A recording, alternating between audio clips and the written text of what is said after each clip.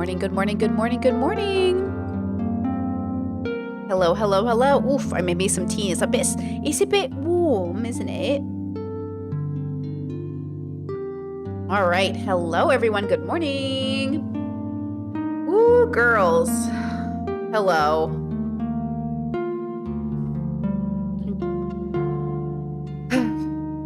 Chat says, seeing Ethan in the title of the stream always triggers a fight or flight response from me because that... I know. Thank you for being here with me today. We're gonna do it, girls. We're gonna talk about it. All right. Go ahead and pause Elvin's beautiful music. Okay. Hello. How are you? I hope you're doing well. Today we'll be talking about a topic. Well, actually, we're covering this topic a little bit late. It actually came out like a week ago. April 2nd is when the videos were basically posted. Ethan and Ordinary Gamer, Mudahar, are going after Noah Samsen. And I just think it sets such a bad precedent for the way that we interact online. I know, as somebody who is attacked online, men make horrible videos about me all the time. And I hate seeing it. It hurts my feelings, especially since it's not true. But I also know that that is a part of dealing with the closest to free speech we can get on the internet. It's not my favorite thing. I don't like seeing it. It really does like impact us as content creators to see people create whole video documentaries pretending to understand us or know us. And then we get tons of hate messages. We get harassed in our comments. It's not a good feeling. I also think that we have to be careful, though, as content creators, not to allow our hurt feelings to force a legal precedent of denying people the ability to speak their mind or give an opinion. Imagine if Ethan, didn't win his original case, the one that got him famous, for the same exact reason, right? He's going after Noah now. He lived long enough to see himself become the villain. Imagine had he not won that case. And I think that's what's so disappointing is that Ethan knows what it's like to say something online you think is true, or at least you think you're making a joke about, or at least you feel like you're within your rights to say, and to have somebody come for you legally. He knows exactly what it's like. So that's why it's so painful to see him go after Noah and to feel empowered and justified in this decision. I understand his feelings are hurt. I really do. But we have to be so careful as people, especially Ethan with such a big audience, about setting this as the standard. Like, if this is the standard, Ethan's going to be gone off the internet too, as if Ethan doesn't make a career saying things that are inflammatory about people. As if Ethan himself doesn't have one of the worst reputations for the way that he comes for people and says things about them that just like aren't true simply because they disagree. And by the way, Noah saying that he feels these content creators are pro-genocide is not much different than saying a conservative is homophobic because they're anti-gay marriage.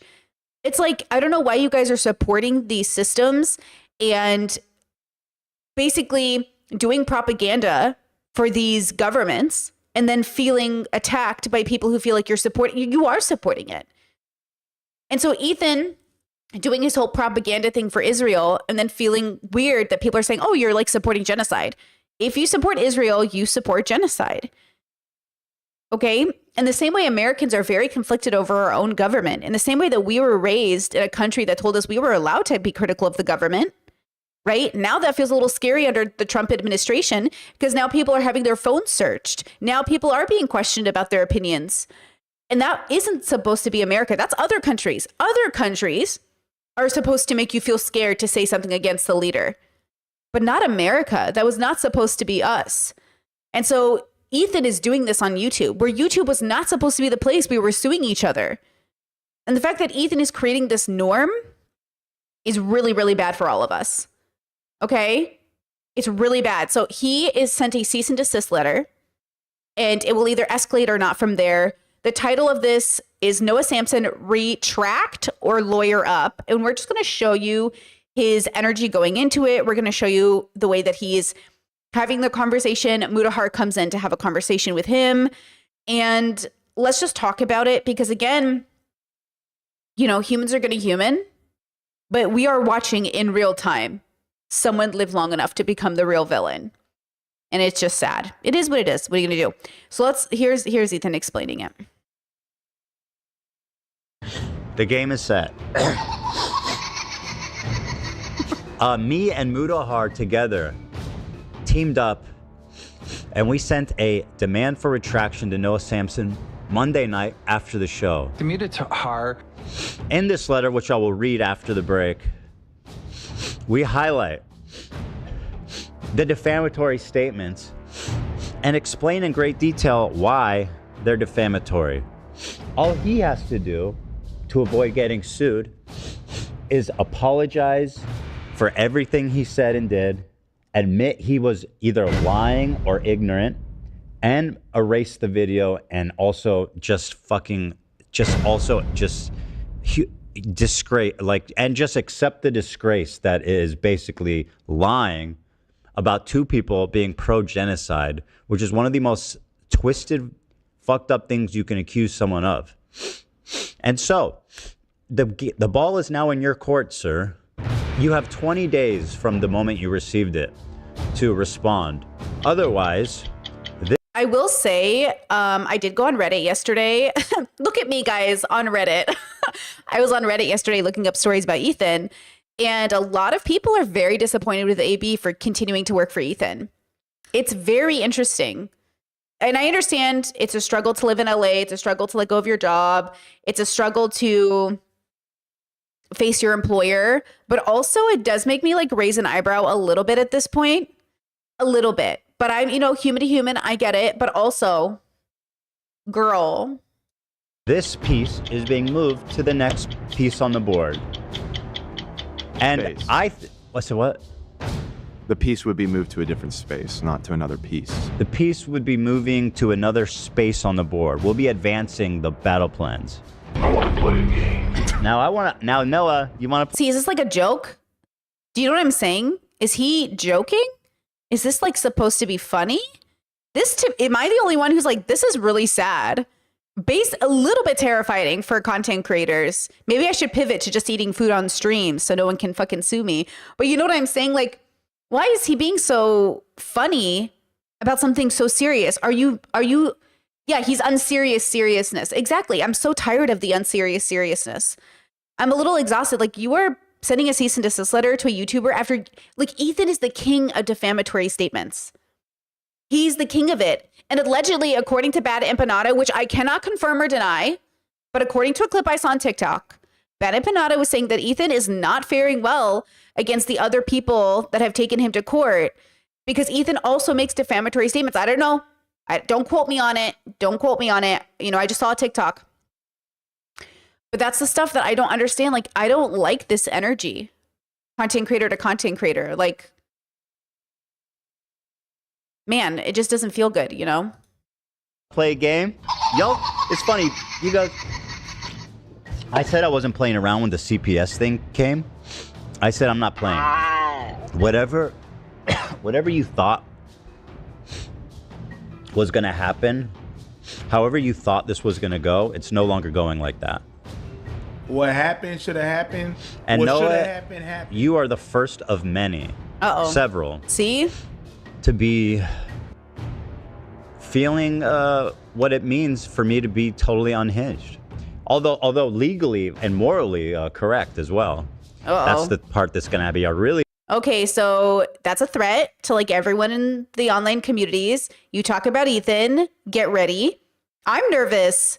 Should I even be covering this? But then of course we're fighting fascism under the Trump administration, so we can't really back down to Ethan Klein. Do you know what I'm saying? It's like as people who feel like we have to stand up for injustice, it's like, how can I even feel empowered to take on the US government, let alone some YouTuber? But now he's threatening the community. He's saying he's one of many. He's one of the first. And it's like, that's so scary. Why are you being so scary? Like, why are you doing this? You know what I mean? Like, it's just so sad. And then, it's this idea that he thinks he's morally and legally correct. The road to hell is paved in good intentions. Be careful if you think you are so correct that this is the extent to which you express yourself. Really hard time for you, bud. So Noah's going to have to prove on paper legally to a judge and potentially a jury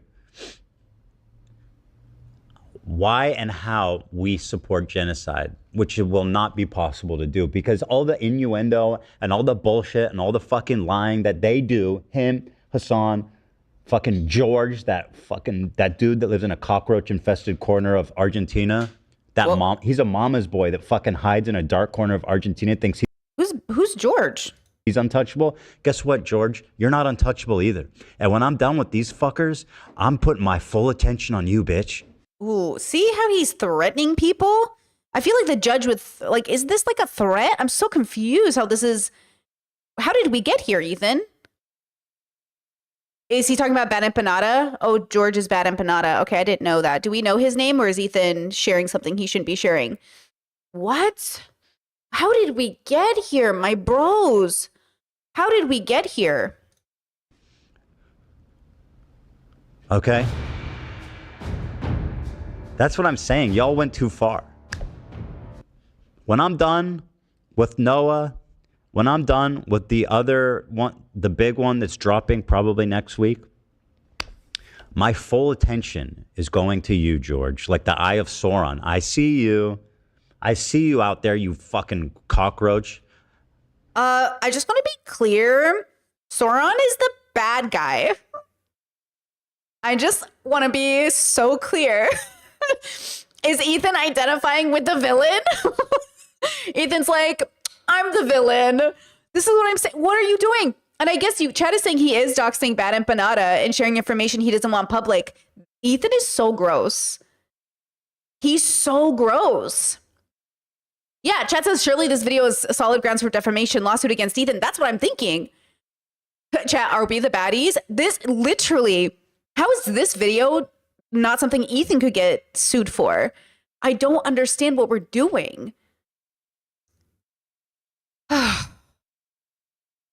How disappointing.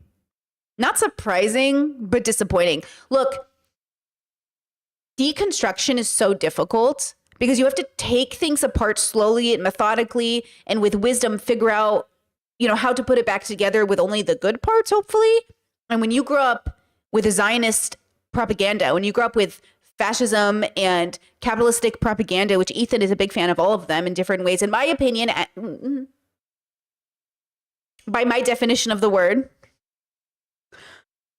it's easy. It's hard. Sorry, it's hard. It's easy to fall for it. It's hard to deconstruct it.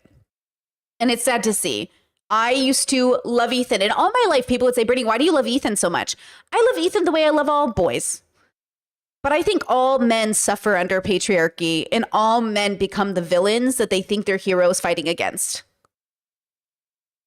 And it's just so sad to see because, yeah, I've heard Asmongold has taken a hard pivot to alt-right propaganda. I've heard that, just everyone is sinking worse and worse into degeneracy. And I'm not surprised, but it's really sad. And I know it's avoidable. I don't think men are inherently born bad, but I think they become the villain because society rewards them for becoming the villain. Trump, Andrew Tate, Russell Brand, they are rewarded every turn. Ethan will feel rewarded in this. And so the question is, how do we know if we're the good guy or the bad guy if we can seek validation from some part of the population? We have to be very careful as individuals who we seek our validation from. And I'm sure Ethan is getting validated. The question is, who is validating him? Sad, dude. Hello? Yeah. Yes, I can. And I know your whole thing. You act tough. You're like, oh, I do psyops and I'll mail you shit and yeah, you're full of shit, bro. You're not going to do shit. And I'll tell you who's going to do shit. Me. I'm coming. Okay. So you're not safe either. Just wait. Keep talking that shit. And, we'll find out. We're going to read the letter together. And Mudahar is going to also call in here at 1. So... Muda Tahar, as I like to call him. Yeah, I mean, if I was Noah and I read this letter, I would be shitting my pants. This is no joke. this letter is extraordinarily well reasoned. It's extraordinarily well sourced, and it is not hyperbolic at all. In fact, so Noah said in his second video, Ethan's threatening to sue me. Have fun with that, I guess. He said, well, I'm about to have fun with it, and unfortunately, I don't think you're going to be having much fun with it. Okay. Not so fun. Oh, he went private? Oh, he went private on Instagram? Why? He can't stand any of this heat? Noah went private on Insta? The guy who went on his YouTube channel and brazenly said that I'm pro-genocide can't handle a few comments on Insta? Like, just to put it into perspective, too, I want you guys to understand, like, Ethan Klein is worth millions of dollars. And Noah Samsen is not. Like, Noah Samsen is, look, he only has 38,000 followers on Instagram, right? How many does Ethan have? Like, what? Hold on. Ethan Klein Instagram. He has 2 million followers on Instagram. Like, I just want you to put it into perspective. Like, Noah is a small content creator in comparison. And I understand adult to adult, Noah could be held accountable if it was appropriate. I just think it's not appropriate. I don't think Noah did anything wrong. And like, at the end of the day, he can have an opinion. I mean, Ethan certainly has many opinions. And then on top of that, like, Ethan is literally going after, at the end of the day, small content creators with no financial backing. Noah's going to have to raise money for this. And I hope he does, because I think the community would have his back. Like, I think Noah has done a really good job of networking and building a good reputation. And I hope, you know, he's as authentic as he appears in his YouTube videos, because I don't know him personally. But I think the community should rally behind Noah in the same way we rallied behind Ethan. In the same way we rallied behind Ethan when he was being sued for defamation, we're going to rally behind Noah. Because content creator to content creator, it'd be nice for us to be able to share our opinions, whether you're comfortable with that or not. So I hope Noah does a GoFundMe. You know, I hope that we're all going to stand up and help. Chetza Hassan said he would help. I'm assuming he would. Maybe even FD Signifier, since Noah and him are good. So, you know, it's not like Noah doesn't have resources, but Noah isn't the resource. Ethan is the resource. Like, I need this to be abundantly clear. Ethan has the money. Noah would have to raise the money. Okay, so all, like, Ethan wanting to go after all these people says so much about his character, and I don't even know if he understands that. Instagram? What's going on here, Noah? What is going on here, dude? You know. Oh, man. Yeah, he's scared shitless. He is. And, you know, I'll say this, despite all the sweeping that the entire left community has done for Noah, after we spoke to his ex-lover, not his ex-girlfriend, but his ex-hookup partner, Noah at least is the only one who hasn't said anything about it and who hasn't tried to make excuses or sweep. So, I mean, but it's incredible seeing the left show their ass so hard, how everybody's just... What is he talking about? Why do you talk to someone that Noah knew? Did I miss something? What is that about? Why did a girl talk to Ethan about Noah? Did something happen? All of a sudden, like, oh, so much. You'll go on the left, Haas Twitter, whatever the fuck, and this is what they're saying. Wow, Ethan, congratulations. You proved that Noah's a dude who has normal sexual relations. I'm like, okay, let's remember you said that. Haas Twitter. Let's just... What happened? I barely even have to do anything to expose you guys. What happened? But now you're on a ride. Now we're on this ride together. Allegedly, Noah assaulted her, according to Ethan. Hold on. What?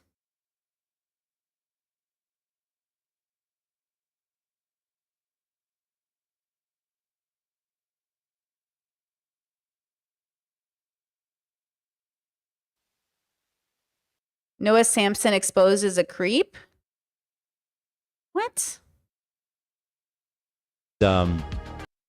That could be you. Apparently shot, and then you can use all the major payment. What? Oh, she's in the call? Mm-hmm. Oh, hello.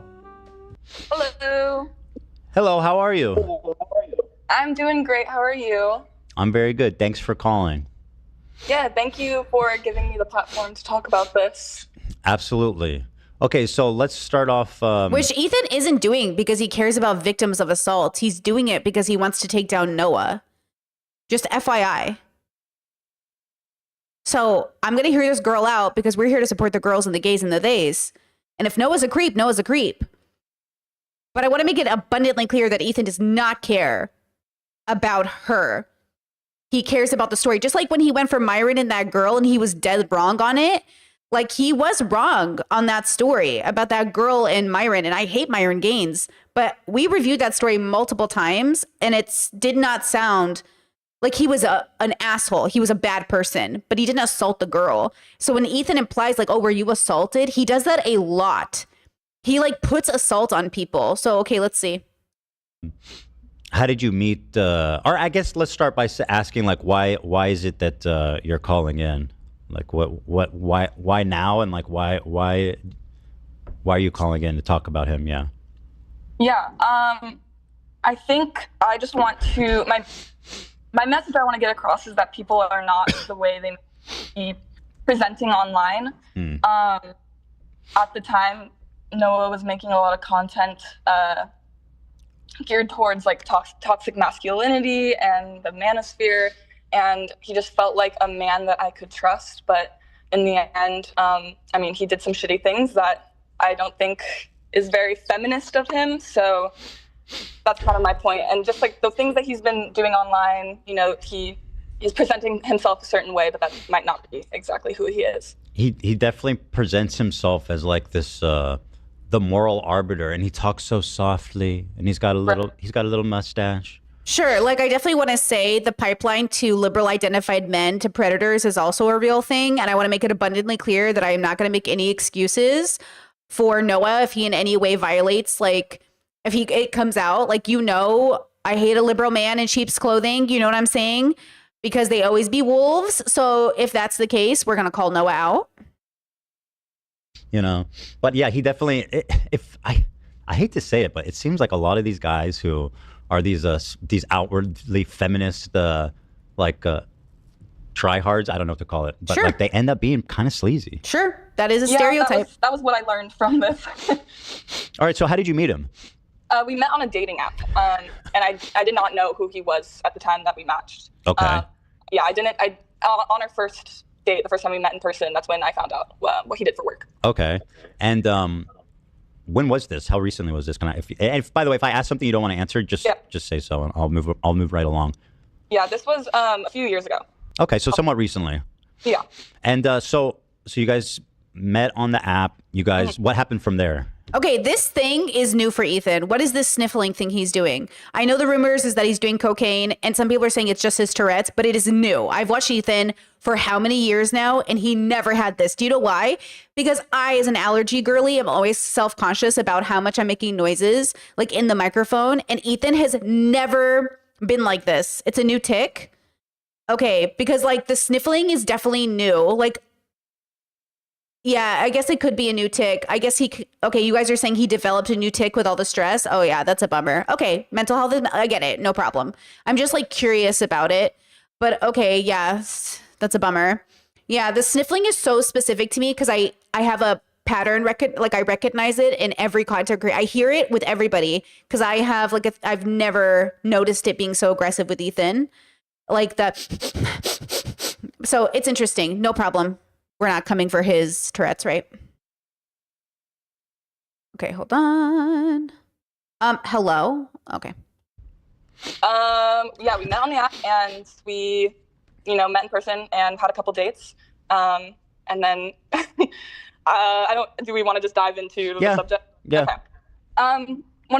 One of the times we were hooking up, we just didn't have any condoms. So I wanted to have a serious conversation about that before I just dove into doing something.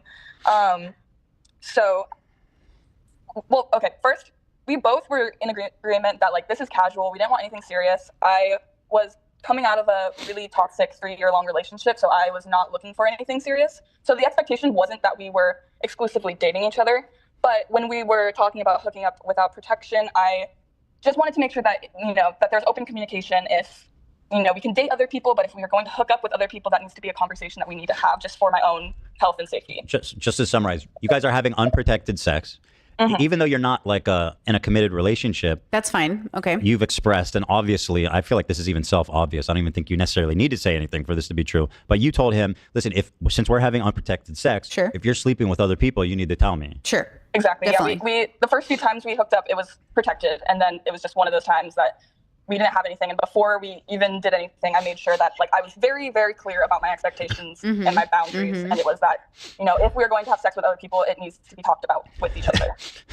Of course, the concern being that he's having other unprotected sex with other women, and then all of a sudden, all of his sexual partners are becoming like essentially your sexual partners in some way, because whatever they've got, he's going to pick up and he's going to bring it back to you. Exactly.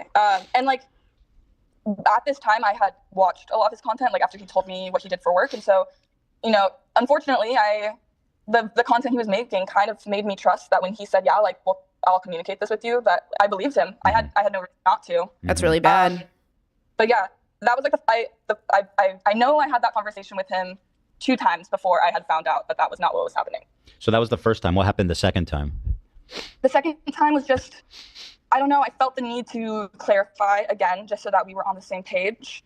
Sure, yeah. I didn't want there to be any room for confusion, and I was just wanting to like have a check-in. And so I brought up the same exact points, like if we're sleeping with other people, we need to talk about it. It's fine if you're dating others, but please, for my health and safety, let me know. And again, it was like, yeah, of course, I'll talk. Like, I will talk about that if and when the time comes. It sounds like you did a really good job of expressing your boundaries to him, which I think is commendable. It's a really good habit. It's a really good thing to do. Thank you. I looking back, I think I might have been a little silly to trust somebody I hardly knew, but I am proud of myself for how I stuck up for my boundaries. And so you told him this twice. You guys were having a romantic connection. For how long did that go on? Like in total? Yeah. We were probably seeing each other for like 2 or 3 months in total. It gets a little spotty because like he honestly started to ghost me and like not really respond to my messages. But then in between the ghosting, he would do like really nice things for me, which made me kind of confused about what was going on. What kind of nice things did he do? He has a bunch of like camera and mic equipment, obviously. So I was an acting major at the time, and he ended up like setting up all of his equipment so that I could film self-tapes for an audition. Near the end of us talking, he came to my show. He was with me on my birthday, just things like that. So at a certain point here, you find out that seemingly he was not being honest with you about his monogamy. Right. That was once again Not his monogamy, with his sexual safety, because they weren't monogamous, right? They weren't in a relationship. With his sexual health, which is a huge red flag, like very bad. Like if you're sleeping with multiple people, even if you are using protection, like everyone you're sleeping with should know you're sleeping with people. And if she expected him to tell her that and he withheld that information and did not tell her, like super duper, no excuse violation. And that's not good. Like that is absolutely just like, it's just irresponsible. It's consent violating.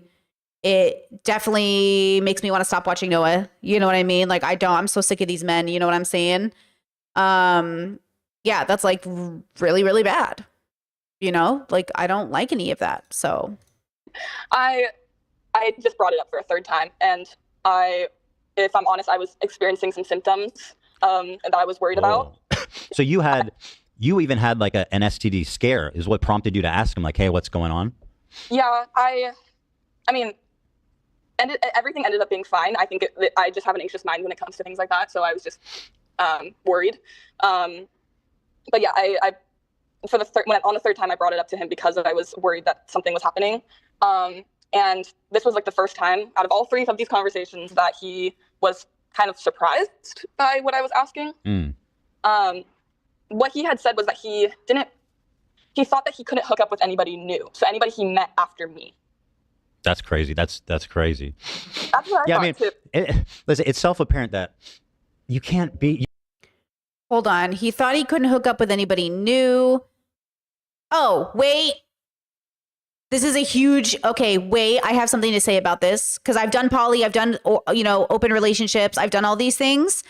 Actually, this is a pretty common rule in open relationships that as long as you're not sleeping with anybody new, then you don't have to inform people of unprotected sex because you've all gotten tested. Actually, wait, that is very common. So we're having a bubble thing. Hold on, let me hear this. You can't be having unprotected sex with multiple people, like especially if you're Well, not. yes, you can. Actually, fun fact. I've done it. You can. If you're having sex with the same 6 people and they're not having sex and you're all getting tested and have, protection or no protection, like you should be fine. In a lot of my sexual, like my 20s, when I was, in these big open relationships, you don't bring in new people. You usually get retested and you use condoms when you have new people. Right? So like that's very different than him like secretly, because you know what I'm saying? Like I could see that miscommunication for sure. Just because, I mean, that would be my assumption that if you had no new partners, but then I do trust her to have said, hey, if you have sex with anyone without protection, you have to tell me. And then that's a conversation that we need to have. So I need to know if her rule was unprotected sex with anybody or anybody new, or if he was deliberately hiding it from her. So now I need to know from her perspective, because I don't like the Ethan saying, because what Ethan is saying is sex negative. What Ethan is saying is anti-poly. What Ethan is saying is anti-open relationships. What Ethan is saying reinforces sex negative culture, right? That's the problem I'm having now with the conversation, because he's guiding her to think of this as crazy when it's not crazy if done safely. And that's my issue with how Ethan is handling this conversation. Because if she asked me, I would say, well, as long as he's not having new partners and everyone's been tested, then you need to say, because then why would you be sleeping with somebody who had multiple lovers? You know what I'm saying? And so if she thought it was just her and Noah, that's different. But if they're friends with benefits and he's sleeping with other people, then like, you know what I mean? I don't trust Ethan to guide the story, because listen to the way he's already talking about it, right? Not communicating. That's just that. This is like talking to a conservative who's like, oh my God, I can't believe somebody even wanted you to have sex outside marriage. That's so common sense that you wouldn't have sex outside marriage. That's what Ethan is doing right now. He's saying, oh my God, that's crazy. I can't believe somebody would do that. But he has no idea how the rest of our communities operate. All of our communities have really figured out how to have sex with multiple partners at the same time and be sex safe, right? That's disgusting. I mean, it's just gross. Yeah. It's really, and it's what's gross? Having sex with multiple people at the same time? Do you get what I'm saying? Listen to Ethan. Listen, it's self-apparent that you can't be having unprotected sex with multiple people, like especially if you're not communicating. That's disgusting. I mean, it's just gross. Yeah. If you're not communicating, sure. But what does communication mean? And again, I'm not here to defend any predator or sexual deviant. I'm here to say I don't like the way Ethan is framing this, because now I'm confused. I would just like to talk to her. And this is why I say, when you go to people for advice on open relationships or polyamory, like make sure you're having the conversation with somebody who already doesn't have a prejudice against the lifestyle or against the decision. Because even Ethan insinuating monogamy, why would Noah and her be monogamous if they're lovers? What does monogamy have to do with lovers? So him even setting this up to be like, oh, you were monogamous? Like, they were lovers. This is going back to Love is Blind and Dave saying, how can you be ready for marriage if you have a lover? I don't know what sex repressed bubble you're all in, but I don't trust you. It's really, and it's super disrespectful and dangerous, frankly, too.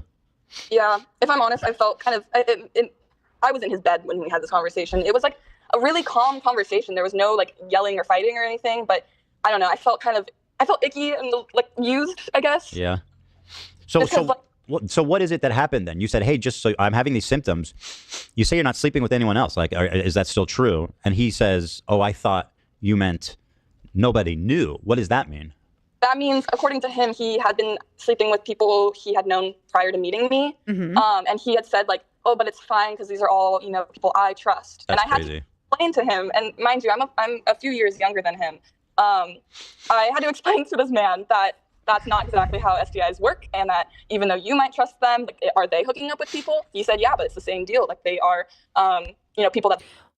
Well, now I'm confused, because why is she having a lovership with Noah if she wanted something monogamous?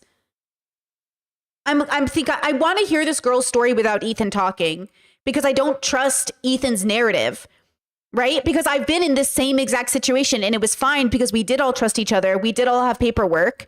So I don't see the initial problem with the premise.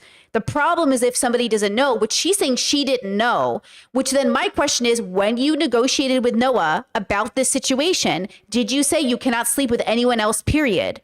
Because I don't think Noah would have consented to sleeping with her. And if he did consent to sleeping with her and lied to her, now we have a problem. Do you know what I'm saying? Now we have a fucking problem. But is the situation, was the negotiation, I'm not going to sleep with anybody else? Because that feels like weird to ask a lover or a friends with benefits to be like, you can't sleep with anybody else. It's more like, hey, if you sleep with anyone else, tell me so we can stop having sex. But now I'm definitely confused. And I by the way, this is very common miscommunication, because we're coming from a sex negative patriarchal bubble. We have to deconstruct sex and liberty and our body and our safety. And I think she's so right to want to be safe. And I really support her in wanting STI testing and condoms and all that stuff. But I also have to ask her, why did she have unprotected sex with him? On what premise did she have that sex? What was going on in her head? Did she think nobody else was having unprotected sex with Noah? Did she think that she was the only one sleeping with him? Why did she have unprotected sex with him? Like, I'm so confused because that's where I'm confused. Where did the miscommunication come in? I don't understand this conversation. I feel like I don't have enough information yet. They trust as well. I'm like, well, I don't know those people. I don't trust them. And now you're putting me at risk. Sure. He does know. He's just playing dumb. Like, he knows. Mr. Feminist Studies knows that you're not supposed to have unprotected sex with multiple people without telling the other one, or explicitly lying, by the way, which is what it seems like he did.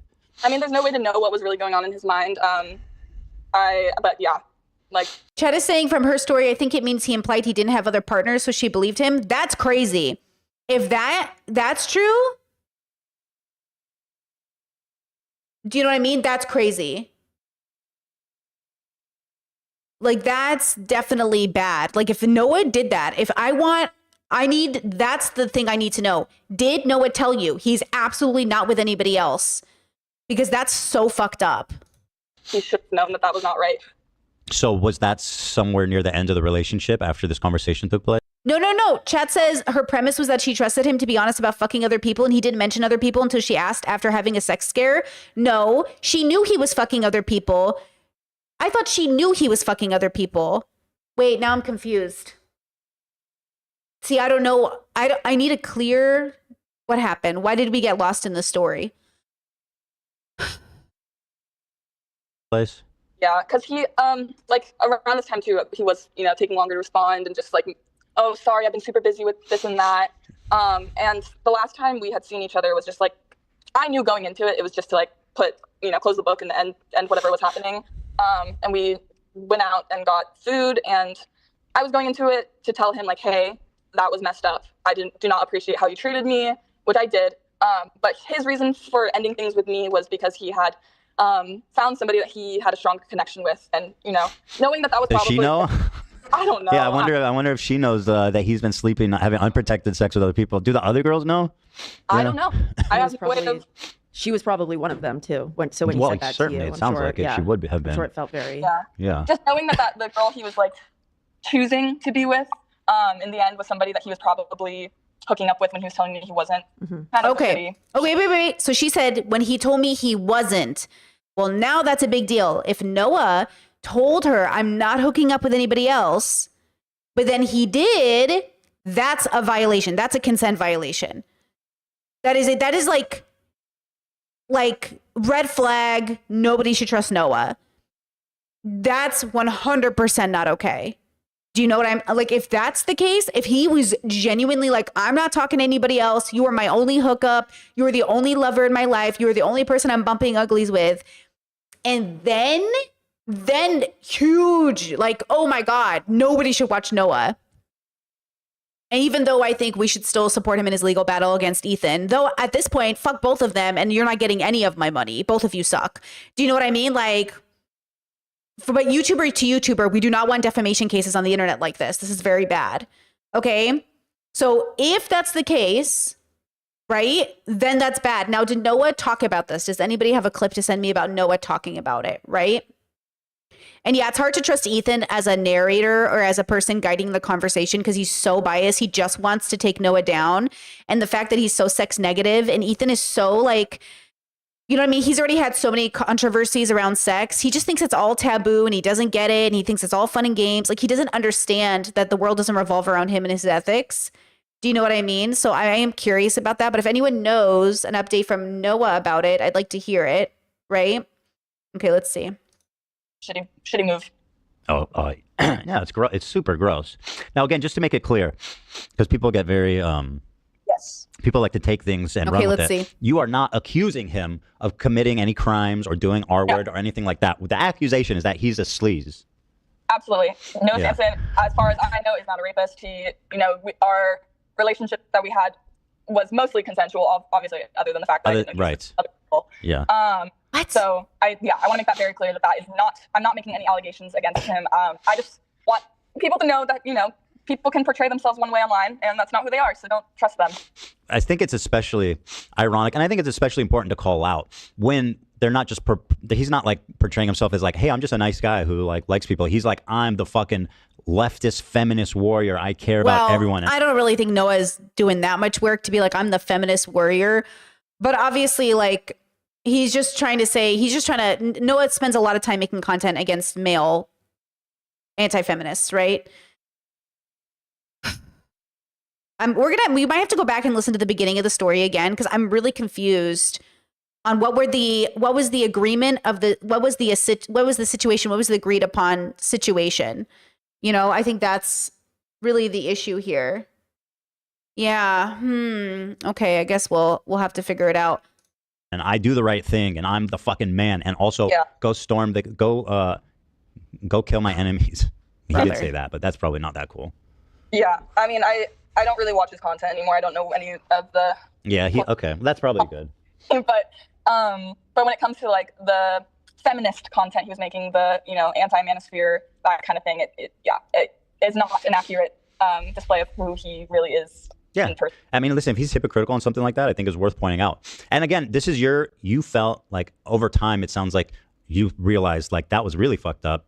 And now that you see him out there, I think it's important that that women are aware that this guy needs to be handled a little bit differently if you are sleeping with him. And it's your story to tell. This is something that happened to you. Somebody did something wrong to you, and this is your story to tell, and you're telling it. God bless that. I think it's super brave of you to do it, and I do think it's important. Again, it's not like our word, but like this affects people. Mm-hmm. Yeah, I will say I think at the time I was just getting out of a toxic relationship and just didn't have a good grasp on healthy relationships at the time. And so as I've kind of grown up a little bit and done some processing, I realized like I was trying to be so cool about it when I didn't have to be. Yeah. I think I had every reason to be upset, and it's just not a great situation. But things are better now, so that's good. Well, I'm glad everything's going good for you. I think that makes a lot of sense, by the way, that like in the moment when you guys are together, I mean, you said you guys were in bed together, that you're like, oh, okay, you try to be cool about it. But like as time goes on, and again, you both are pretty young. I know he's like in his mid-20s, so if you're a few years younger than him, and this was a few years ago, you were pretty young. To be clear. I was 21, turning 22. So. Okay, so yeah. So I mean, like, at that age, there's still a lot of maturing to do. And I've been in situations like that in my life where I feel like, after a few years of thinking about it, I'm like, damn, that was really fucked up the way that this person was treating me. It's completely normal, it's not odd at all to feel that after the fact.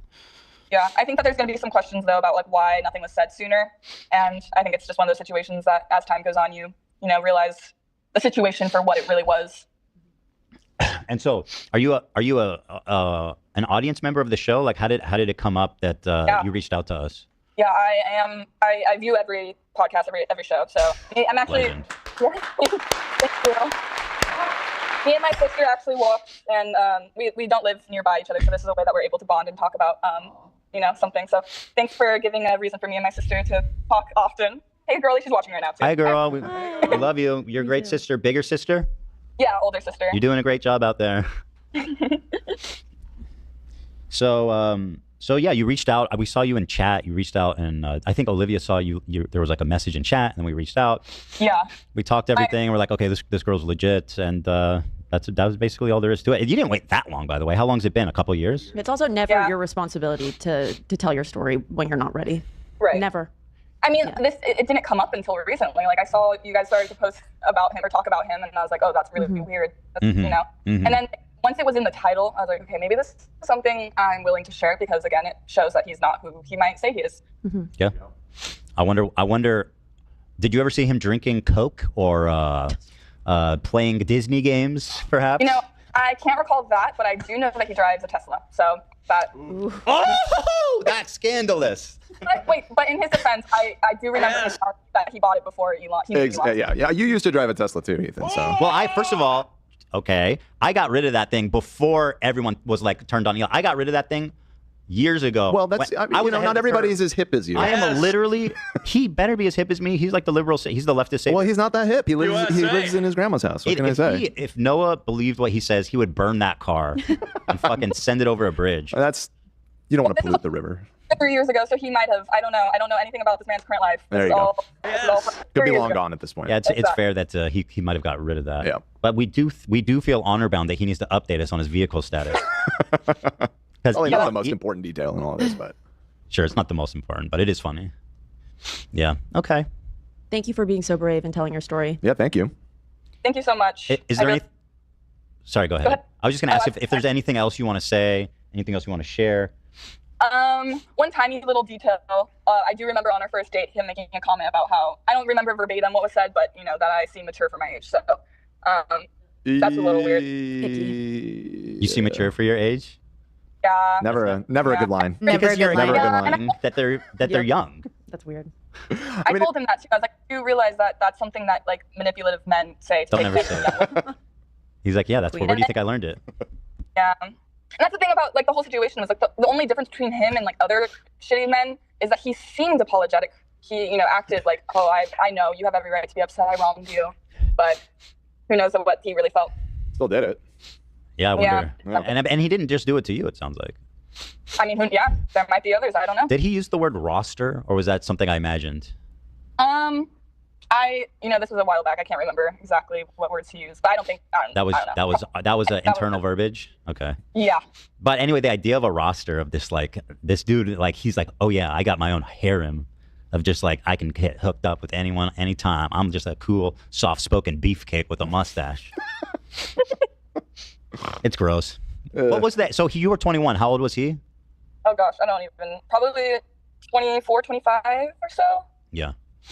Which, mind you, that's the age I'm at now, and I would not do anything like that. So. A note to audience members: do not ever use that line. That is never a good line to use because there's never unless let's see, you seem mature for your age. Maybe if you're like an adult talking to an 8-year-old and you're impressed with their intellect, right? And you're like, oh my god, you are so mature for your age. Yeah. Okay. But if to a romantic outside of partner, that, somebody you're trying to hook up with, don't. Here's my alpha advice number 1 from Ethan. Never do that. Yeah. Never do that one. I dated someone older than me once, and he said, "I don't care if you don't." And I was like, ugh. Yeah. I don't like What that. the hell, Yeah. dude? Stop being creepy for a minute. Challenge. For real. I would like to say I am with a lovely partner now, and it is amazing. I'm so happy for you. Glad to hear that. We live together and have cats, and it's perfect. And yeah. There are good guys out there. It's important to say. There's a lot of them. There's He a lot proved of that them. to me. I didn't know that before I met him, but he's amazing and incredible in every way. I'm glad. That's nice to hear. Love to hear that. Yeah, that's good. Well, again, just one more time. Is there anything else you want to mention before we say goodbye?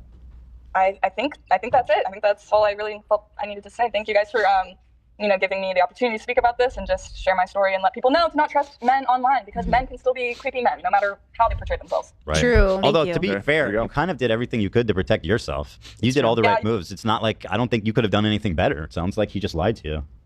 Yeah, I think you're right. I think you sound really mature for your age. Stop, Ethan. I'm not. I'm an adult. You know. Hey. I'm just saying. You know that really Wow. impressed me. All right. Let's wrap this up. No. Alrighty. Thank you so much. If there's anything else that you want to talk about that comes to mind, reach out anytime. Okay. Yeah. Oh, thank you guys so much. Love you all. Oh, thank you. Love your sister. Okay, I gotta He rewind it. definitely- Hold on, I'm going back to the beginning. Presents himself as like this, the moral arbiter, and he talks so. All right. So how did you meet him? We met on a dating app, and I did not know who he was at the time that we matched. Okay. Yeah, I didn't. On our first date, the first time we met in person, that's when I found out what he did for work. Okay. And when was this? How recently was this? Can I? If by the way, if I ask something you don't want to answer, just say so, and I'll move right along. Yeah, this was a few years ago. Okay, so somewhat recently. Yeah. And so you guys met on the app. You guys, what happened from there?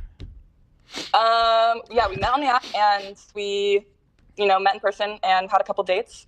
And then, do we want to just dive into the subject? Yeah. Okay.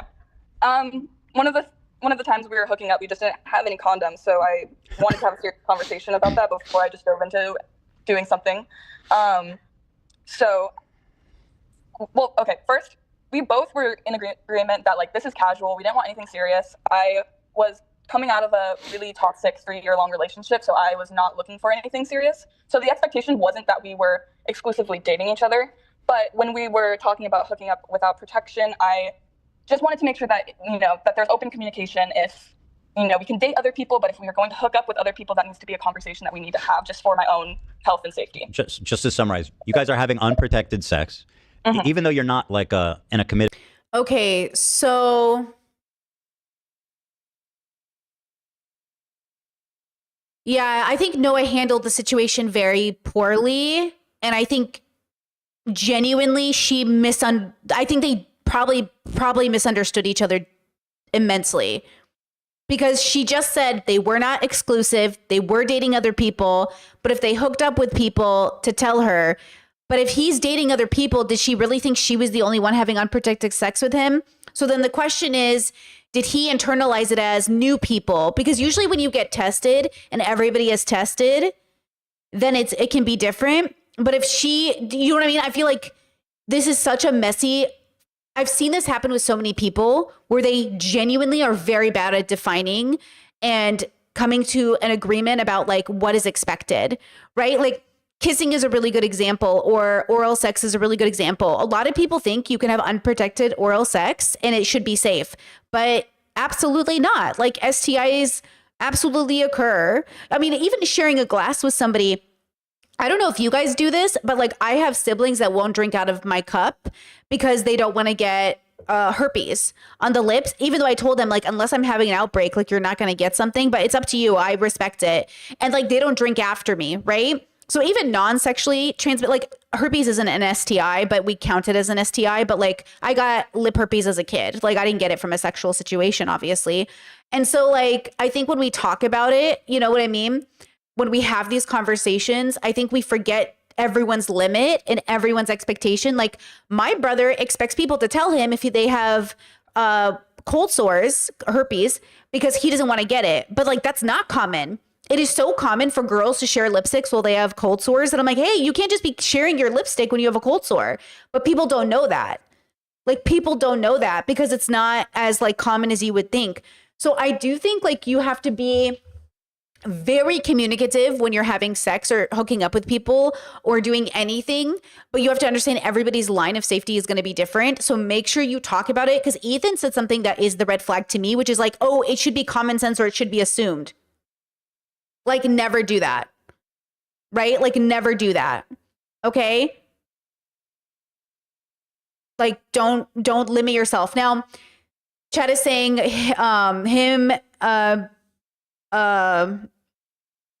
does it this doesn't make Noah Samsen's video wrong on genocide, which is true too.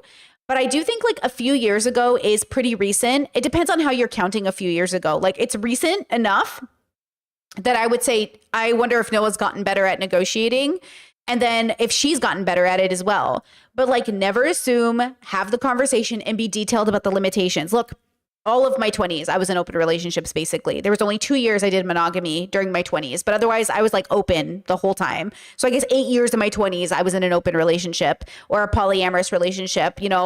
We did open poly. And so there were rules, there were expectations, there were, testing, and, there were tons of conversations about what was allowed. So many, but I only knew to have those conversations because I was in BDSM and we had checklists. What are the chances that Noah Samsen had a checklist?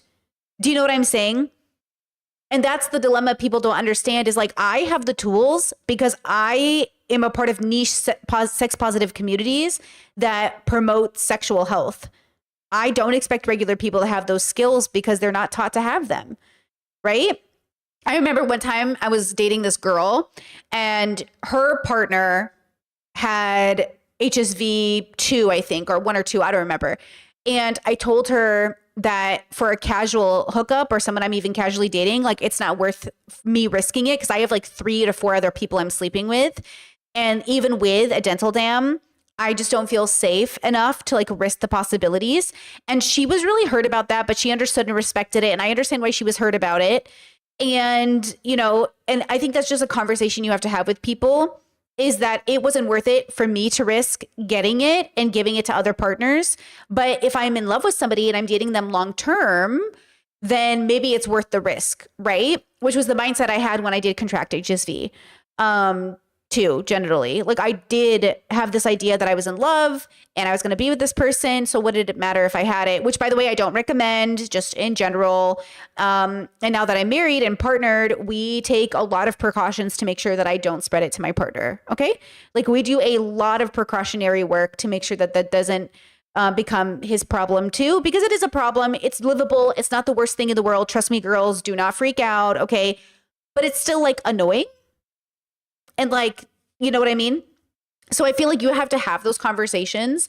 And I don't think people are skilled to have them. I also think people are afraid. I've known a lot of people who got diagnosed with HSV genitally, and they're like in denial that they have it because some people only have an outbreak like every 7 years. HSV 1 has less outbreaks than 2, right? And so for HSV 1, a lot of people I know who have it haven't had outbreaks like their whole marriage.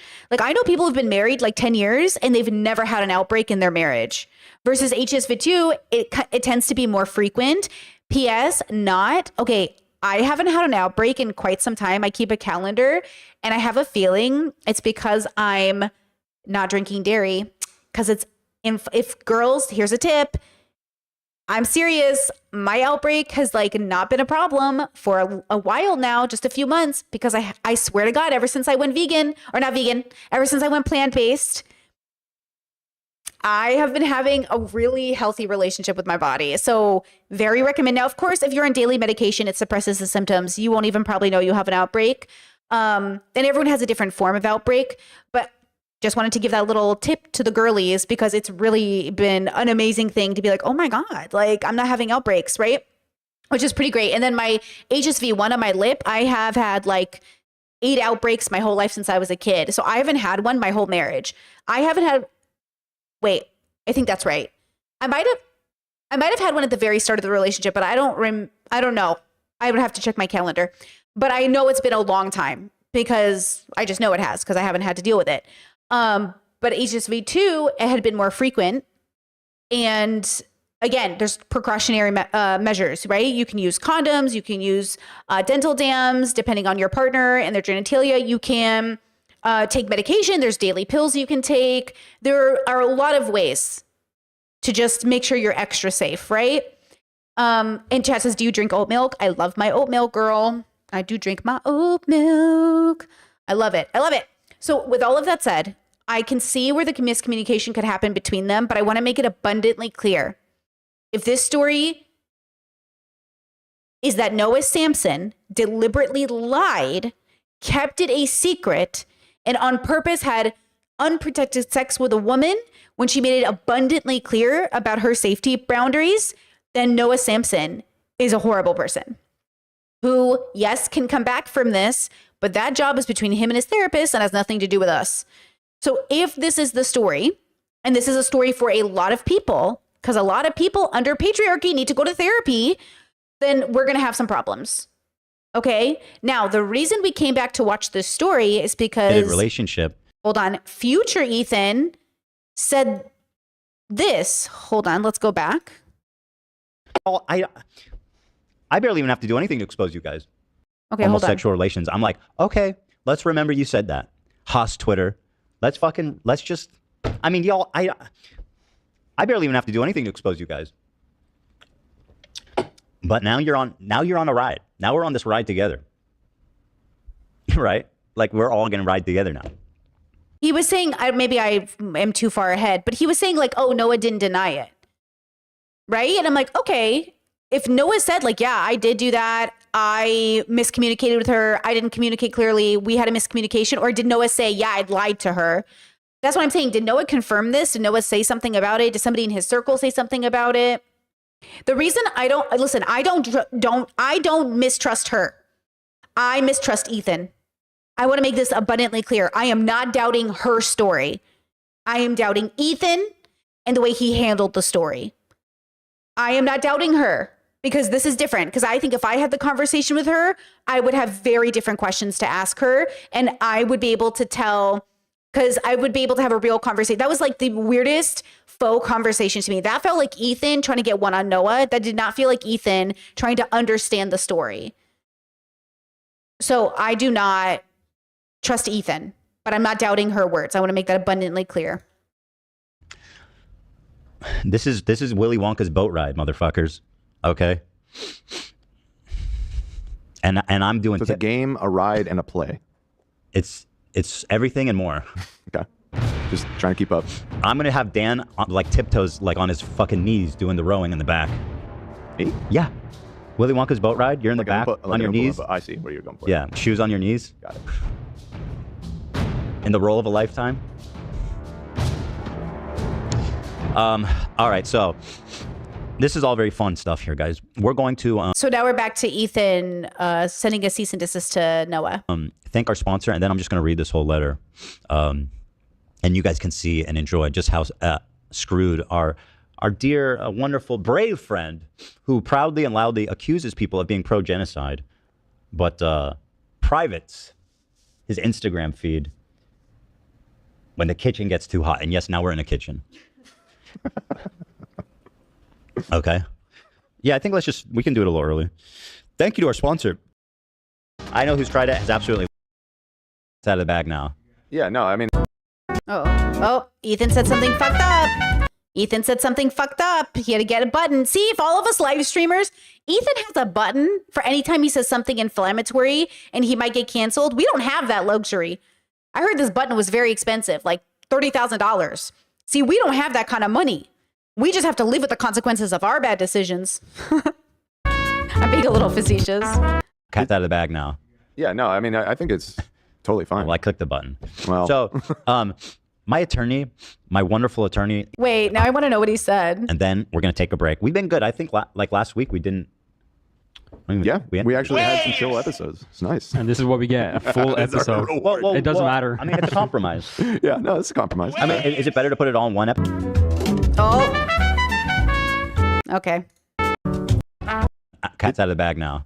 Yeah, no, I mean, I think it's totally fine. Well, I clicked the button. Well. So, my attorney, my wonderful attorney, he's the guy I've been working with since the Matt Haas lawsuit. Let's that go. Rescued me and saved me. Was that the guy that Ethan raised all the money from the internet for? From that cursed mess. He's one of the most talented. Isn't that literally, maybe I'm wrong. Is that not the case? How does Ethan not see that he's becoming the villain? I don't understand how he's so he's so unaware. BoJack Horseman is more self-aware than Ethan Klein. And that's saying something. P.S. I just posted the first 3 episodes of BoJack Horseman season 3 for members. Guys, join YouTube memberships. Watch me review BoJack Horseman. We're doing all 6 seasons. I cannot believe Ethan is that lacking in self-awareness. Wow. Wow. That's crazy. Intelligent, passionate dudes that I've ever known.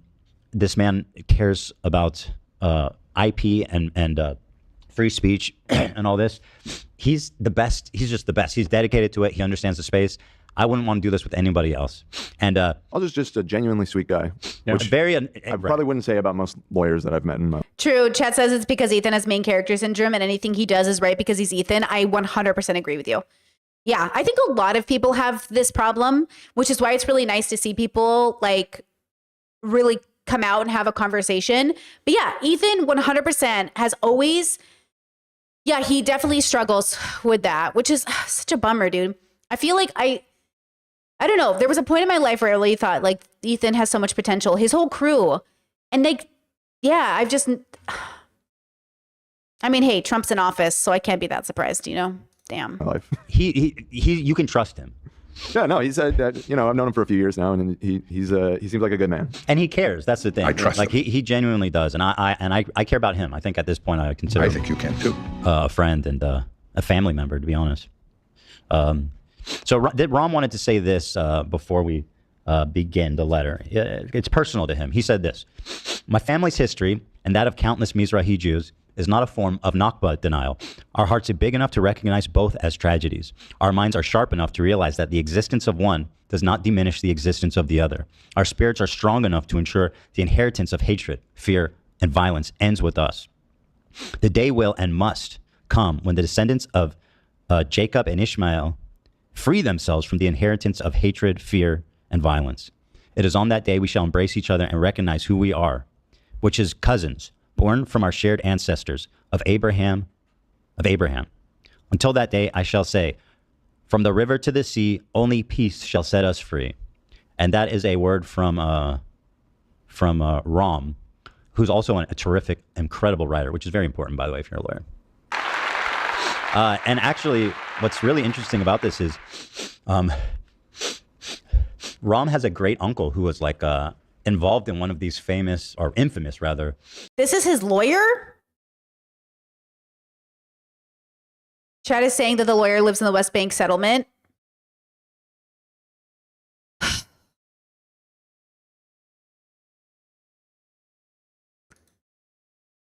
Pogroms. His great uncle was hanged during the ousting, and sorry, hold on. Yeah. This is all public. So here's the letter we sent. We sent it to his public email address, and we also FedExed it to his home address, which I'm sure he must have seen it. Like, I don't know. As a YouTuber, How do people find out your home address to send you stuff to? like, I think he must check that email address. And if not, he's going to get a knock at the door with some FedEx, baby. Let me position this so you guys can read it. Let's see. Public record? What the fuck, dude? What happened? Oh, No, I yeah. just looked at the screen and saw me doing a goofy face. Like I said, Maybe it's we could turn that off. random. Don't ever turn it off. Dan. That's the thing. That's what makes it funny. When there's like an inevitably a chestnuts moment, like nobody can be blamed for it. It just is going to happen. It's going to be natural, and we can all enjoy it guilt free. That's right. That's the beauty. Yeah. You know, it might be could be any one of us. I hope that moment never comes. Oh, it will. Lamb. Thank you. Demand for correction pursuant to California Civil Code, Section 48A. Dear Mr. Sampson, we are counsel for Mudahar and Ethan, our collective clients. If you have counsel, please forward this letter to them and have them contact me about this matter. We are writing you pursuant to California Civil Code, Section 48A, demanding you make a retraction and correction in compliance with the statute. Your March 11th, 2025 video entitled The YouTubers Who Backed a Genocide, the first defamatory video. Chad says there's a good video someone called Ethan Klein's Confusing Zionism. We're watching that next. You guys heavily requested that, so we're going to watch that next. The defamatory videos contain numerous defamatory statements against our clients, which are set forth below. Now, this part just explains the legal definition of defamation, which I don't need to read. This one describes what the genocide is. This is just kind of setting the stage, the board, if you will. So I think we can start here. So the first thing is we talk about what he said about Mudahar. Whether our clients supported, by material or moral assistance or otherwise, genocidal acts by Israel with the intent to destroy in whole or in part the Palestinians is subject to being proven true or false. The surrounding context further emphasizes the first defamatory statement is an actual assertion of fact.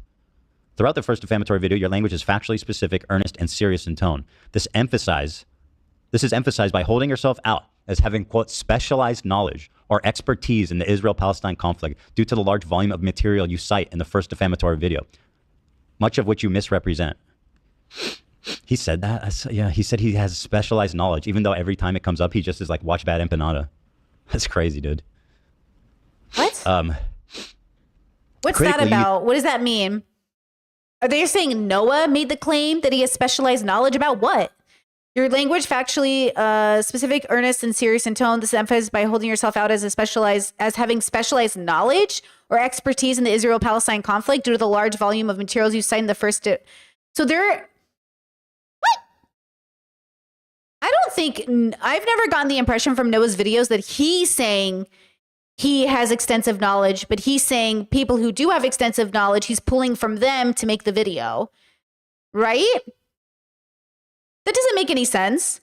Noah's never tried to paint it like he is the arbiter of the knowledge. Any YouTuber who does that, who doesn't have a specialty, is just stupid.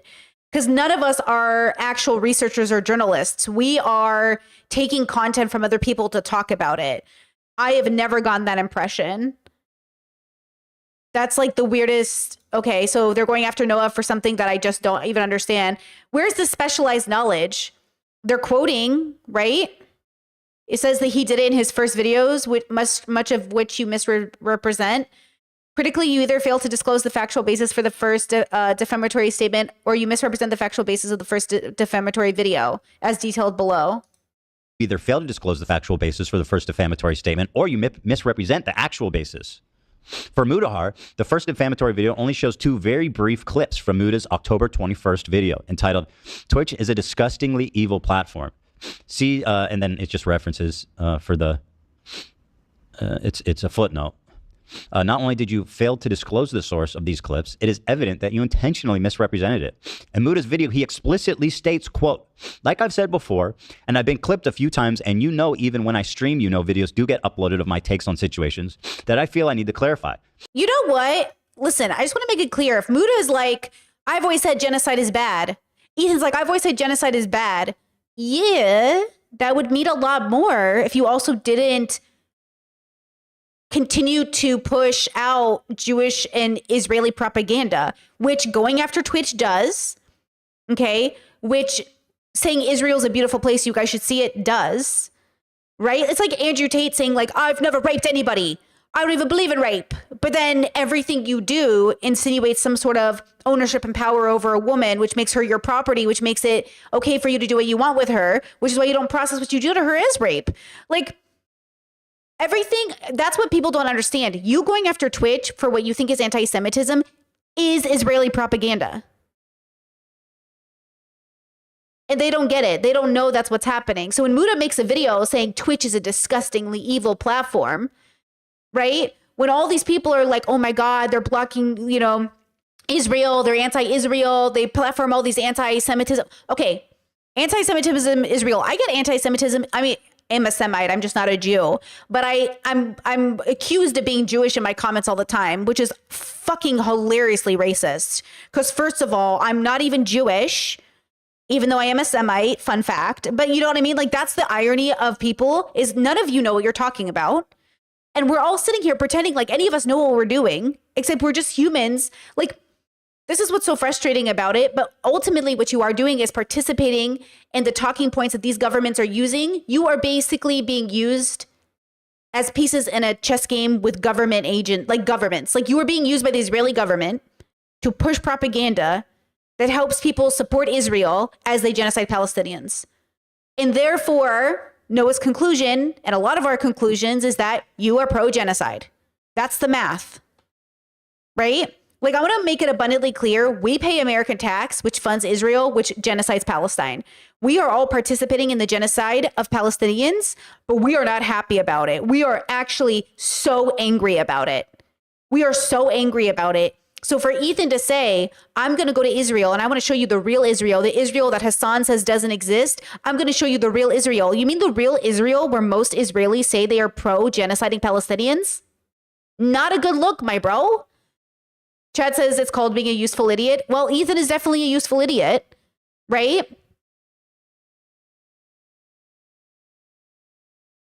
I am not somebody that is afraid to say that genocide is wrong. I think there's an actual case. Whoa, amazing. Of, genocide. And there's an actual case of attack that goes towards the Palestinians. Has Mudahar made countless videos about the genocide of Palestinians, or no, just how bad Twitch is for being anti-Semitic?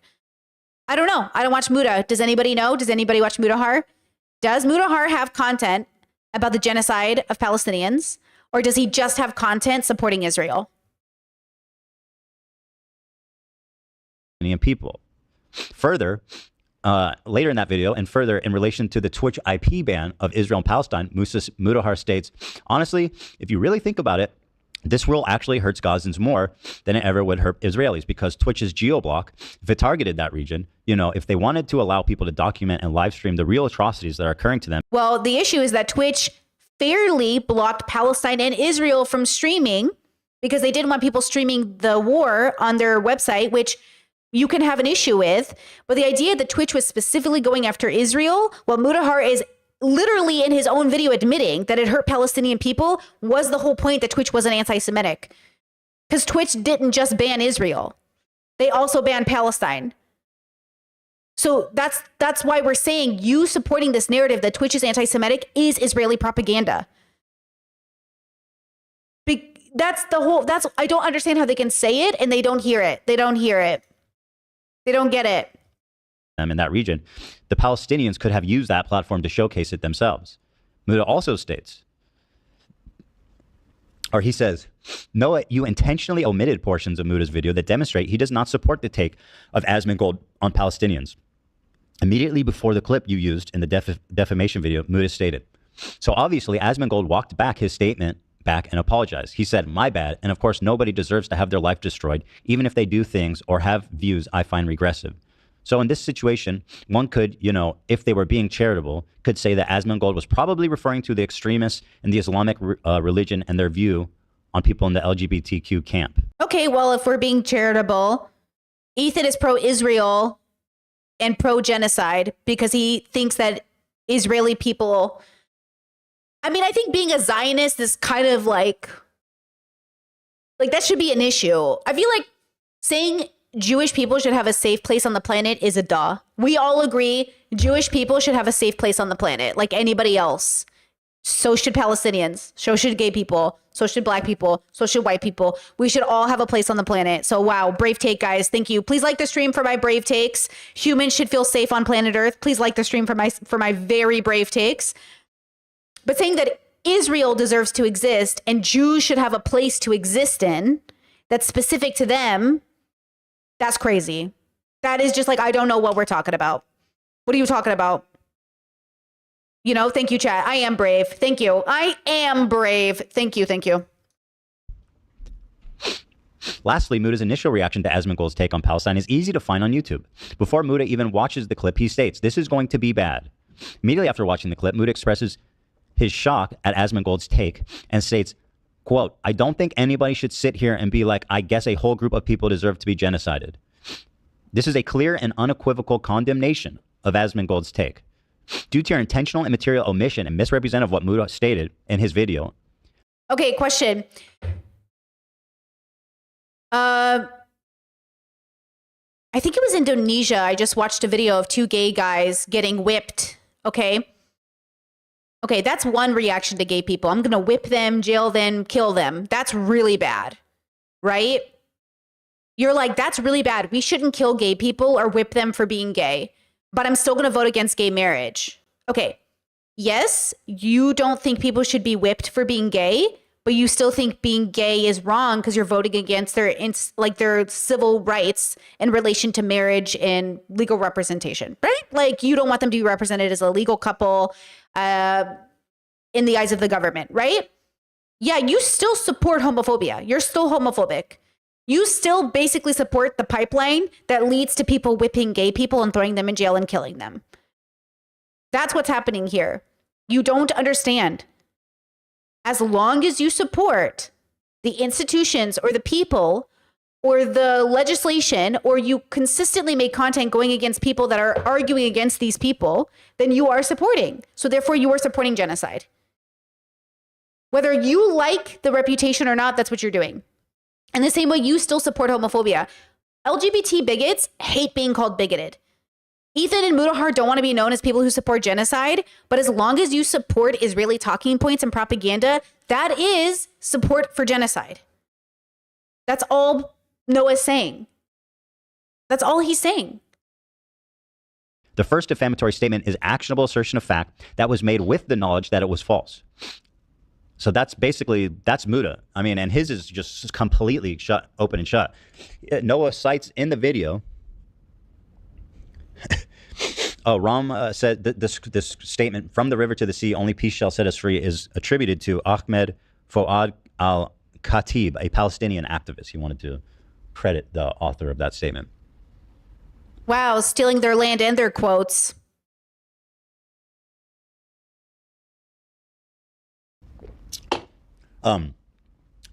He put Mudahar, a practicing Muslim, in the fucking thumbnail of his video. Hassan is also a Muslim, and practicing is very loose here. I don't know how practicing Mudahar is as a Muslim. Okay. Okay, but like, let's not do Muslim on Muslim crime, okay? Because Mudahar be coming for Hassan. You're going for Hassan. Like, let's be so for real. Okay. And said he supports genocide. A statement that has had far-reaching implications for his life as a practicing and active. Yes, as if women don't vote in direct consequence to their own lives. Yes, a Muslim has never voted against their own interest. Yes. I'm sure I've never met a self-hating Palestinian. I'm sure there's no self-hating Muslims in the world. Yes, as if Mudahar, because he's Muslim, he can in any way participate in the subjugation or targeting of people who are like him. Sure. Member of his Muslim community. That some white fucking white bread bitch boy wants to fucking play white savior. You know what I mean? And target Mudahar for being pro-genocide is the most. I do think it's so interesting. Wow. He is so conservative. This is such a conservative moment. This is so Candace Owens of him. I can't believe you're coming for a black woman right now. This is so Candace Owens of him, who I heard is recently trying to pivot. Girl, you better. But like, this is so, I can't believe you're talking bad about a black woman right now. It's like, we're talking bad about Candace Owens, for the record. Okay. Pathetic, backwards bullshit ever. I think it's so funny that the leftists are like, we don't want to listen. We don't listen to, we prioritize the voice of minorities, right? Or those who are on the receiving end. I love this. Ooh, I love this talking point. This is my favorite centrist Republican talking point. This is so good because they don't deconstruct. They don't understand intersectionality. They don't understand like what they're even saying out loud. And I love it. It's so good. I love to see a man fail. I love to see a man fail. Oh, men. Oh, that's so good. It's so good. I wish I had a joint to really enjoy this moment. Oh, Noah Samson said that Mudahar is fucking pro-genocide. Everybody clap. Unfortunately for Noah, the video that he cites, Mudahar literally contradicts his claims. So he either didn't watch the entire video, which would constitute willful abandonment of the truth, or he did watch the whole video and knowingly lied and made malicious lies. So either way, and again, I don't think they understand, like, saying that someone's pro-genocide is not something to play with. Like, people know, like, you can't just be like, oh, this guy's a pedo. Like, you can't just like say that because you'd be like, oh, genocide is the worst thing you can be. So these guys think it's just cute and fun. It's just like oh yeah, no, they're pro-genocide. Oh, this guy disagrees with me. He's pro-genocide. That's not how this works. And Muda's case is so open and closed, man. It's just it's actually laughable. It's actually laughable. Here's a link to his video in case you're curious. Hello, guys and gals. The truth is, in my opinion, that Mudahar takes aim at Hassan in this video for platforming the Houthi terrorist kid. And he makes fun of him for comparing him to Anne Frank and all this types of shit. And once again, what actually makes you pro-genocide is criticizing Hassan. That continues to be the common thread in this whole thing. But we'll see how that does for them. I mean, he enjoyed the stage. Noah, I hope you've enjoyed the attention and the accolades and all the praise. Because the realities are coming, my friend. And even in California, with the strictest defamation with the most protection for free speech against defamation lawsuits, even here, this is defamation, my friend. And is he still calling that kid a terrorist? I had to walk away for a second. Is he still calling that kid a terrorist, bro? Chad says, is this live stream going to be available later? Is it only for members? All live streams will be available for people. I'm just doing exclusive content for members. If you guys want to join, exclusive content is created for members. Live streams are kept public. Please like, Please share. Please like the stream, guys. Please super chat if you feel so inclined. Here we go. Like you said, look forward to having so much fun with it. Now, moving on to my part. This gets, let me see here. Here. As for Ethan, you either failed to disclose the factual basis for the first defamatory statement, or when you did disclose the factual basis, you either misrepresent the facts or rely on George Angelos Jonitis. His last name sounds like an STD. You've got Jonitis? Holy shit, bro. Are you even allowed to travel with that kind of disease? George Jonitis? What a dumbass loser. A source, George Jonitis, Angelos Jonitis, a source known to be highly biased against Ethan with a history of harassing, doxing, and making false statements. Hold on. I just want to make it abundantly clear. Like, he apparently shared that his sniffling is a part of his Tourette's. And I feel like I'm not saying he's on drugs. I know it was a rumor on the internet, but I just want to make it abundantly clear. It would make sense that it's just Tourette's related, right? So we don't need to question that. Okay. I think I want to make, for my audience, like, we're very, I'm autistic. We're very neurodivergent here. I just want to make it abundantly clear, like, no ableism in the chat. And if this is Ethan's Tourette's, like, that sucks. I'm sorry he's so stressed. I'm sorry it's a new tic. That's a huge bummer. I get it. We are not coming for Ethan's tics. About others. Specifically, those statements are following. The second defamatory statement. In Content Nuke, you find just about every type of what we just looked at in terms of manufacturing consent. Ethan spreads atrocity propaganda. He shares the Hamas rape hoax, the same hoax that was used by Western media, the U.S. government, and the Israeli government to justify genocide, is the second statement Noah said. The third one is Ethan spreads overt misinformation. He straight up lies about Hezbollah and the Houthis in order to delegitimize their struggle against the Israeli genocide. He cites baseless claims from Saudi state propaganda outlets to attack the Houthis. He also cites a documentary about the Houthis, which he uses as proof of the claim that they brought back slavery, when the documentary wasn't even about the Houthis. It was about the Yemeni government before the Houthi takeover. What I find so interesting about this is, like, you're really going to go on record and say, like, you're going to defend the Houthis for being, like, I guess, anti-slavery? Like, the Houthis have slaves. Why are you erring on the side of the slaver? Okay, they might have slaves, but let's err on the side of the slave owners on this one. To own the libs. Ironically, they are also doing the own the libs thing. It's funny. Everybody's trying to own the libs. The fourth defamatory statement. He spreads long debunked Nakba denial talking points that have been used for decades to legitimize Israelis' colonization of Palestine. Ethan cites sources that contradict his own claims directly, such as the UN report he claims proves the Hamas mass rape allegations, which the report itself denies. The sixth defamatory statement. He spends 20 minutes in the video. Hold on. Okay, hold on. Hold on. I'm uneducated as fuck. So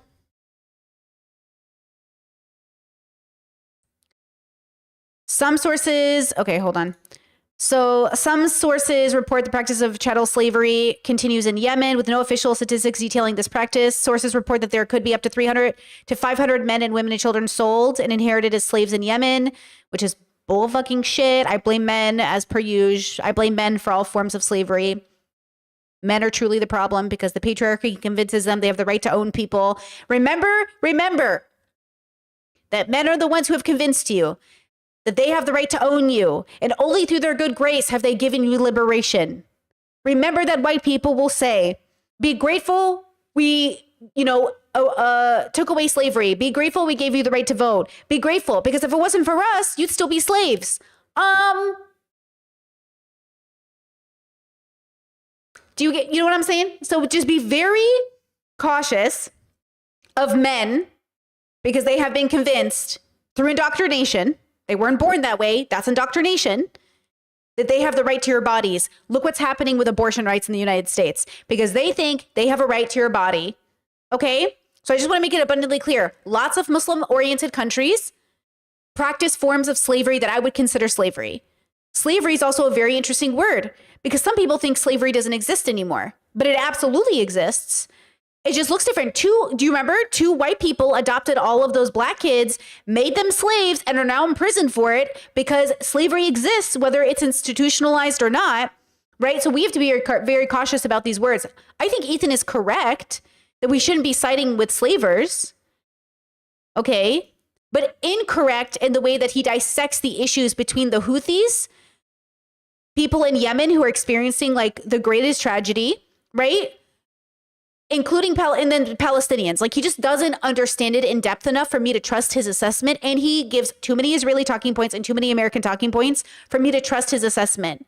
Not that I should trust Noah more, because who is Noah Samson, right? Like who the fuck is that?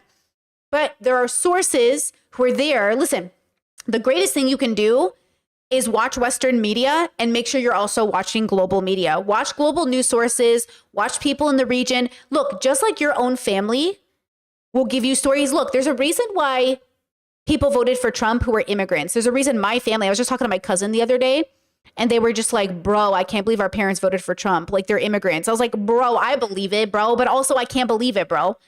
Because just like every immigrant that votes for Trump thinking that he's not going to pick on them, there's going to be Ethan Kleins who are doing the same thing. Ethan Klein is just that immigrant. He's that immigrant that thinks Trump isn't going to come for him.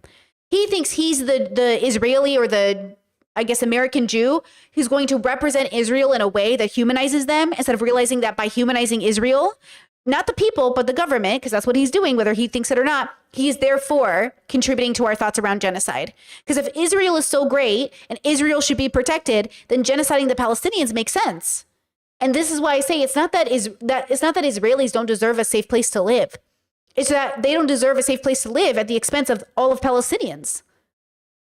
No one deserves a safe place to live at the expense of a whole group of people. What are we doing here? And that's what happens when you support Israeli propaganda. You are saying they should exist at the expense of a whole group of people. Smearing a 19-year-old survivor of a U.S.-backed Saudi genocide in Yemen as a terrorist with zero credible evidence, he claims. So these are the defamatory statements he said about me. And it's just a party, right? It's just so much fun here. We're having so much fun here, aren't we, Noah? Just like you promised. Further, it is clear you knew that Ethan did not support genocide in Gaza because you watched, or claimed to watch, Content Nuke Hassan Piker. In the nuke, Ethan expresses his repeated condemnation of Israelis' treatment of Palestinians. This emphasizes that you knew Ethan did not support genocide in Gaza, but still labeled him being one. Additionally, Ethan condemns the genocide in Gaza on numerous occasions prior to the nuke. And these are all attached with sources of what he's referencing. Your desire to falsely paint Ethan as supporting genocide in Gaza is emphasized by the end of the first defamatory video, where you state, quote, I think many of you can probably also help out with that. Most of you have smartphones and cameras and TikTok. So go ahead, start posting about it, spread the work. Aside from being a morally good thing to do, it's also becoming sustainable. You know, it's algorithmically viable. The Ethan Klein crash out industrial complex is booming. Isn't that fucking interesting? This statement demonstrates that you intended to not just have third parties spread defamatory statements about Ethan, but profit. Ethan, the guy who literally weaponizes his audience against content creators all the time. Ethan, who literally tells people, go find me information on Noah Samson. Ethan, who literally, what are we talking about? No, you did it. No, you did it. No, you did it. No, you did it. No, you did it. Both of you need to sit the fuck down. And both of you are on timeout. Okay? Both of you are on timeout. This is why I moved away from this streamer debate bro bubble, because all these men are just so stupid. I'm sorry. All of them are idiots. They're just so dumb in their own ways. All of them are all fighting. Listen to me when I say this, women. Women, they, them, gays in my audience. Okay? Even the gays who are men. Okay? Listen to me right now. What good are any of these men fighting with each other doing for our communities at the end of the day? All of them. All of them. I blame all of them. What are they doing with our time and our money? What are they doing with our spoons? Okay? I'm so sick of watching all these men fight each other. And for what? To see who has the bigger dick? None of you. Okay, get over it. I'm serious. This is important, a reminder for all of us to remember that these boys, at the end of the day, just care about their egos. Even Hassan and Destiny fighting about like suing each other, Mudahar versus Ethan versus Noah versus, I'm so sick of all of you. Okay? I'm so sick of it. What is this doing for our communities? Now, it's fun and entertaining, and I love the drama. I don't want to be in the drama, but I want to look at the drama. But this is so much bigger than all of us. This is Ethan setting a precedent that YouTubers are going to start going after each other. That's the problem we're having here. Is no one else worried? Why aren't other content creators, maybe I'm missing it. Is no one talking about how scary it is as content creators that we have to be so fucking perfect moving forward, or we're going to have Ethan Klein in our DMs coming for us? And then in some ways, maybe we should remain activists and focus on taking down Ethan Klein the same way we're trying to take down fascism. From these defamatory statements. You proved this point yourself. When your video entitled Manufacturing Consent for Genocide failed to receive many views, the one prior to the second video, particularly in comparison to the first defamatory video, you made the second defamatory video to further profit from your defamatory statements about Ethan. What a fucking psychotic thing to say. Everybody go on and lie about Ethan everywhere, and you can make a pretty penny doing it. Nice one, dude. That's not even what he said, and you know it. Like, the Ethan crash out train is not about lying about Ethan. It's about calling a spade a spade. We're just calling it as we see it. Like, my bro, you are dying on the weirdest hill ever. He's basically, literally, he's dying on a hill. It's embarrassing. It's just, all of this is so embarrassing. And it's also why bigotry is so digestible to people. Because Ethan can't imagine he's the bad guy. Like, bigots and racists, you have to understand they think they're the good guys. This is what I mean when I say humans are going to human. Everyone thinks they're the good guy. This is why I ask you to do less harm, not to focus on doing more good. Because the world's already trying to do too much good. Ethan is trying to do good here, which is the problem. I wish Ethan would try to be less bad. All horrible people think they're the good guys. All of us think we're the good guy, you know? The second defamatory statement and the fifth defamatory statement. So now we're going to prove these wrong.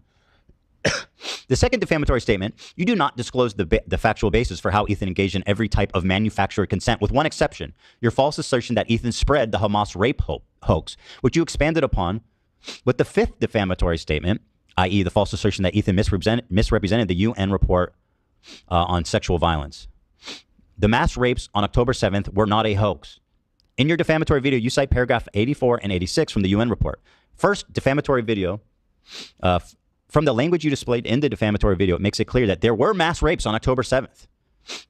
Quote, overall, based on the totality of information gathered from multiple and independent sources at the different locations, there are reasonable grounds to believe that conflict-related sexual violence occurred at several locations across Gaza periphery, including in forms of rape, gang rape, during the 7th of October attacks. Credible circumstantial information, which may be indicative of some forms of sexual violence, including genital mutilation, sexualized torture, or cruel, inhuman, and degrading treatment, was also gathered. This, by the way, in the reports that Noah says that nothing happened, which is a continued talking point that I see by him, Hassan, and Co. being like, oh, actually, that UN report completely exonerates Hamas. It's like, you're fucking lying, dude. You're actually lying. And not only that, you're siding. We knew sexual violence was committed. Everybody knew that, right? But once again, just in case you're new to my channel, they are saying because rapes happened, we get to genocide Palestinians. And I'm saying just because rapes happened doesn't mean you get to genocide Palestinians. Remember that this is the talking point they are using to justify genociding innocent children, men, women, and children. Right? Rapes happened. Men are present. Rape is going to happen. Yes, I said what I said. Men are present. They are being violent. Rape will occur. Guarantee you, girl. You think I'm doubting any rape happened on October 7th? No, man. Men were involved. Of course, rape happened. Because men feel entitled to women's bodies. Okay? So don't even come for me. What I'm saying is that's not the justification for genociding Palestinians. A few people raping is not the justification. Okay? Remember that going into Palestine trying to find Hamas is like bombing US malls trying to find Nazis. They live amongst us. You can't go bomb US malls trying to find Nazis. Okay? We don't have time for this. And that's the justification they're using. So remember that. With terrorists over people who are genitally mutilated, sexually tortured, gang raped, and degraded by cruel treatment. You are throwing them aside to side with terrorists, in this case, Hamas. That's fucking insane. It is. It has to be. Like, I think the collective online left has just completely lost its mind. I think it's just totally fucking rotten from the core. And I mean, this is just proof of it. Not only is Noah out here saying this shit, he's being propped up by everybody on Twitter. From Hassan. Hassan has watched all of his videos in their entirety. He's dedicated hours of time watching Noah's videos. And George Janitis, the human STD. What? Watching all of his videos. God, he really is a human STD. That's so good. Ethan is such a sex negative person. He's so like, he shames like it's 2007 and he's on like a Seth Rogen film. George Janitis. I'd love to see George Janitis step foot outside of Argentina and see how fast he gets sued by like a dozen people. But that's okay. None of them are as dedicated, as crazy, and as willing to waste money as I am. So Georgie boy thinks he's safe out there. But he's not. He's just never really come up against someone like me. I'll just be honest. I mean, not to toot my own horn, but I have more money than them. I'm more dedicated than them. I've completely fucking thrown every... all these things are like, maybe it's not worth it. That's all gone. Maybe it's not worth it to spend $1 million pursuing some fucking human STD in Argentina. Wow, if only millions of dollars could go towards, I don't know, liberating Palestinians, helping gay people, liberating marginalized communities, paying people's hospital bills. Do you see what I mean? Men would rather use money in a dick-waving contest than saving lives. All of this money, and the only thing you did, I was watching a video essay on manifestation, and the girl was saying, she was so funny. She was like, I love how everyone manifests new cars and new boobs and money, but no one ever manifests like solving world hunger. No one ever manifests like housing the homeless. No one ever manifests, you know what I mean? That's why I hate this shit. This is just a bunch of men waving their dicks around. It has nothing to do with truth or justice or goodness. Ethan just said he'd spend $1 million going after Noah fucking Samson and Ban Empanada. Get a job. How many families in California had their houses burned down? How many homes could you help replace, or how many families could you house, you know what I mean, during that tragedy? Pick a charity and give them money, Ethan. No, that's gone. See, that's gone. When you guys contributed to an atmosphere in which the CPS was called on my house, when you specifically, George, joked about calling the CPS, when you specifically, George, suggested I was lying about the CPS coming to my house, when you, George, specifically propagated this whole thing by saying that my kids were crawling around and eating shit, potentially eating shit,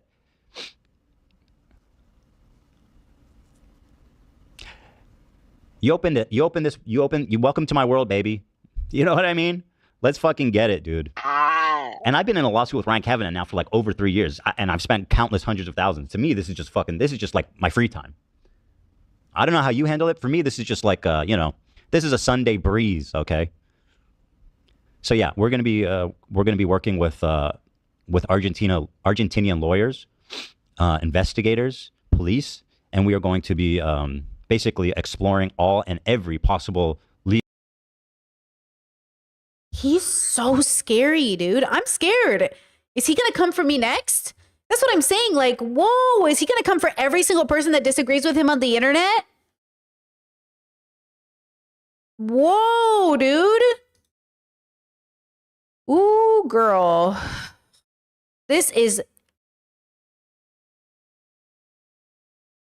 You know, over the years, Ethan always wondered why people pull away from him and don't associate with him. Dude, you're scary, dude.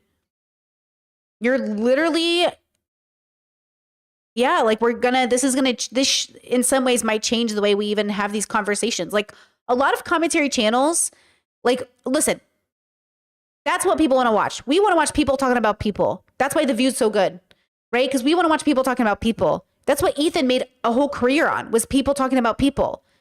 So I don't know why he's doing this. I know it was scary to have CPS come to your house, but unless Bad Empanada made the call himself, like, why are you doing this? And I don't support that, right? I don't think it was necessary for, but I heard the call came from inside the house, but I don't know if that's even true. So again, like, I don't know.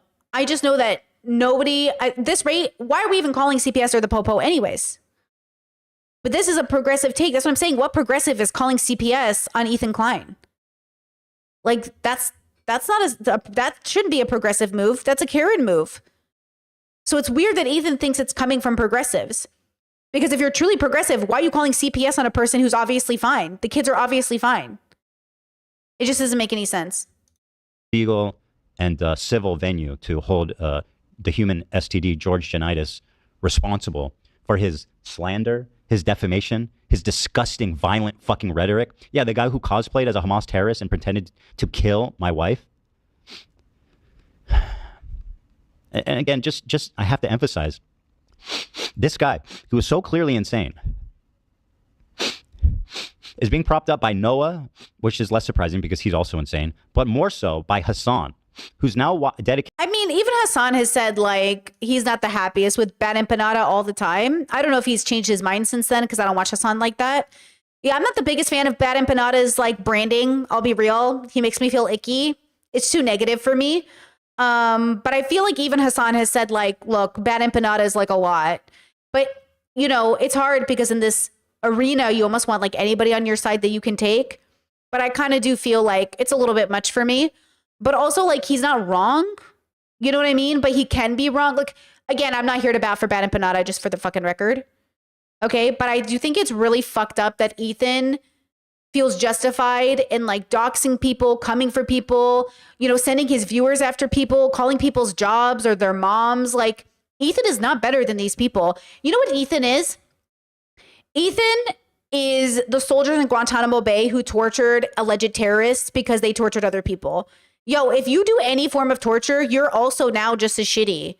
It's like men do this thing where they're like, well, you killed my family, so I'm going to kill your family, but I'm justified because you killed my family first. Y'all still killing people's families. I watched this, like, cop show or something. It was on TikTok. And the guy literally goes and kills this drug lord's 2 kids at the dinner table because the drug lord killed his daughter. And I'm like, I'm sorry, is this the good guy in the story?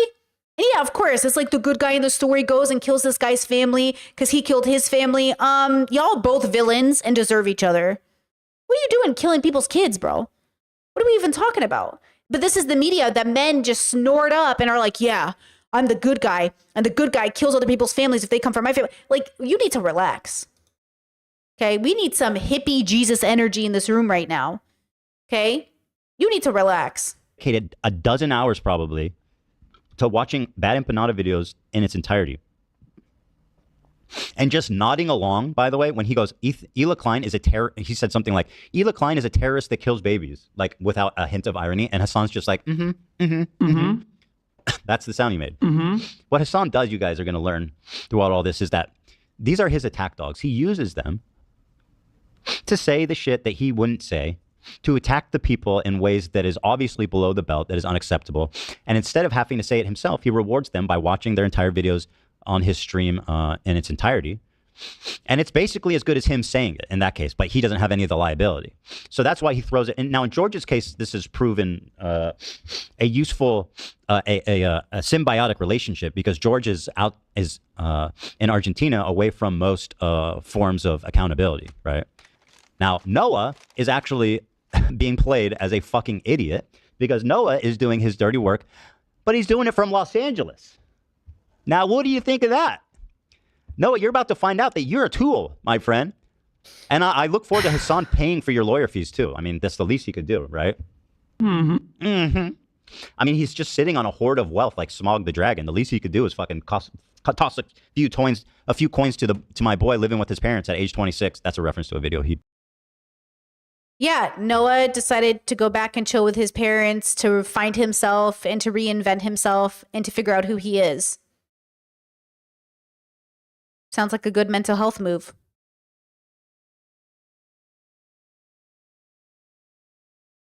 But no hate to parent dwellers. George Giannitis, the human STD. It's actually incurable. You don't want to catch this one. And by the way, I will say, you're right. Chat said, The idea that Hassan is a mastermind all over YouTubers, all these YouTubers is unhinged. That's why I don't want to talk to Hassan or anyone. Like sometimes people will be like, oh my God, why don't you talk to these people? First of all, Hassan did write me off as a Destiny orbiter, which I resent because I had a career before Destiny, fuck Destiny, and I had a career after Destiny. Like y'all might not like that as a small YouTuber, I can pay my bills, but I can fucking pay my bills and I do not need these men. And I've always been able to pay my bills and I've never needed a man to pay my bills. I just want to make that abundantly clear. Not that that's bad. If you need a man to pay your bills, I'm not judging you because gender is a construct, but I just want to make it abundantly clear, okay, that writing a woman off who has anything to say about a man she used to know briefly and very loosely is misogyny. Because I'm not an orbiter. I'm literally a content creator who did a collaboration with somebody and didn't even know what the fuck I was running into. But that's how it feels talking to any of these boys. It feels like another possibility of a Destiny situation. Even if we want to promote Hassan as a better person because he doesn't have that reputation, which is good, I don't trust it, girl. There is no way that getting involved with Hassan is good for anyone's mental health. It might be good for your career, but it has nothing to do with your mental health. And girl, I'm on a mental health journey. You know what I'm saying? So absolutely not. But Ethan, sometimes people will say, like, I know Ethan's team probably knows who Brittany is. Why don't they talk to her? But at the end of the day, like, they can't talk to a person like me. I see the people they come after. I see the people they try to make fun of on TikTok. Like, you can't, girl, I do not, everybody knows. Like, I think I'm frustrated with these big men who think they're doing so much good for the world and all they're doing is poking on smaller content creators, but they won't even poke the ones who have a chance of surviving. And I'm not saying I want to be poked, for the record. I'm not going to answer no DMs. But I think it's interesting that of all the content creators you try to fight with, it's people that I think couldn't even, like, pick on somebody your own size with your own attitude. I'm like, your same age. I got the same amount of passion, but they can't.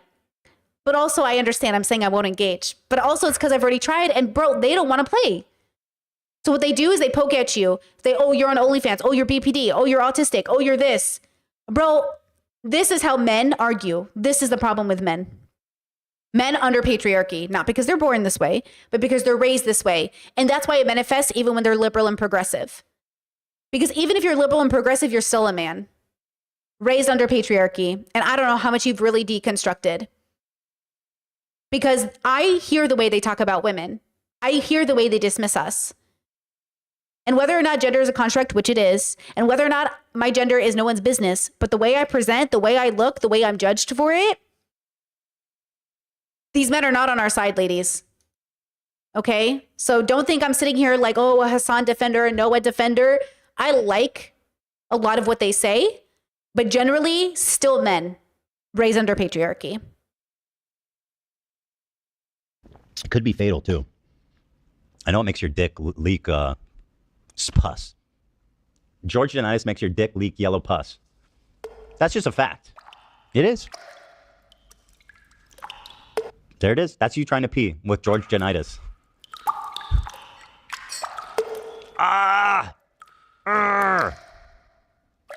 What is this George trying to joke? pee with George What is this joke? I don't understand what any of this is. What is he even doing? Janitis. Thank you, Zach. So What Buddha's here. I don't get it. Let's get him on the line. And What is the joke, guys? I don't get it. What is even the joke? Can someone tell me in the comments? Why is he calling him an STD? I don't get it. He's saying because his name sounds like painful SD? Bad empanada. Bad STD? I don't fucking get it. He's making fun of his last name? Oh my God. What is he, 5 fucking years old?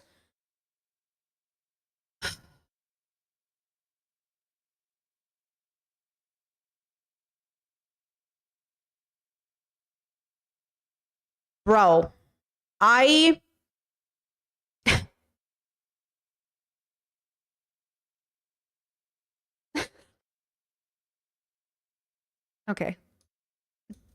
Get him to comment on his portion of this, and then I'll continue. I also want to say the defense to this, the messaging that you're going to see is not to explain why what they said is not defamatory. You will not see Hassan or any of his orbiters or any of the people online, these leftist fucking, propagandists on Twitter who spend all day just... I'm sorry. We really do make the wrong people famous. I mean, Asman has like 50,000 people who watch him on stream. Ethan has like 35,000 people who watch him on stream. The world is a reflection of itself. You know? And I used to be an Ethan watcher. I used to be an Asmon watcher. I used to watch both of them. I'm a part of that ilk. I'm the problem. I used to watch both of those boys and hope for the best. And I used to think, oh my gosh, they're going to get so much better and they're going to do so much good. And they're not. They just don't. Living for a streamer's potential just as bad as living for your boyfriend's potential, let me tell you. Tweeting about me. You will not see them proving these statements to be defamatory. What you will see them saying is that they'll do broad strokes of, oh, Ethan's using the law to silence critics. That's all you're going to see because they know that they can't get into the facts of the story. Otherwise, it'll be obvious that they're wrong and he's a malicious liar. So get prepared to see everybody saying Ethan is exploiting the law to silence criticism and you are. Anti-free speech and all this types of shit. You are. You literally are. Listen, buddy, if what I said is defamatory, it should be easy as pie to just, respond. Just tell us how. You didn't do it in the video.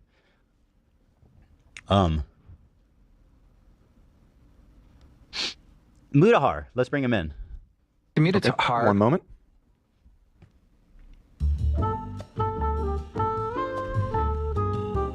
Mutahar. Mutahar. There he is. Hey. That's one ordinary gamer right there. Thanks, man. What's up, brother? How's it going? How are you? Wild day today. The nukes are out. So tell me about basically why you decided to do this. Well, I decided to do it because I want to say since he dropped his videos, the first one with my face. And I just want to make it abundantly clear, it is very different watching on occasion and keeping up with the news and watching all the time and being a fan and super chatting. Like, I just want to make it abundantly clear, keeping track of Trump's movements is not participating in the Trump administration. Watching Asmon on occasion to keep up with what he's doing and commenting on it is not keeping Asmon going, right? Talking about Ethan on occasion, yes, it uplifts their views and yes, they get views, but I want to make it abundantly clear, there is a difference between watching and reporting on someone and like being a fan and uplifting them, okay? Because I don't want you to also be ignorant and not pay attention and then get blindsided by this administration or some YouTuber sending you a cease and desist. Like, you have to stay aware. And look, I just watched another video essay about this. Like, what is the line between platforming, talking about, and uplifting these people? Because Andrew Tate needed us to react to him to build his reputation on the internet. Yes. But also, at some point, like, we also have to stand up against bullies and we have to be able to tell our stories. Because, that's how DGG tried to silence me. And I did it. Guys, I was silenced. DGG would be like, if you talk about it, you're obsessed. Other YouTubers would be like, Brittany's obsessed. Like, I could not stand up for myself without being called obsessed. Like, there was no way to talk about Destiny without being painted as some, like, they purposely do this to make it so you can't stand up for yourself. And I'm saying, don't let that happen to you because I already let that happen to me. And it really sucked for like 2 years. I was so stressed over being stalked. I was stressed over threats. I was stressed because I was being so bombarded by the internet. I was like, what is happening? Because I stupidly thought Destiny was just made a mistake and he would understand that it was a misunderstanding and but no, I realized first we all realized he's a horrible person and a predator, but we didn't know that at the time. But yeah, it is literally a control mechanism that they use. So don't let people do that. Don't let people be like, well, if you don't like Ethan, why do you talk about him? I don't like Trump either, but we got to talk about it, girl. Ethan, this isn't just drama between Ethan and YouTubers. This is setting a new precedent, a new expectation that if you share your opinion on the internet, you're going to get a cease and desist from Ethan. He'd already threatened to come after other people. Am I in danger right now? Like, that's what I'm trying to figure out. As a content creator, should I just go back to not go back? I've never done it before. Should I just make mukbangs? But girl, the sense of justice in this autistic brain of mine can't let it go. Bad things are happening to people and we have the right to call them out. But don't let them get it twisted. Oh, you're just talking about it because you're the problem. You're doing it. You're platforming Ethan. Girl, I need to make it abundantly clear. When bad people do bad things, we should say something about it.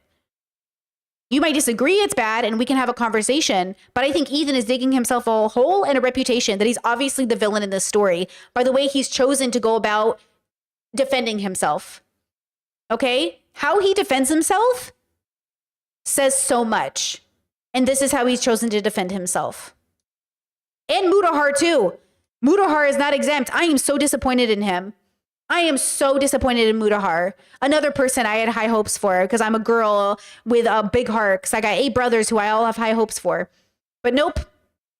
Failure on that front too. Meg with the super chat. Oh my God, girl. Thank you so much. Says thanks for spitting fire always. Thank you so much. I appreciate it, guys. Thank you so much. Please like the stream. I appreciate it. In the thumbnail. I have not stopped seeing it in the comment section for every video, so clearly it's just been sort of like a thing that's stuck in the audience. I think ever since I reactivated Twitter, it's been filled with the mentions of like, you're a genocide supporter, blah, blah, blah. And then, obviously that's caused impact to my channel. It's obviously, like people... Ethan is... Both of these boys are literally Trump. You guys are literally Trump and you don't even see it. Are people not allowed to say that Trump is a genocide supporter for making friends with Israel? Like, what are you talking about? All you do is defend Israel. All you do is like, this is what I'm saying. Like, they literally are Trump and they have the audacity to not even understand it. What are you talking about? I mean, you see that in the comment sections, it's bad. But then in reality land, right? Like, this is the first time I had to like completely miss out on like eat prayers and all this stuff, just because I don't really get into my community anymore. So, I don't really see my family much anymore, just to keep them away from me while this is kind of raging.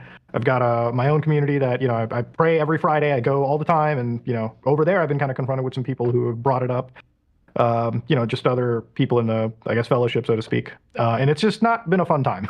It's I mean, this fucking white bitch-made loser, okay, Is he calling Noah's mom a bitch? Bitch made loser? Bitch made. See the misogyny? Hello? The misogyny! What is this? What is this bitch made loser? That's misogyny.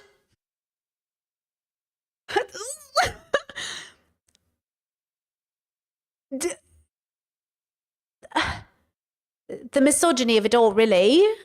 What? Dude. He wants to save you from yourself, I guess. What is he trying to do? What do you think about this white dude telling you that you are pro-genocide? Bro, it's so insane because like I've said it like publicly. It's like even with like Hassan or whatever, it's like there are some people that just have the ability to turn their like I guess you could say victim card on and off, right? Like, it's easy to be Muslim when it's convenient, just if you want that victim card on, you're like a brown skinned person, but it's like I live it every day, like I can't turn that off. So when I see guys like Noah come in and tell me what I should and should not feel, especially when I've grown in that environment, like I've grown up in a Muslim household, various degrees of conservative Muslim household too, like depending on how far, like if you go to my grandparents and stuff. So it's just, when I was in that video talking about like my piece towards the end, that came from like a personal experience, something that I highly doubt Noah's been through. So it's shocking that when I'm not on their side, when I'm not on the accepted side. I've been this person before. I've been the Assyrian girl who's like, no, I really think like conservatives like us. And my parents are those immigrant people. They're like, you don't know my experience as an Assyrian. You don't know my experience. But at the end of the day, like you as an Assyrian or you as a Muslim or you as a minority, you're siding with the oppressors, whether you fucking want to admit it or not. I've been there. I get it. I didn't understand how I was, siding with my oppressors until I deconstructed. And I was like, oh shit, my bad. My bad, bro. Because remember that half the justification of genociding the Palestinians is that they are Muslim, that they're anti-gay, you are pinkwashing this like situation. Like all of the reasons why people are justifying the genocide of the Palestinians and pretending that they're not, is because of where they come from, what they look like. This is what I'm saying. I've been here. I get it. But this is the problem with Ethan being like, what do you think about this white content creator who's calling you out? He doesn't mean it in the way the progressives mean it. He doesn't mean it in the intersectional way. He means it as a dog whistle talking point for conservatism. That's why conservatives do this. That's why they have tokens. Ethan is tokenizing Mudahar, whether he knows it or not. That's what he's doing. I'm just the Uncle Tom. I'm fucking out of it. Like, I don't know what I'm saying. Like, it's just annoying. It's like, fuck this guy. Like, fuck you. Yeah, it's like, it's always like, listen to the diverse voices. Listen to what they're saying. Oh, this guy disagreeing. Chad is saying bitch made is in reference to Noah's audience. Like, Noah's audience is a bitch. Like, he was bitch made. I'm confused. Maybe I'm just autistic. I don't know what that means. Towards genocide. Don't worry about him. Saying like the worst shit possible about you. Like, why the fuck do they target you with the worst shit possible? Dude, I normally like I wouldn't even get into the legal trenches of this, right? Because it's like I'm not at the stage you're at where it's like fuck it, I'm just gonna go. Like I'm in the trenches. Like normally I wouldn't because it's kind of like an apprehensive thing. But when Noah puts me up as like a genocide supporter, right, and like a thumbnail and everything, and I watch his videos, like it's insane because I've had my own lawyers. Like I've sat down and spent billable hours. We watched his videos. And we're just like sitting there like, where the fuck does he get off saying this kind of shit? Like I have a fucking legal bill that I'm looking at. for all, like, it's part of like the fucking accounting. It doesn't make any sense anymore. Like, I look at That's what I want to know too. Chad is saying, can you take someone to court because they said things you don't agree with? That's what I'm saying. What are we doing here? You know what I mean? Like, what are we doing here? Are you taking Noah to, like, it's not defamation because it's an opinion through your political lens. It's a political opinion. And the same way, that's what I'm saying. You remember the pro-life lady, Savannah? I think that's her name, who got punched by that lady? Like, somebody in the comment section was like, there's no such thing as verbal violence. What do you think hate speech is, dude? If you're like, oh, people were like, you shouldn't be allowed in public if you hit people when words are thrown. Sure, if you guys are all meditating and we're the highest zen of our highest vibrational, like, whatever status. But if somebody calls you a slur and you punch them, I'm not saying it's, I'm just saying, do you know what I'm saying? Like, why are people out here being like, oh my God, no civil society would throw a punch over words? First of all, and I'm not condoning violence because men really perpetrate that shit. Okay, they really have any excuse to throw hands. But I'm just saying, can you really be shocked if somebody, you know what I'm saying?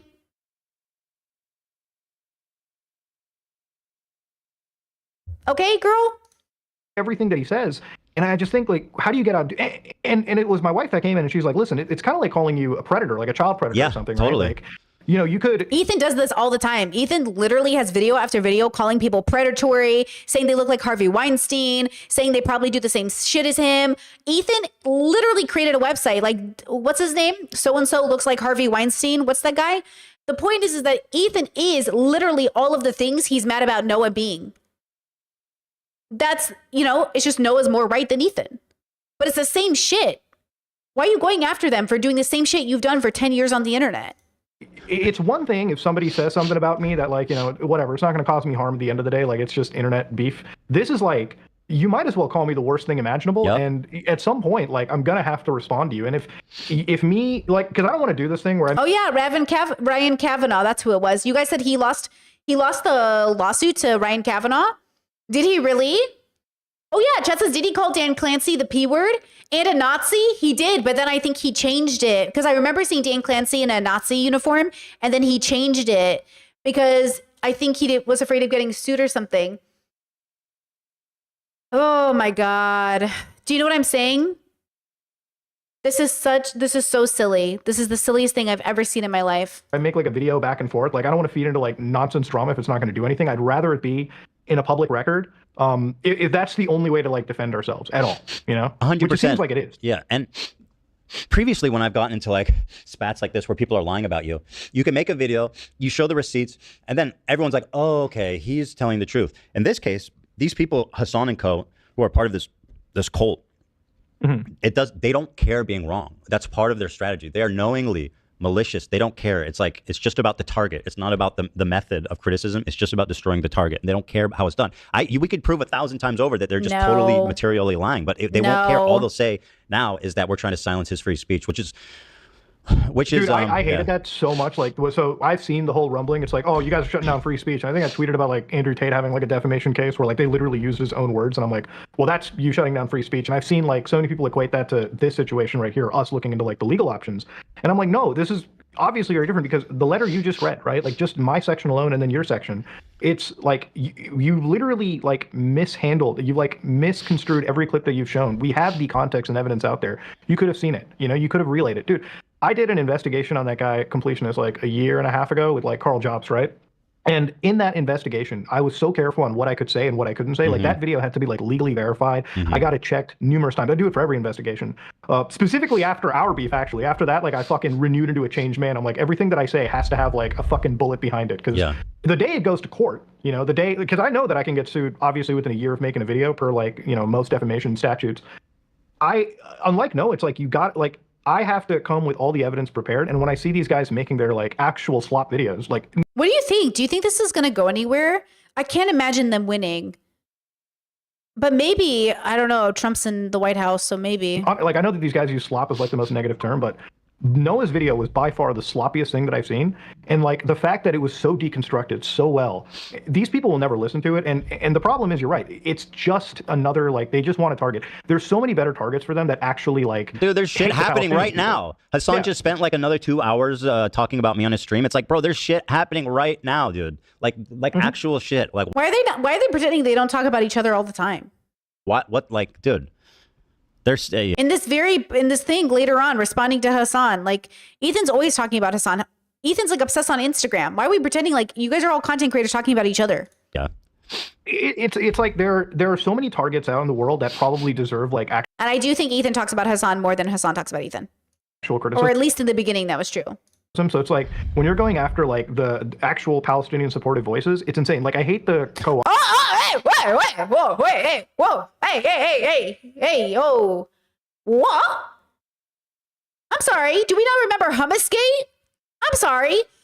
Do we not remember Hummusgate? Oh my God, Mudahar. Oh my God, what a conservative little fucking token perspective.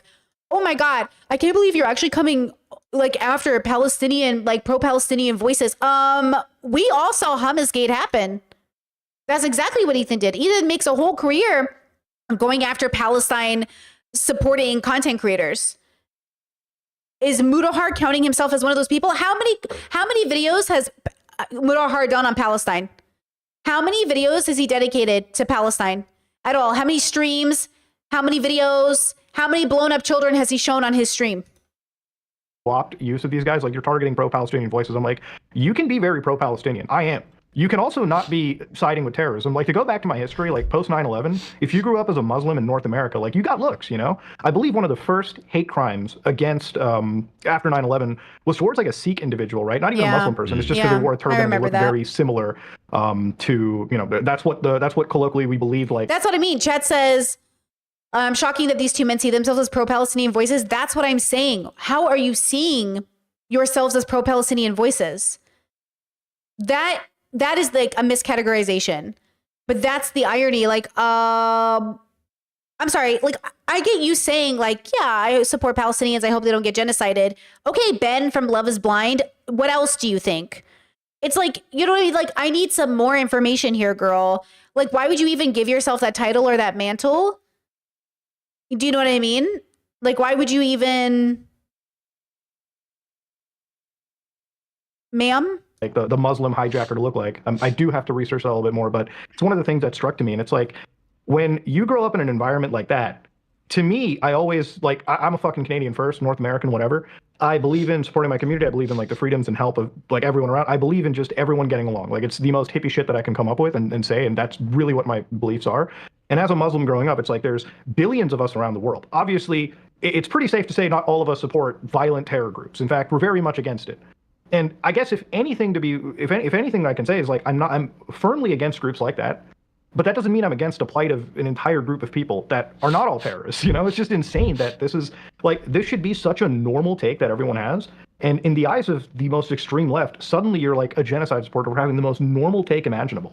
Like something that anybody should think. Like, it's insanity. Like, the more I think about it, the more I'm like actually baffled. Yeah, I mean, listen, they pushed it so far to the point where there needs to be accountability. Like, there needs to be. They forced us into a corner in which, like,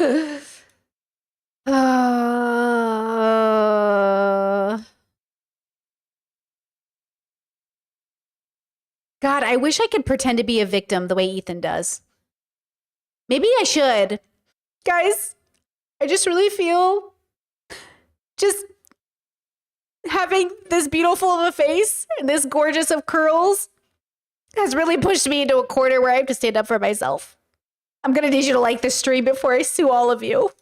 like, there's pretty much the only way to hold these people accountable. And the unfortunate thing is, people like George Janitis, the human STD, oh my and God, people like bro. Noah Sampson, they are materially rewarded. They get no pushback from their community. They get plugged. They get massively shouted out and supported by Hassan and co. So for them, they just see green lights all the way. Like, oh yeah, the more I lie, the more malicious that I be about this person, the more views, the more Hassan's going to put me on for sure. Just as mean as I can be about Mudahar or Ethan or anyone that's talked bad about him. So they've created this atmosphere. And listen, it's time for some accountability. No, 100% agree on there. And that's like why, like, again, like I said, I normally wouldn't go the litigious route, but like, again, the more I read the letter that Rahmed wrote, I'm like, it's insane. Like I've never seen defamation this clear and like removed. It was so matter of fact, that it's just impossible to not go forward with it. And on the topic of like guys like Hassan or whatever, I think it's a great point to also mention. It's like a lot of it does get really exacerbated when you've got one of the largest political streamers in the world going at you, constantly signal boosting stuff that you should be checking, right? Like, I'm sorry, when there's something fucked up that comes out, if anybody gets a serious accusation against them, whether it be, again, genocide supporting or, getting involved with minors or whatever, it's like, it is your duty, even if you're just signal boosting, to ensure the validity of the source, right? This is a guy that's been on news and people have talked about him as being like one of the greatest parsers and like one of the greatest political figures. And I find it so bullshit. Like the fact that me, who's just an engineer, like the fact that I can parse through all of this stuff better than quote unquote the biggest political streamer is embarrassing. It's shocking to me. And honestly, I think like he should have more accountability, but he'll probably look at this and say, "Oh, it's just Sloptuber getting mad at me. It doesn't matter." It's like he won't address insanity. anything we're saying. He'll just say that we're exploiting the legal system because we know he's right. Like he'll twist into something like, "Oh, he knows it. That's why they're suing. That's why they're trying to silence him." But dude, Hassan, it's not that insane too. Yeah, go ahead. Let me tell you the most insane thing. When they say that, it's like I always have to remind people. I'm like, I know where this case is going. It's the fucking state of California, the most free speech supporting state when it comes to cases involving this. I would not go forward with this if I didn't feel that there was something palatable to have. Absolutely. My wife has said the perfect thing. It's like the moment we talked about it, suddenly everyone on the left became a fucking legal expert, Suddenly everyone has become like a fucking lawyer. I'm like, if you think that there is no like actual case to be made, I don't see the amount of like coping involved. Like I don't understand why there's so much coping for this. Like let it play out. Well, because so I feel there is a solid case. The coping is because again, they knowingly lie. They have no responsibility to be factual. It's on us. It's like it's up to us to be factual and to correct.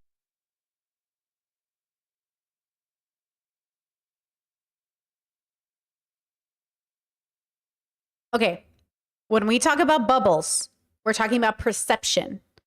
Ethan genuinely has the perception that he is being factual and that everybody else is lying and that everybody else is defaming him.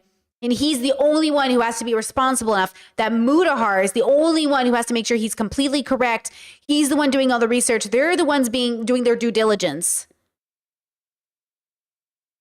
Like, you know what I'm saying? Like, you can't, no matter what you say to these people, like they're not going to see it until they have like an embodied experience to actually realize they were wrong, to realize like, wait, am I participating in something? Look, I'm a stubborn bitch. Okay. I could say bitch because, I'm a bitch, but like I'm stubborn.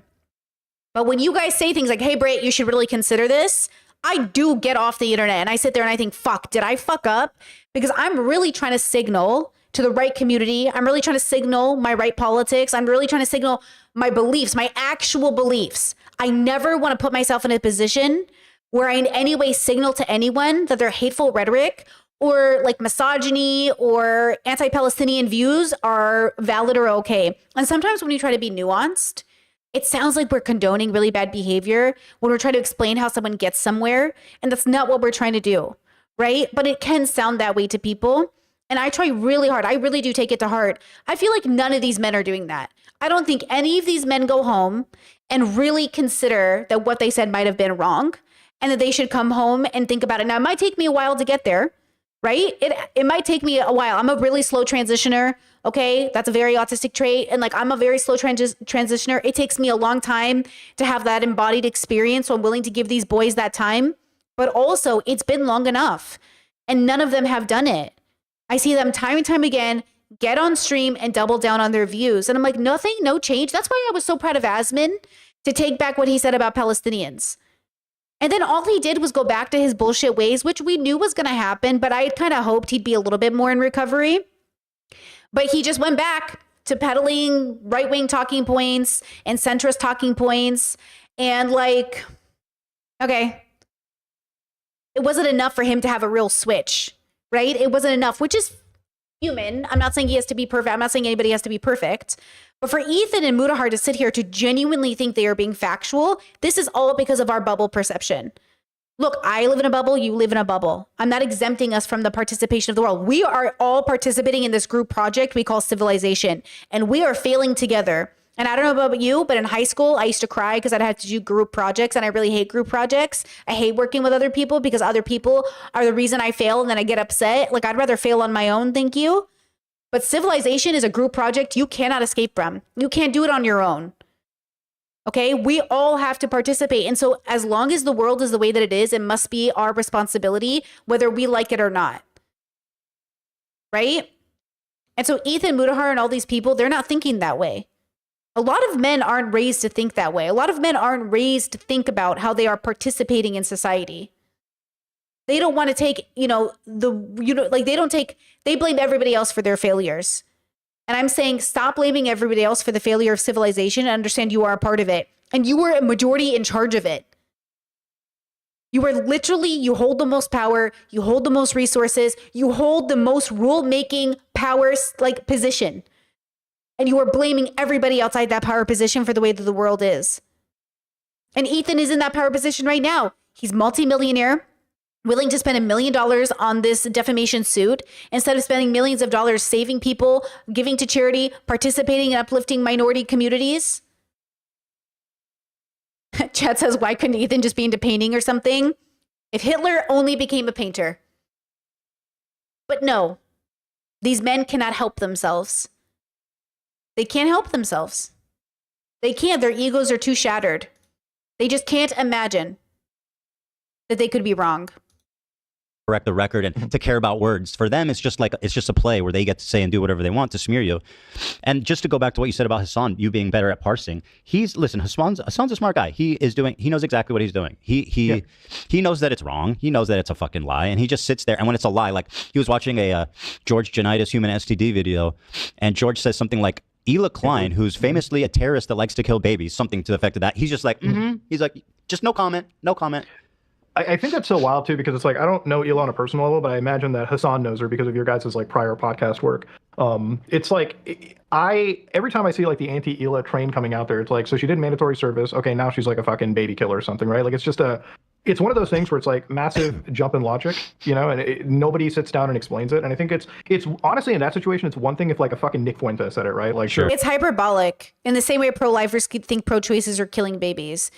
It's just hyperbolic language to be like, Ela's a baby killer. Ela participated in the IDF, and the IDF is like a legal terrorist organization that gets to kill people and harass them and all the bad things, right? So, okay. But it is hyperbolic, right? So we all do that. If you've served in the military, this was a whole episode of Love is Blind, right? Remember the girl who served in the military? The guy didn't like that. And she was like, I support the troops, but I don't support the military. Listen, I have a whole video, I think it's private now maybe, about how I couldn't be with a cop because I couldn't be with somebody who's willing to put on that uniform and do that particular job of harassing civilians. Because that's what being a cop is at the end of the day. In the current state that it stands, becoming a cop is basically becoming somebody who terrorizes citizens. For what reason? For your quotas. Okay? You hear about the cops that just shot an autistic man, I don't know how old he is, 9 times. He has 9 bullets inside of him because they didn't know how to respond to a call about an autistic meltdown. He was having an autistic meltdown, okay? His mother was handling it. The neighbor didn't know what was going on, so the neighbor calls and goes, hey, there's a man with a knife out here. Not understanding he's autistic, he's having a meltdown, he's not hurting anybody. Like, we just need to de-escalate, but cops aren't taught to de-escalate, right? So again, we all have our lines in the sand of people we would date, but we all participate in the system because we pay tax. There's just ways to harm reduce. Again, we're trying to be less bad, not more good. Okay? I'm not saying all cops are bad, but I'm saying it is as suspicious as joining the military for whatever reason you do it. I know people do it for a lot of reasons, especially because they need resources. But you are one step closer to the worst of the worst. Like, it is better to not join the military and to find another way to make money than to join the military. But I know why you join the military, because it feels like easy money, because that's how they trick you. They trick you, as a person who had 4 brothers sign up, they trick you into thinking it's money. There's no money in the military. Unless you make it a career, you're not making money, kids. You might as well get a minimum wage job. You might as well work at Walmart. You know what I'm saying? Instead, they convince young men to put on uniforms and go die for them. The military is just another excuse for rich white men to play with your lives like it's a video game. Okay? We know what he's going with. Yeah. But it's another thing when, like, Hassan, who is, like, supposed to be more... It's somebody who's actually connected to Ela. The fact that he co-signs it, it's like... It's unforgivable for me. Yeah, it's just... It's like, dude, you have no... Like, you're just... Again, it's just willfully being ignorant of, like, facts. He knows the fact. He knows the fact more than the average person commenting on it, but he just chooses to let it happen because you guys are enemies now. We're all Chat says, I agree, mandatory doesn't mean you justify it, but I don't think we should chastise people who have no choice to serve. There are actually Israeli people right now choosing to go to prison rather than serve in the IDF. And I think that's really commendable. And I'm not saying everybody should do that, but I'm saying that that is really commendable. And I appreciate that. enemies. The funny thing is, yeah, before this all happened, Hassan was the biggest fan of Teddy Fresh. He was wearing it all the time. He was asking us for it. Now, by the way, Hila's military service and all this stuff, that's public knowledge. Nothing has changed at all in terms of like what they criticize her for. So Hassan was happily walking around in Teddy Fresh, the biggest fan ever. Hila was already on the record as being a fucking member of mandatory IDF service. But now all of a sudden with the same... Because it feels different. The context feels different. We didn't feel any weirdness about Israelis needing to serve in the military. I always thought it sounded kind of cool. Like, oh, that's nice. You're all participating in your small little country. Like, that's kind of nice, you know, because that's the way you're raised thinking about it. And then October 7th happened. And now it feels scary the way Ethan and Hila supported Israel in the way that they did. There's a difference between people right now going on these raids and doing these things. And by the way, like, Hila did brag about going on a raid, right? Like, she did brag about going on a raid, and like, she doesn't know who she's seeing. She's just convinced. But I think that's a part of the propaganda that you believe.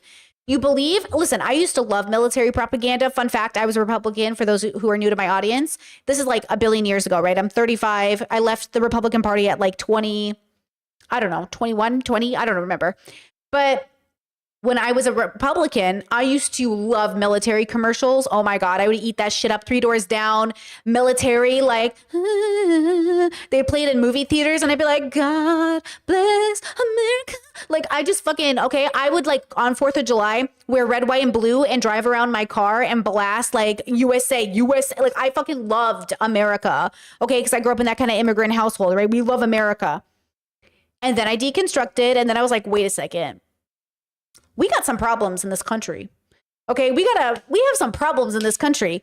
And then you realize like, oh shit, now joining the military feels crazy. Now becoming a cop feels crazy. By the way, fun fact, I also did try to become a corrections officer just to see if I could pass the test. And once I could pass the test, I was like, okay, that's all I wanted to prove to myself. I did not actually want to be a corrections officer. I just wanted to prove that I could contend with the boys, and I passed. Thank you, written and physical. I like to challenge myself. You know what I'm saying? I never wanted to actually work in the prisons because prisons are bullshit. Prisons are bullshit. Say it with me. Prisons are bullshit. You know what I mean? Okay. So I get it.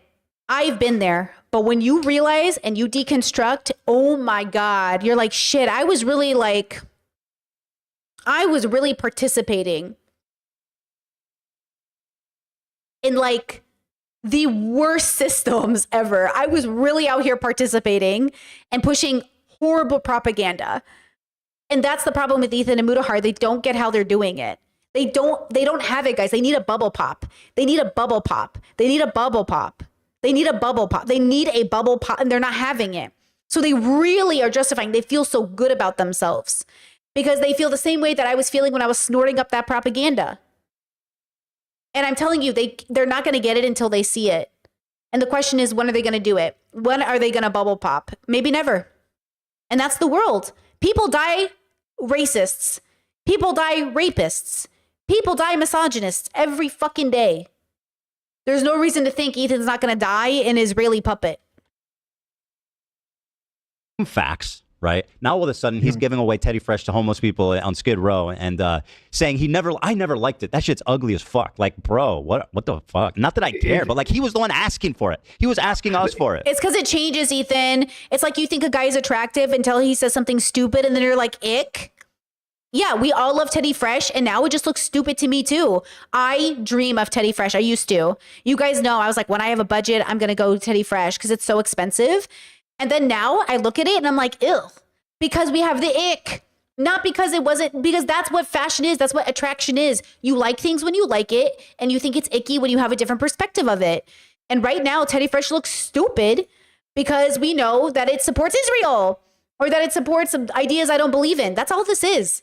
Teddy Fresh is a boy that we used to have a crush on. And now we're like, ew, I can't believe I even liked him. It always just feels like somebody that is stuck so far into that like high school like mentality, that college mentality, where it's like there's just no, I want to say, adulthood to it. I talked about this with my wife too, like about like Hassan and everything. Every time I hear like Hassan or Noah talk, it comes from a place of people that It's okay, Mutahar. My wife and I also talk about you guys, and she thinks you're an idiot.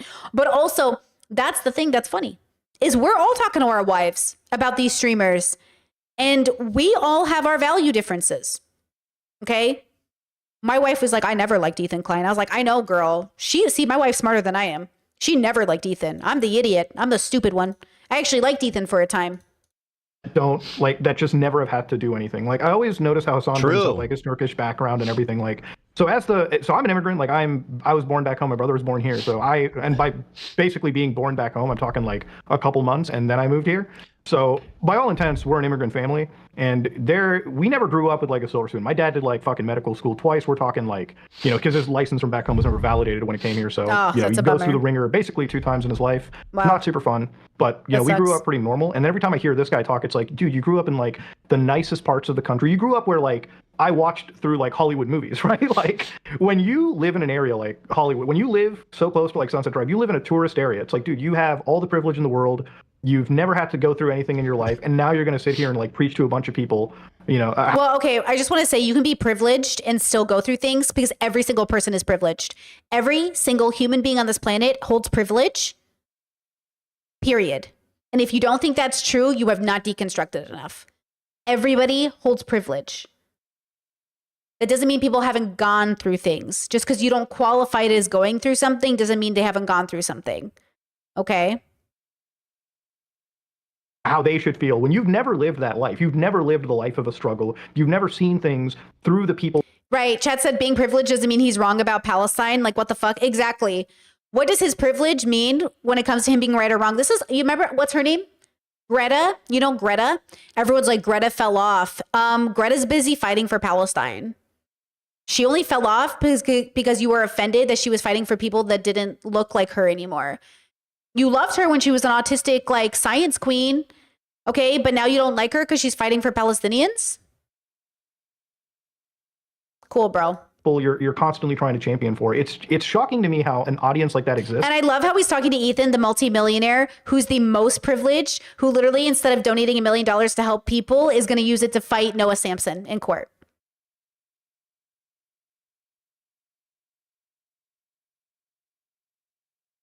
What are we talking about? What are we talking about? And then they become so lazy that they don't even do any research into like claims that these people make or like the attacks they send out. It's taking advantage of a lazy audience, and it's just like a bunch of privileged fucks getting away with. Yeah, I don't know if you know. I don't know if you know Hassan's origin story. His parents are extremely wealthy. His mom is a landlord of like many commercial buildings, which is ironic because Hassan famously said landlords should be pulled into the street and the street should run red with their blood. His mom is a prolific landlord. His dad is a member of like one of the largest Turkish military political parties. They're very, very wealthy. In fact, Hassan, Turkey also has mandatory service, but Hassan actually they sent him off to college. By the way, yeah, they sent him to college from Turkey, which is fucking extraordinarily expensive for anyone in the world, let alone someone in Turkey. What university did you go to here? Like, was it NYU? He went to Rutgers, and he went to another one that he Wait, Chess says she owns office buildings. Oh, that's very different. When people are talking about landlords, guys, Americans are dying under the weight of their rent. Housing is the most expensive part of our lives. It's literally killing us. Hassan isn't worried about people owning commercial buildings because your commercial building needs to be rented out. He's worried about people being able to house themselves because landlords are literally gouging prices. Just a reminder that when I was living in Arizona, my landlord charged us $1,300 when we first moved in, and 3 years later wanted to charge us $2,400 for rent.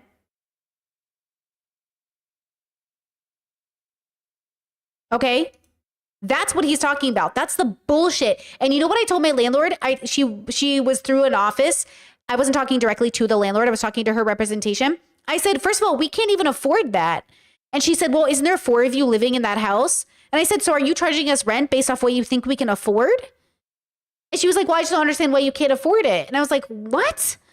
no one can afford that, bitch. Like, girl, I don't mean bitch in a misogynistic way. I meant bitch in a gay way. But you know what? That might have sounded misogynistic. My bad. I was like, girl, we can't afford this. Like, this is not an option for us. And I was like, joke's on you. I'm getting married and moving to Croatia. So bye. You know what I mean? Bye.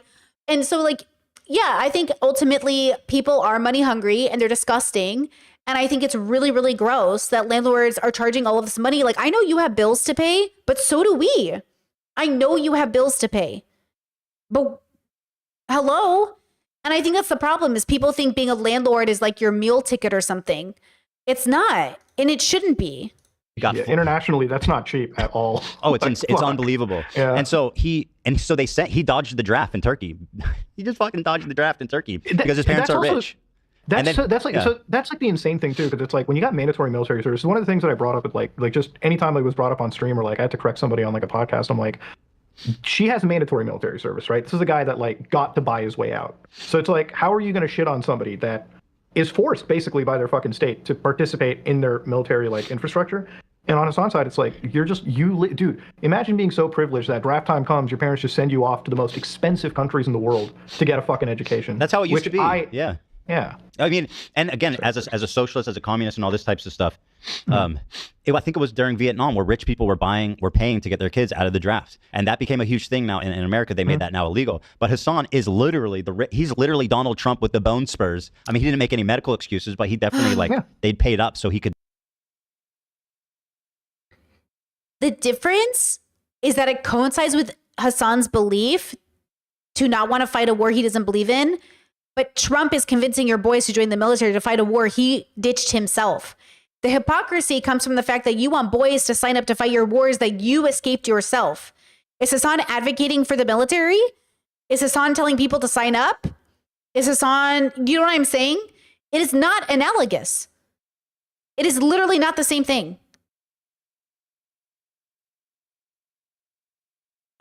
What is this? The gossip hour about Hassan? I feel like this is a personal call that should be off the air. Like, what is this? What is this?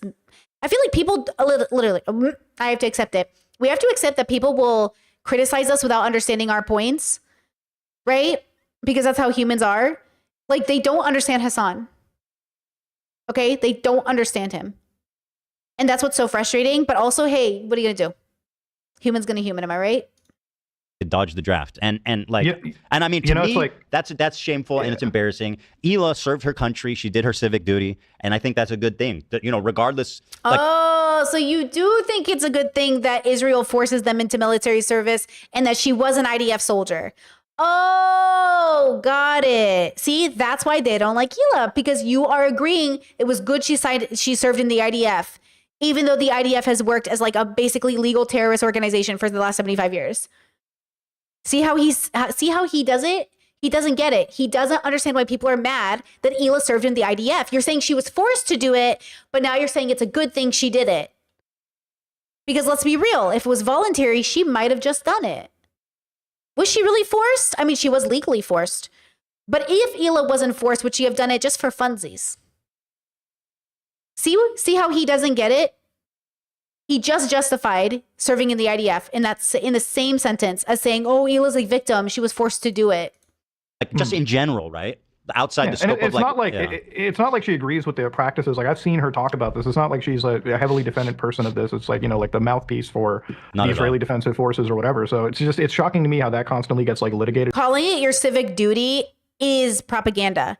Saying you have the civic duty to serve in a military that terrorizes people is propaganda. And brought up, like when it comes to the military, like way back in the day, I'm talking like fucking obviously high school, it's like even when it comes to the military, like there was a point where I didn't have a choice, like money wise, like it was like join the Air Force and like get your engineering degree through there, because really that was like one of the only options that I have. So the more now that when I hear this about Hassan, I'm like, dude, it's like when you have choices versus people who don't have choices, and then you're going to tell the people that don't have a choice at the time. Yep. To fucking, you know, that's you live in this like high moral world. Like Denham's made this video being like, you know, I understand it was mandatory, but she should have gone to prison. That's what I would have done. And it's like, really? Okay, well, that's so nice of you to fantasize about. Yeah, some people, that's a crazy thing to ask people to do. And I don't know that I would recommend going to prison for it, but I think it's really amazing that you're willing to go to prison rather than serve in the IDF. I would never make that prescription. I don't make prescriptions. It's like a rule of mine. I would never make that prescription. But I will just say, like, it's incredibly amazing that you'd be willing to do that, because that's a big fucking deal. It is a big deal to ask to even choose to serve prison time rather than serve in the IDF. So yeah, Ethan is saying that would have been crazy for Hila to do. It would have been. But wow, that would have been so amazing. That would have been really impressive because it would have been such a big deal. It really would have been. The easier thing is to serve in the IDF. That is true. And the easier, like, to think about that. The easier thing for you is to participate in the terrorism the IDF, causes, right?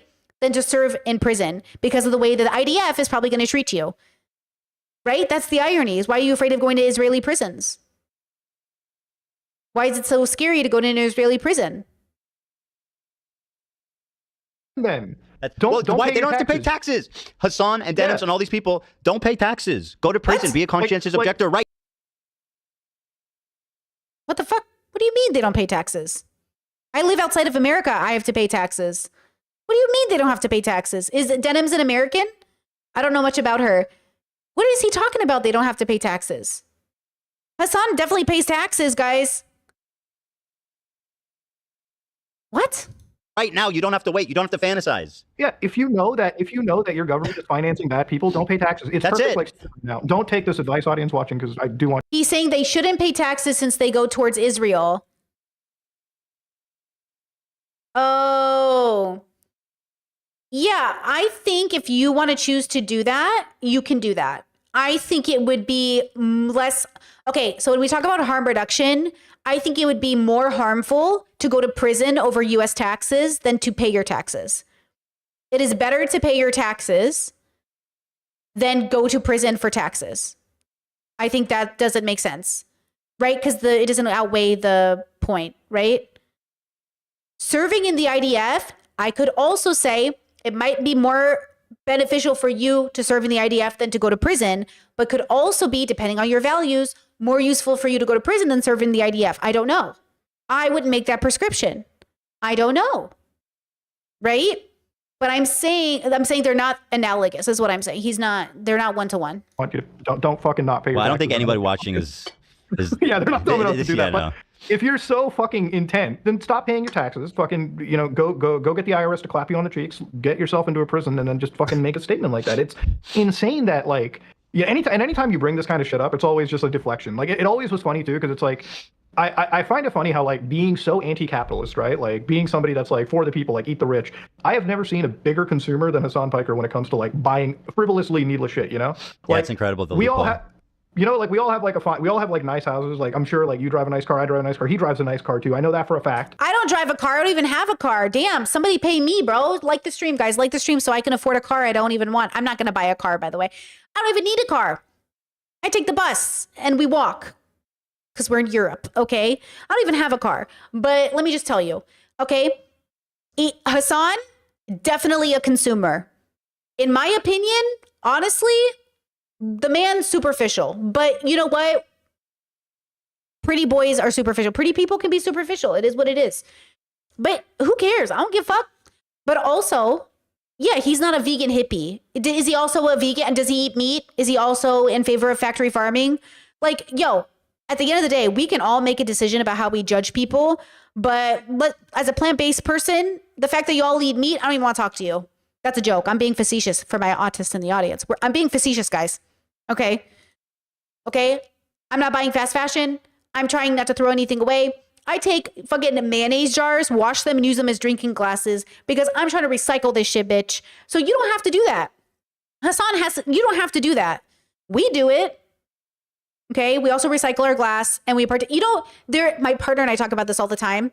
The privilege line of recycling, how it's a privilege to recycle, how even having the spoons to recycle, we have like 3 different, containers for our recycling. We have like glass and paper and plastic and all these things, and we wash them out and we clean them. That's not something I did my whole life. I just now have the time and resources and the privilege to do it.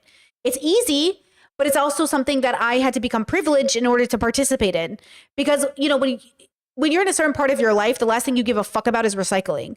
But yet it's so easy and simple. Why don't we all do it? Because you kind of do have to be privileged enough to spend enough of your effort to have a space in your home that you dedicate to this thing that like you participate in, right?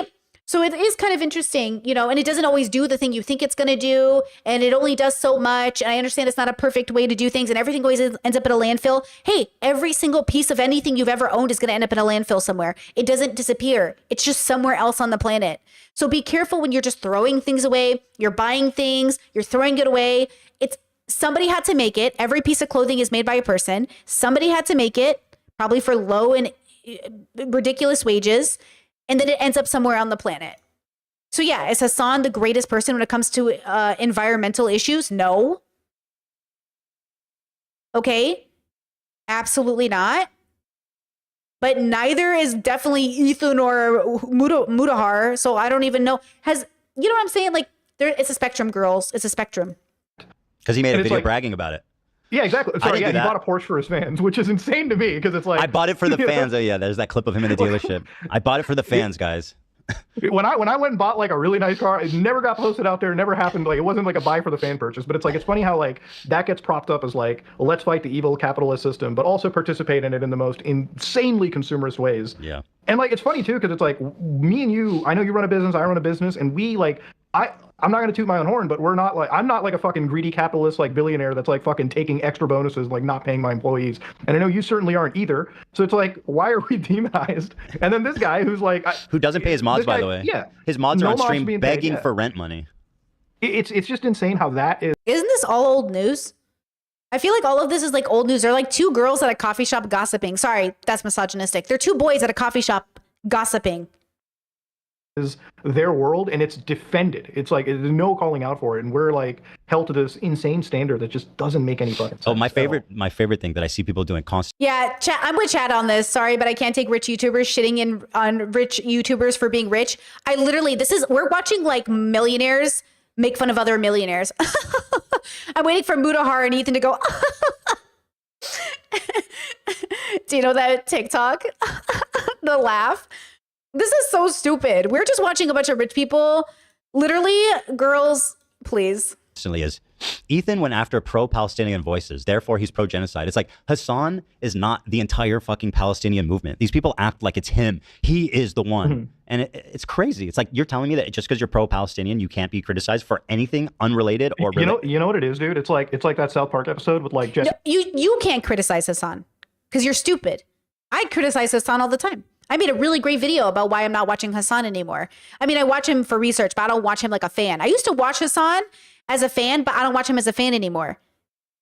And I made a whole great video about this. You can watch it or not watch it. But I don't give a fuck about these streamer boys. All these streamer boys are suffering from narcissism, egoism, and fucking misogyny. Okay? And I can criticize Hasan. You can't criticize Hasan. Because your perspective is bullshit. You add too many lies. You defame him. You never give him his flowers. You know what I mean? Like, you never, ever give him any credit. Like, at least I give people credit and then I criticize them.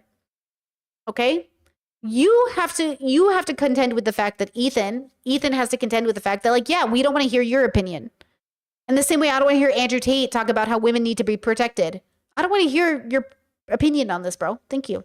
Jackson being like the emperor of all black people. That's all it is. It's like this guy is the emperor of all Palestinian voices right now. And if you even though he's not even Arab, by the way. Yeah. That's also it's even funny too. It's like I know now. It's like when there was a criticizing. It's like, how can Muda be a practicing Muslim? He like drank a beer here and there. I'm like, no, I didn't claim to be like a perfect person, but that guy is like he's like culturally there. I'm like, this is like a fucking ID card that you sometimes take with you. It's like I don't understand how this guy's supposed to be the biggest voice of reason here. And he's not even like culturally associated through it. He's not even he cannot criticize, he cannot engage with it in a meaningful manner. It's tough to see that, especially somebody in the actual umbrella. Like, and I'll say this, just it doesn't need to be said, but like I love how they're fighting over like who's more Muslim, even though all of them are haram. Chelsea membership for 7 months. Thank you, girly says. Doing my due diligence and telling everyone to like the stream. Thank you guys so much. Thank you so much, guys. Please like the stream. If you're gay, like the stream. It's very important. Okay? If you're gay, like the stream. I really wish in my lifetime, before I die, I see peace in the Middle East. Like, I hope that every Palestinian and Israeli gets along. I hope that peace in the Middle East will only happen when men are not in charge. Peace around the world will never happen as long as men are fully in charge. As long as men are a majority of in charge, it will never happen. Okay? Because of situations like this, look at these men fighting and making our lives all worse. Okay? Peace in the Middle East, you can't even make peace on YouTube with Hassan and Noah. You want peace in the Middle East? You can't even suck it up and get along with YouTubers, bro. What are you talking about, peace in the Middle East? That everyone in that region just gets along. To me, it has never made sense why we couldn't get along. We're all like brothers and sisters of the same Abrahamic tree. We should be able to get along. And I hope we do, you know? And recently there were like these anti-Hamas protests, and I looked at that, I'm like, oh my God, this is amazing. And immediately when I go onto like a lot of these guys' streams, it's downplaying it. It's like, this is just Israeli propaganda. I'm like, how do you achieve peace when your actual reaction to any semblance of positivity is to be so cynical and Alex Jones-ish towards it, right? Like where you can't, like, I'm sorry, in order to make this entire bridge work, every side has to come together and acknowledge their faults and their... Chat, very important question, says genuine question. If I'm non-binary and attracted to men, would that count as being gay? I feel like the secret is we're all gay, regardless of how you identify. The truth is, because I know you better than you know yourselves, you're all gay. Everybody, everyone's gay. And that's really the truth of it. That's really what we should be talking about. Everyone's gay. And build for a better future. As fucking corny and as hallmarkish as that is to say it, that's the only path to it. And I think I will, if I lose every follower and I lose every bit of my online presence by preaching that, it's worth it. Because I don't know if I could live with myself and sleep at night and look at my wife and my parents if I sat down and started supporting a terror organization that is being rebranded as a resistance group. When really... See how they won't allow themselves to understand that, like, America participates in terrorism. IDF participates in terrorism. Hamas participates in terrorism. They're not getting it. Supporting Hamas is not much different than supporting any other organization that carries out terrorism. You can pretend it is. You can say you think it is. All I see is men in power ruining everything for everyone else. Men are the #1 perpetrators of terrorism. That's what I see. And what are y'all doing it for? Power, money, and status. You're not doing it for people. You don't care about people. You care about coming out on top. Realistically, they aren't. Resistance groups are not torturing their people for protesting against them. Insanity right there. Oh, yeah, because like Israel's never tortured anybody in prison, and the United States has never tortured anybody in prison. Wow, Hamas is so unique. Wow. Wow. Amazing. Yeah. But it doesn't need to be said. But yeah. What Noah and Hassan are essentially saying, or I don't know what Noah said about this, but I know what Hassan has said, downplaying it. He's being like, no. The people in Gaza, they're fighting to the end, till every single Gazan is dead. That's what I want. They're like protesting, like, let's just fucking oust Hamas and end this fucking war. And Hassan's like, no, fight till the end. Every single man, woman, and child at the fronts for them, on their behalf. It's so easy to say that when you're living in like the safest country in the world, you know, like where Hassan lives. And I anytime I'm in like LA, I Airbnb there all the time and shit too, like fucking in Hollywood or whatever. And it is the safest part of the fucking world, right? Like you got like fucking, you got the most security. He doesn't have to see even the problems of his own city in that area, right? Right. Yeah. Like, I mean, you can call out Hassan's privilege. Like, I think we all love doing that. I love to call out Hassan's privilege. What does that have to do with anything else? All of these people live in LA. Ethan lives in a gated community. His neighbors are celebrities. Ethan's house is like $11 million. What are we talking about? Why are we having this conversation about Hassan? Want to see problems in LA, you can drive fucking 10, 15 minutes down to like, it's funny that he went to Skid Row to give your merch because it's like, it's funny for him, like seeing the worst of the country financially is like a 10, 15 minute field trip, you know, and then he gets to go back home.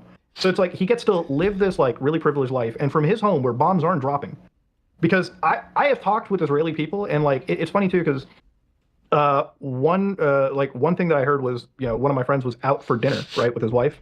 And he's like, in Israel, they get these ballistic warnings, like their Amber Alerts on their phone, and they're out for dinner and they see it. And it's almost like they don't really even respond to it. It's like weird. And then I think, rewind that. Hold on. On their phone, right, with his wife. One thing that I heard was, you know, one of my friends was out for dinner, right, with his wife. And he's like, in Israel, they get these ballistic warnings, like they're in Israel. Listen to this. Amber Alerts on their phone, and they're out for dinner and they see it, and it's almost like they don't really even respond to it. It's like weird. And then I think, as bad as that is, you know, the other side doesn't even have fucking Amber Alerts. Like, they're just getting destroyed and decimated. And you got Exactly. Because Israelis are privileged, safe, and warm. They get to spend time playing video games and going to school and hanging out. What part of Israel is being literally decimated every day? Which Israeli hospital is getting bombed? Which Israeli school just got hit? Which one? Because it's not happening. Israelis get to go home every day and be afraid, which they have a right to feel somewhat afraid, but not to the level that Palestinians get to experience. This is why it's bullshit. This is why it's dangerous rhetoric to in any way support Israel. Because right now, Israel is the bully beating up on the handicapped kid in the cafeteria. And all of you are like, yeah, but the handicapped kid, he kind of looked at him weird. I'm sorry, what's happening? You are punching down so hard right now. It's bullshit how hard you're in the world. By the way, the world is not supportive of this. As Americans, we are isolated. The reality is the global community is very frustrated and upset with Israel.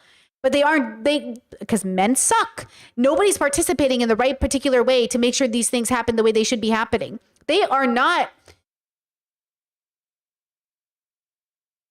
This feels like when I talk to a man and I say like violence is almost never the answer. And they're like, so you wouldn't defend your family if somebody tried to kill them? And I'm like, why are you saying it like that? We are not having the same conversation. What are you saying? Because that's how Palestinians feel.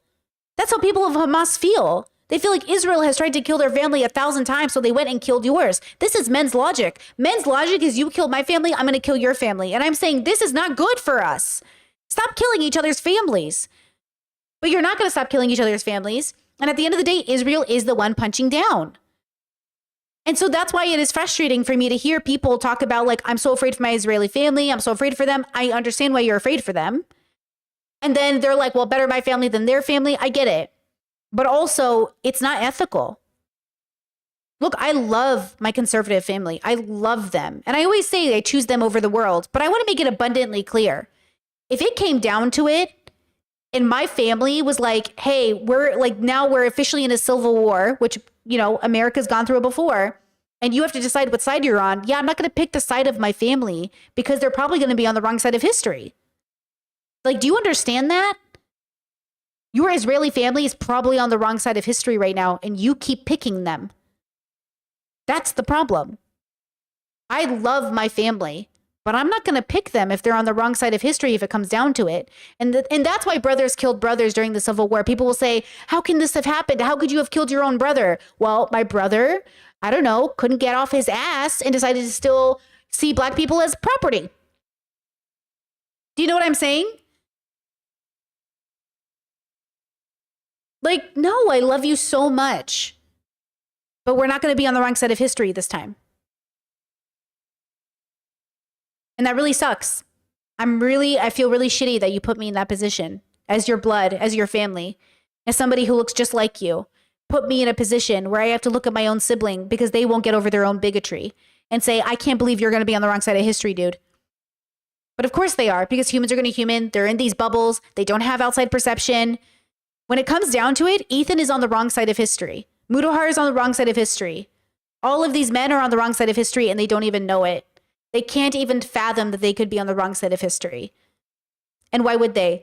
So this is why I don't get crushed under the weight of them anymore, because, you know, I got a therapy.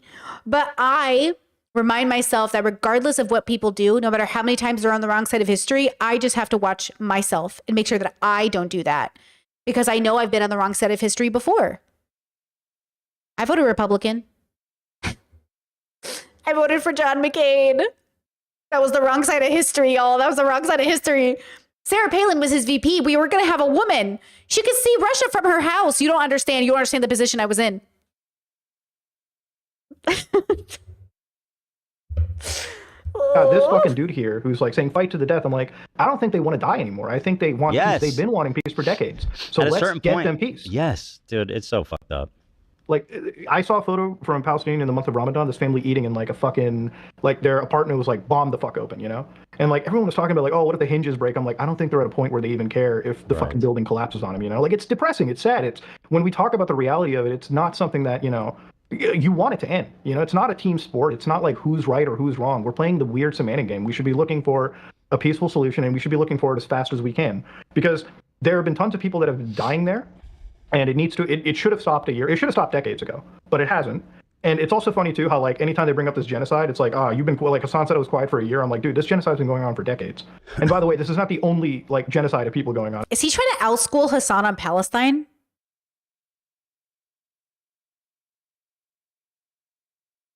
Again, does Mudahar post any pro-Palestinian stuff? Does he host videos? Does he talk about it? Does he interview people about Palestine? Interesting that Mudahar is trying to like out Palestine Hassan right now. This is so weird. What is he doing? I don't watch Mudahar now, but I used to watch enough of him to be like, I don't remember you ever talking about Palestine the way Hassan has dedicated so much time to it. This feels very weird. You're being weird, dude. We're almost done with this section, by the way. We're almost done. I've never seen Hassan talk about like, the Muslim people in China positively. I've never seen him talk about Muslim Indians. Yeah. I've never seen him talk Muslim Indian people, like my people back home in India. Let me tell you right now, dude, we're second-class citizens. I might even have... What is happening?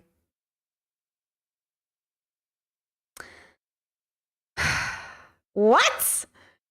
Y'all know what I'm thinking right now, right? Like, what? What is this?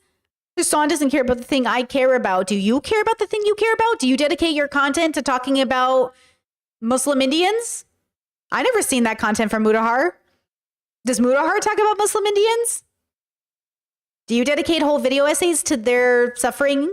I don't. Maybe I missed it. I must have missed it, guys. My nationality completely removed. Like, I'm ethnically Indian as possible. Indian Muslims, fucking total second-class group. Never seen him talk about that at all. I don't even think he cares much about Indian people, to be fair. I've heard him on like camera say like a certain slur, and then you've got like Hassan. The reason I stopped watching Hassan is he falls into edgy streamer mode too much. He has said slurs. He has said racist jokes. He has said misogynistic jokes. Like, I want to get away from that personally. I'm going to transform, girls. I'm heading into my 40s in a few years, and I want to transform. But, oh my God, I sneeze. Hassan is not exempt from criticism. Oh my God. He's not exempt, but he's certainly not nearly as bad as these guys. And that's the idea. The idea is that these boys who never dedicate their time to true activism have any audacity to come for Hassan for not doing enough. Ma'am, please. Thank you. Bless your soul, Habibti. Thank you so much. Bless you. Love you all. Thank you. Sudan, you've got all these areas where things are going on, but they're hyper-fixating on this, especially not because I think they care about the Palestinian people or the Israeli people. It's just because it is how you grift right now. He called out the fact that he called out the fact that I got 1 million views on my video and I got like AdSense out of it, which is, you know what? I will personally say this to Hassan, okay? I will. Oh.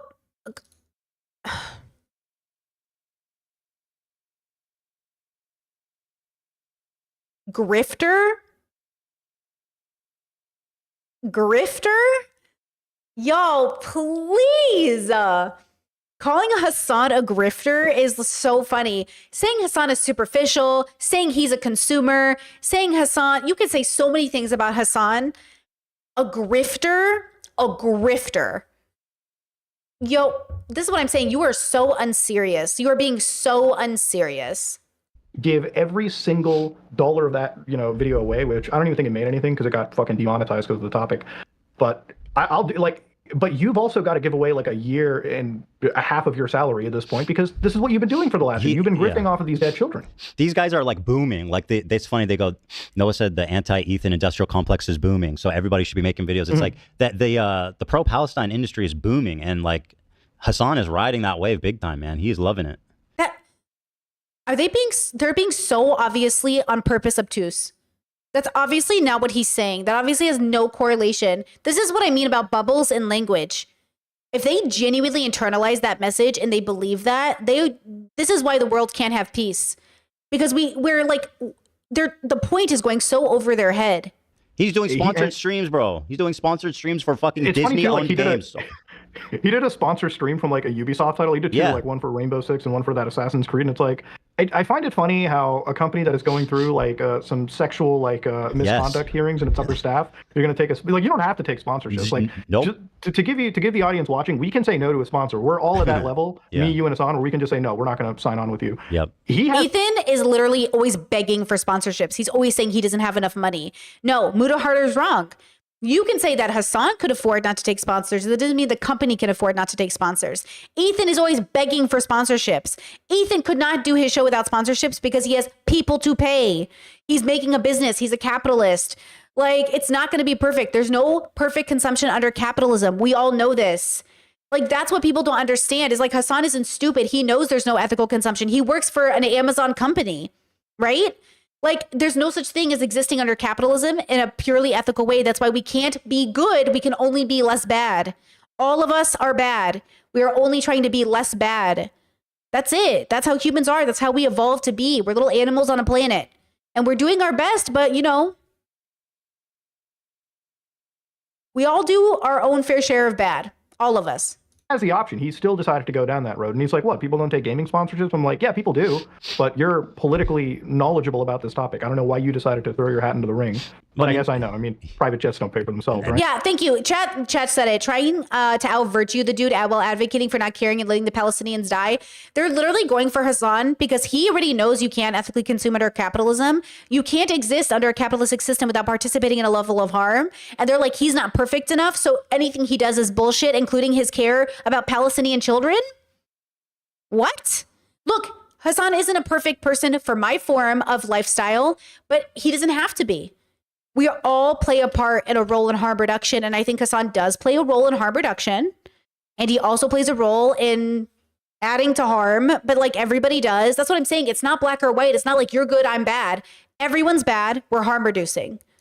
All of us participate in an imperfect world because we're imperfect people. No, sir. Those Gucci shirts sure don't come with a cheap price tag. Yeah, and I don't think he's getting them on the real. No. You find really good deals there, by the way, if anyone's wondering. All right. Well, listen, I think is there anything else you want to say? I think we've covered it. And I think that I'm extremely grateful that you're coming down this with us together. And I think it's and look, people don't like my take usually. I actually think the struggle, I'll be so real. I think the biggest struggle of my content for people is that I don't black and white think. Even if some debate bros say I do not. And I will say we are all bad. And people don't want to hear that. They want to hear we're all good. Okay, we're all good, but we all do bad. And they're like, I don't like that either. They hate when I say all people are good. They hate that. If I say all people are bad, they hate that. You don't get to be exempt. None of us get to be exempt. You are trying to exempt yourself. You're trying to find a way to not be a part of the group you don't like. We are a part of humans. And humans are a group that aren't that great. We give ourselves way too much credit, and sometimes we don't give ourselves enough. Learn to give yourself the appropriate amount of credit and learn to stop giving yourself credit for things you don't deserve. This is what's so hard about being a person. They don't like the message. But what they don't like is the reality that they have to face, which is themselves. You might not like my message, but girl, we are all responsible in this group project. Okay, you can't keep pointing fingers at everybody else. We all participate. It's a good thing that, a Jew and a Muslim are together standing up for what's right against just it's beautiful, man. I mean, honestly, it's like, it's funny too, because like the more I kind of think about it, like we started off with a beef and now like years later, we're on a fucking like legal war together defending like, we're just stopping shitty defamation from happening. It's fucking insane. It's but yeah, no, thank you for letting me on, man. It's been highly appreciated, and thanks for like letting me in on this lawsuit as well too, because I really do think this kind of shit needs to be spoken about. Wow. I hope that, and it's very helpful to me that some people like actually get the true facts out of, even though we had to bring up actual legal cases and we had to start a legal case, we had to start legal proceedings, we had to talk about this in the first place. Hopefully people learn from it, and I'm just kind of tired of like, fucking blatant misinformation on every angle here. Yeah. Well, unfortunately, they put us in a position where we have nothing to lose. So this is all we've got. So anyway, Some Ordinary Gamer, Mutahar, he's on YouTube, everybody. You know what it is. And I'm sure we'll talk again as this situation continues. But until then, thanks for calling. God bless. Yep. You have a good day. Both of these men married women who help uplift the patriarchy. Never forget it, girl. Never forget that both these people married women that agree with them. And that's the other thing you have to remember. This is why when you're dating, you got to ask the hard questions, because you don't want to end up with somebody that's like, I love Ethan Klein and Mutahar and I really support them. Ew. Could you imagine having to be in bed with somebody that's like supports this lawsuit? Shout out to my wife, who's the most perfect person ever for me. Thank you. I love her. But like, you know what I mean? Like, that is the best thing about falling in love with a high compatibility partner. You get to go to bed sharing values. You know what I'm saying? Oh, sharing values. Okay. We're going to watch this next video about Ethan, and we're not going to do the twin flames today because it's going to be too long of a stream for my spoons, but we'll get to it tomorrow, girls. Don't you worry. Let's make this the Ethan Klein stream, which I'm sorry, but I'm going to have to do.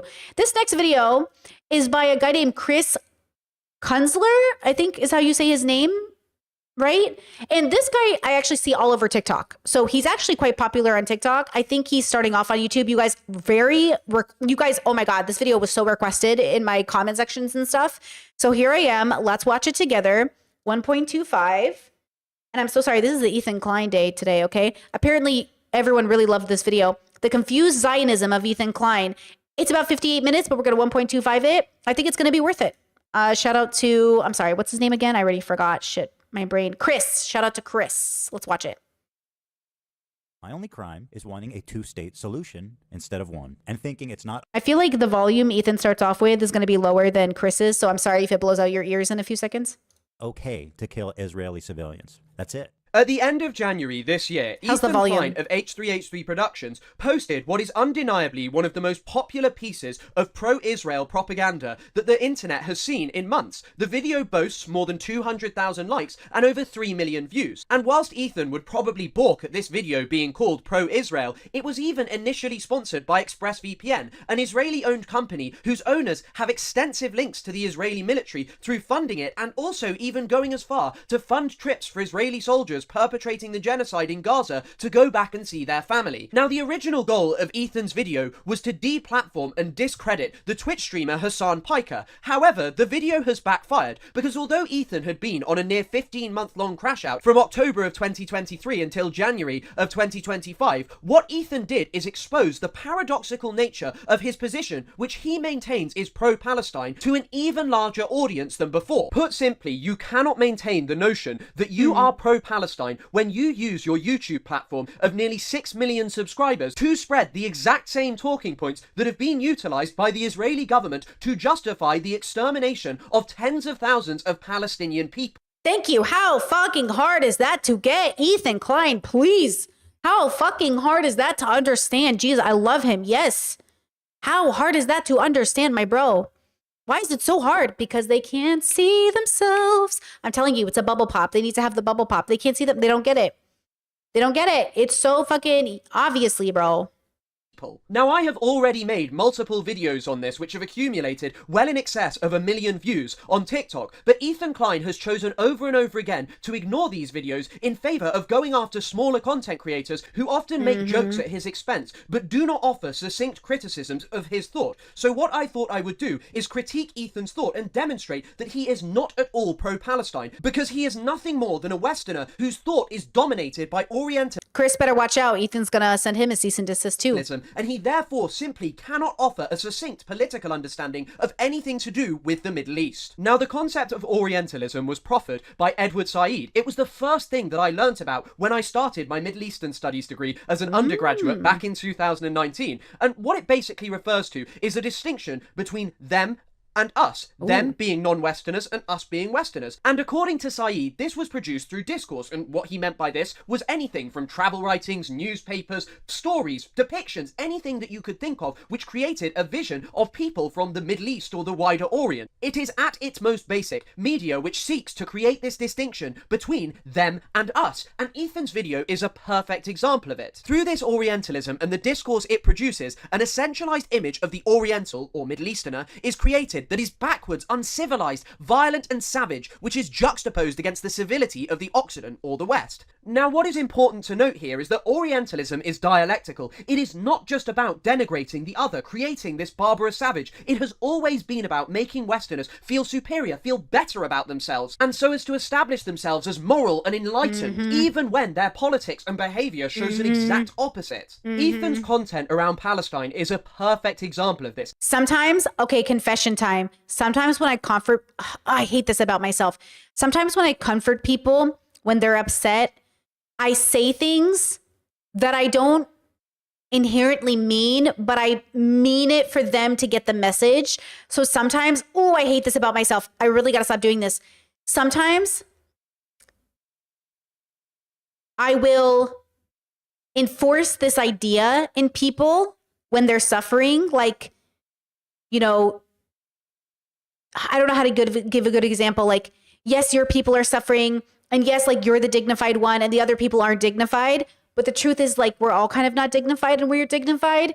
But I really have to stop when I support people, making them feel like I'm agreeing with their politics, because that's not what I mean to say. I just mean to validate them in the moment.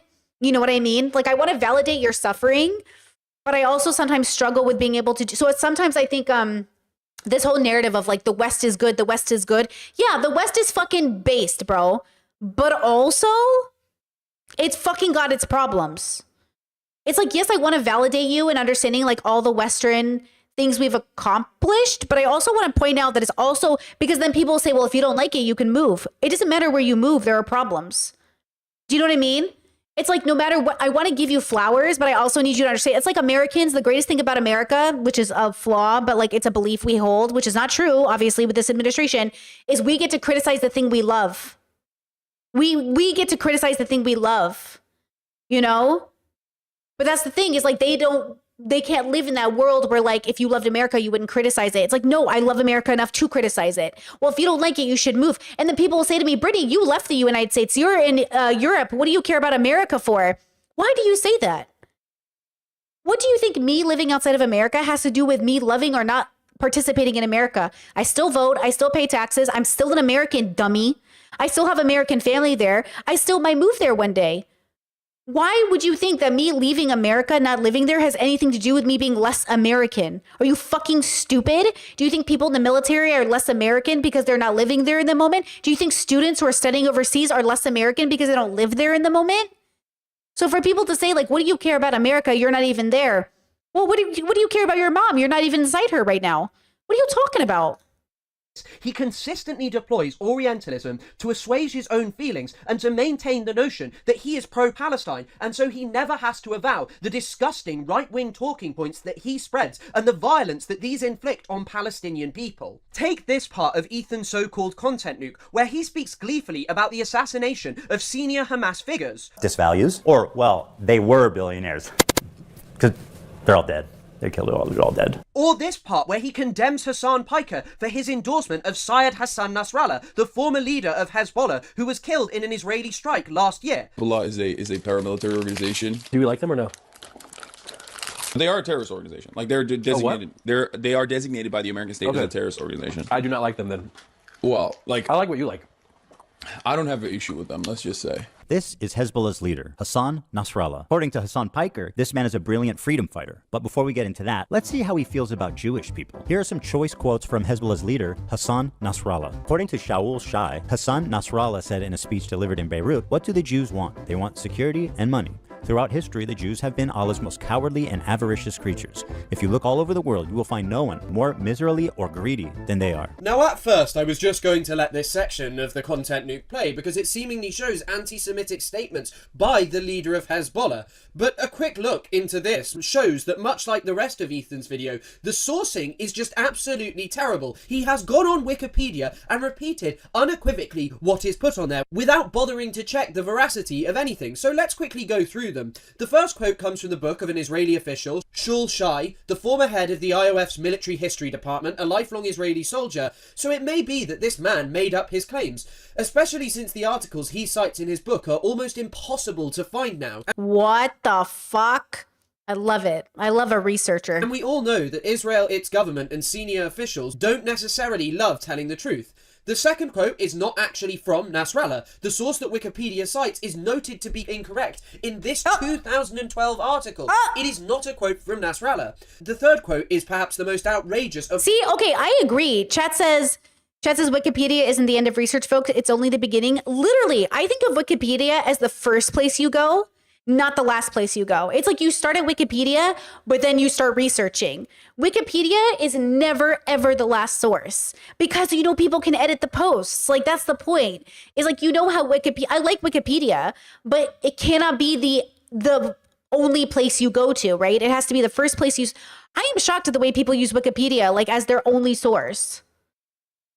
of all of them cited by Ethan, because it is noted on the Wikipedia page that this is likely a lie. It literally notes that Charles Glass says that this was fake, and the managing editor of the newspaper that it was first published in said he had no faith in the article. The fourth quote is not from Nasrallah. The fifth, there is apparently no specific source provided in the book A Privilege to Die, but it does appear in the text of Hezbollah's Al-Ad, as well as in the same English language collection of Nasrallah speeches. However, straight after is an emphasis that Hezbollah's fight is with Israel and not with Jews. The final quote is just a citation from the Ministry of Israeli Foreign Affairs. I am sorry, but I don't buy their nonsense so quickly. This is a ministry for a government that lies constantly. I mean, just this week, senior military officials in Israel felt comfortable lying about an overt war crime. They claim that Palestinian paramedics who were executed whilst driving their ambulances didn't have their lights on, were acting suspiciously.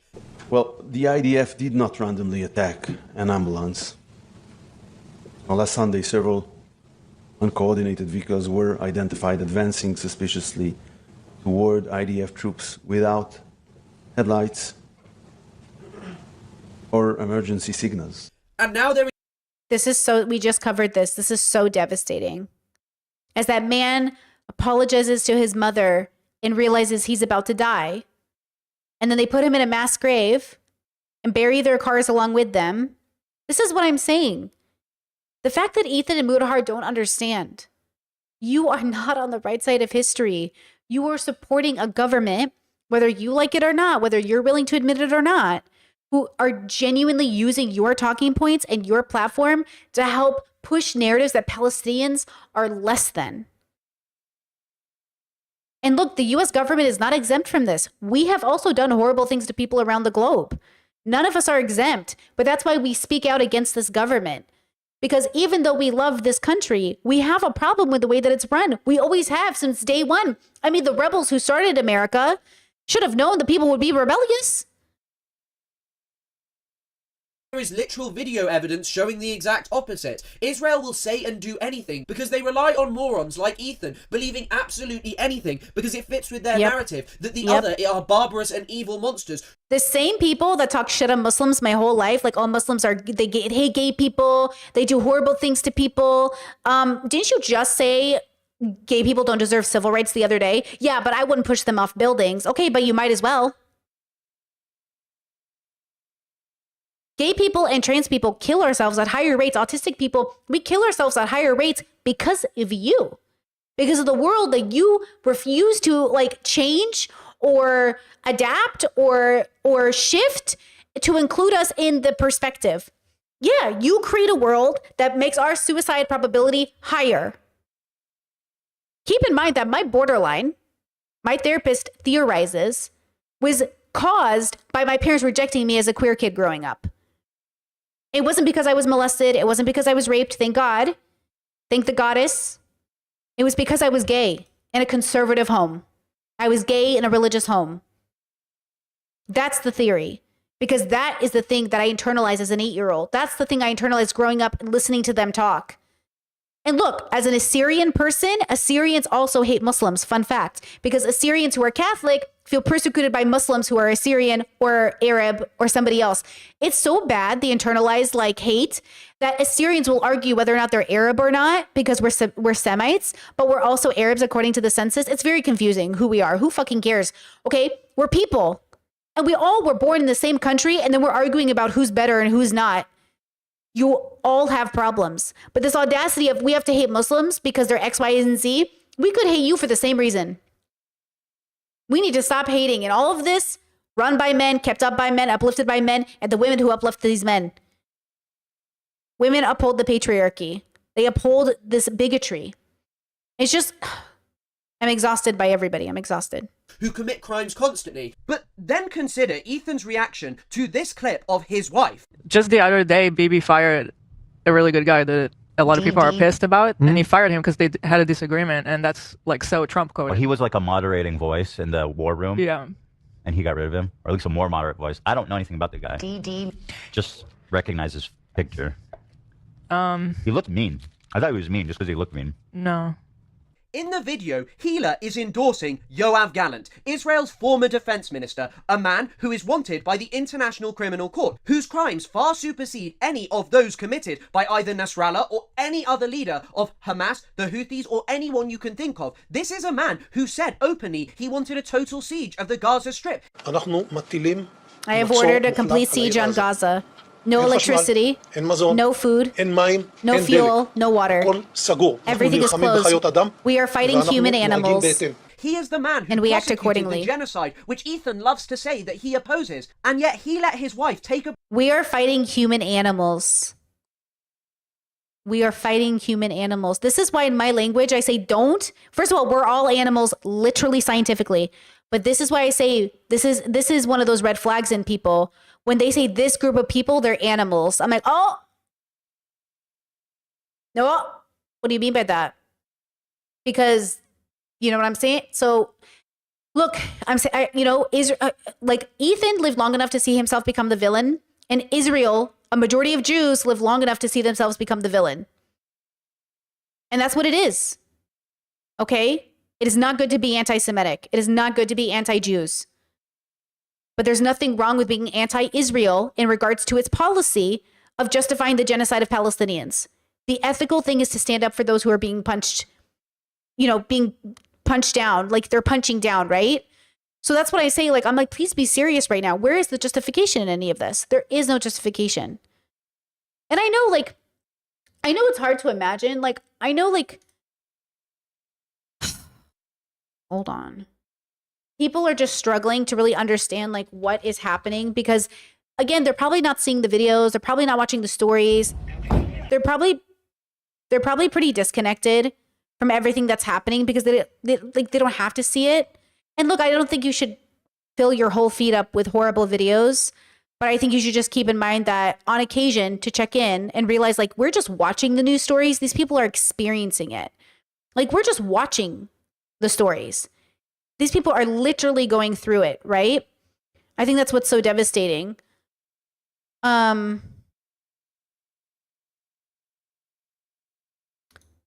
Minutes is controversial in a lot of ways, but they've been covering these kids out of Gaza that I do find very interesting. This is out of Qatar. And this has been interesting. I mean, they were a little late to the game, girls, but you need to see how kids are impacted, right? And I kind of hate that we have to show kids in order for you to have empathy because you don't have it for fellow adults. And the same group of men that say we always ignore men and we don't value men, you are genociding men. Men are a threat to other men, and I don't know why you all keep standing up for each other. Have you lost your home? Almost all of you. How many of you lost one of your parents?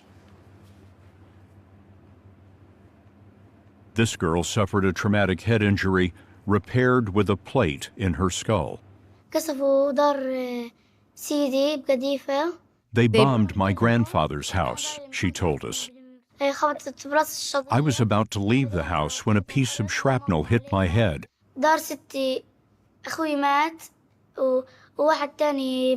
Two of my brothers were killed along with my grandfather and grandmother. 15-year-old Lama told us that she was unconscious in a Gaza hospital for a week. I didn't know what had happened, she said. I learned my leg was amputated.